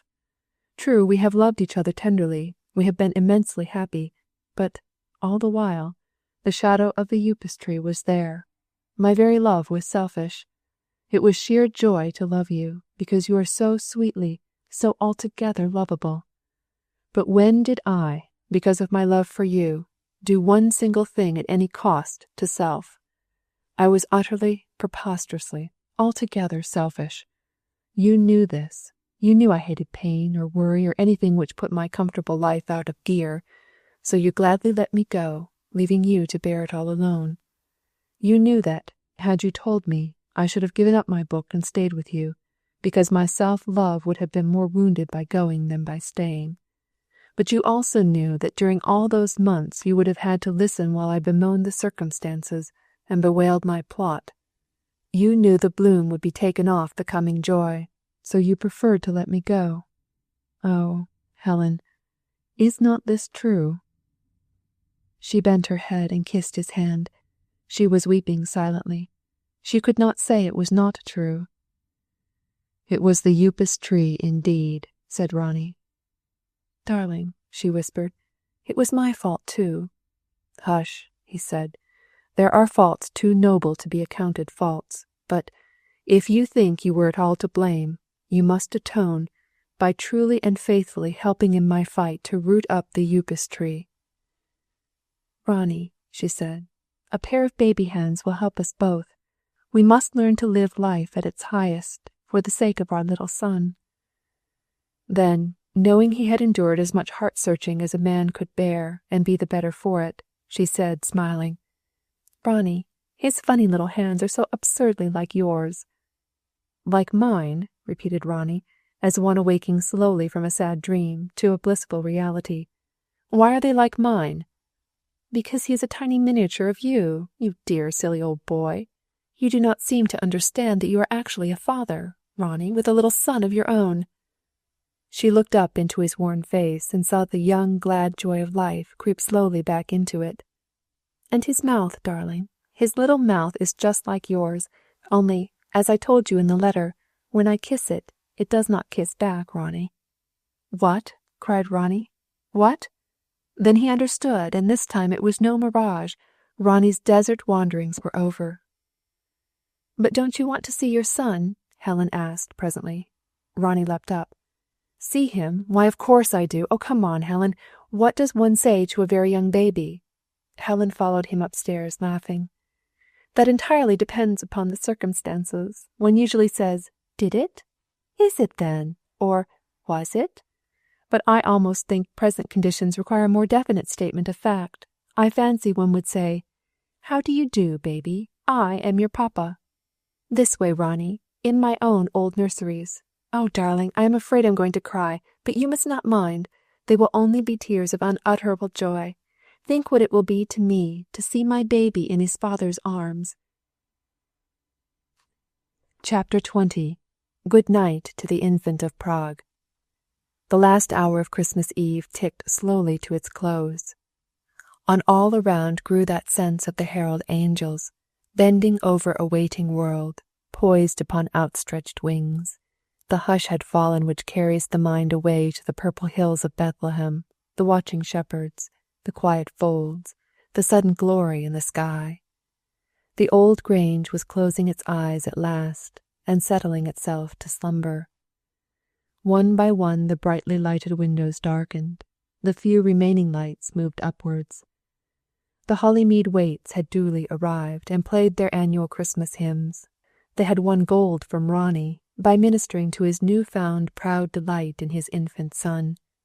The village blacksmith, who played the cornet and also acted spokesman for the band, had closed the selections of angelic music by exclaiming hoarsely under cover of the night, "A Merry Christmas and a Happy New Year to Mrs. West, to Mr. West, and to Master West."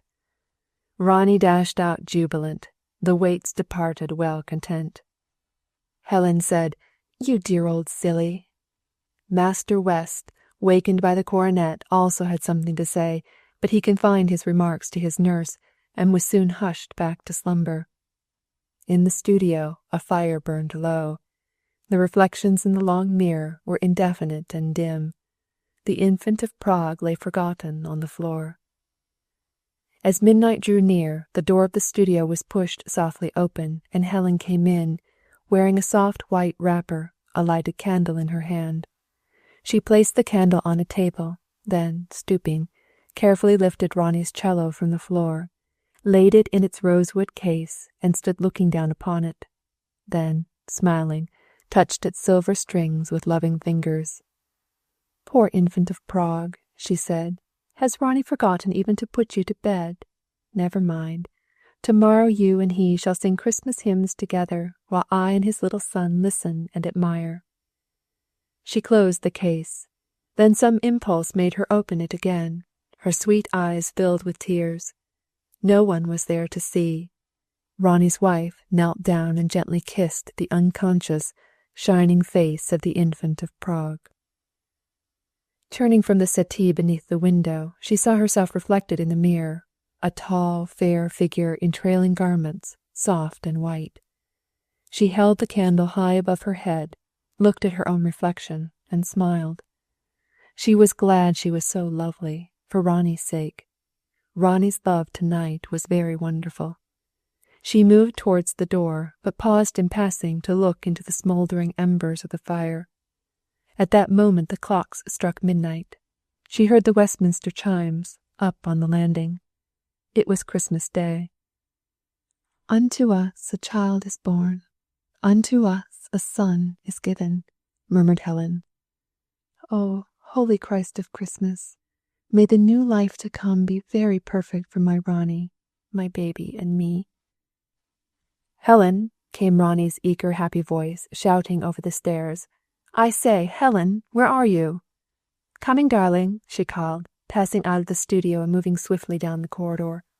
Ronnie, on the landing, was leaning over the banisters, an expression of comic dismay on his face. "Oh, I say," he whispered, "I've done it now. I believe I've woke the baby." Helen, mounting the stairs, paused to look up at him, love and laughter in her eyes. "Undoubtedly you have, you naughty boy. No shouting allowed here now, after dark. But what do you think I was doing?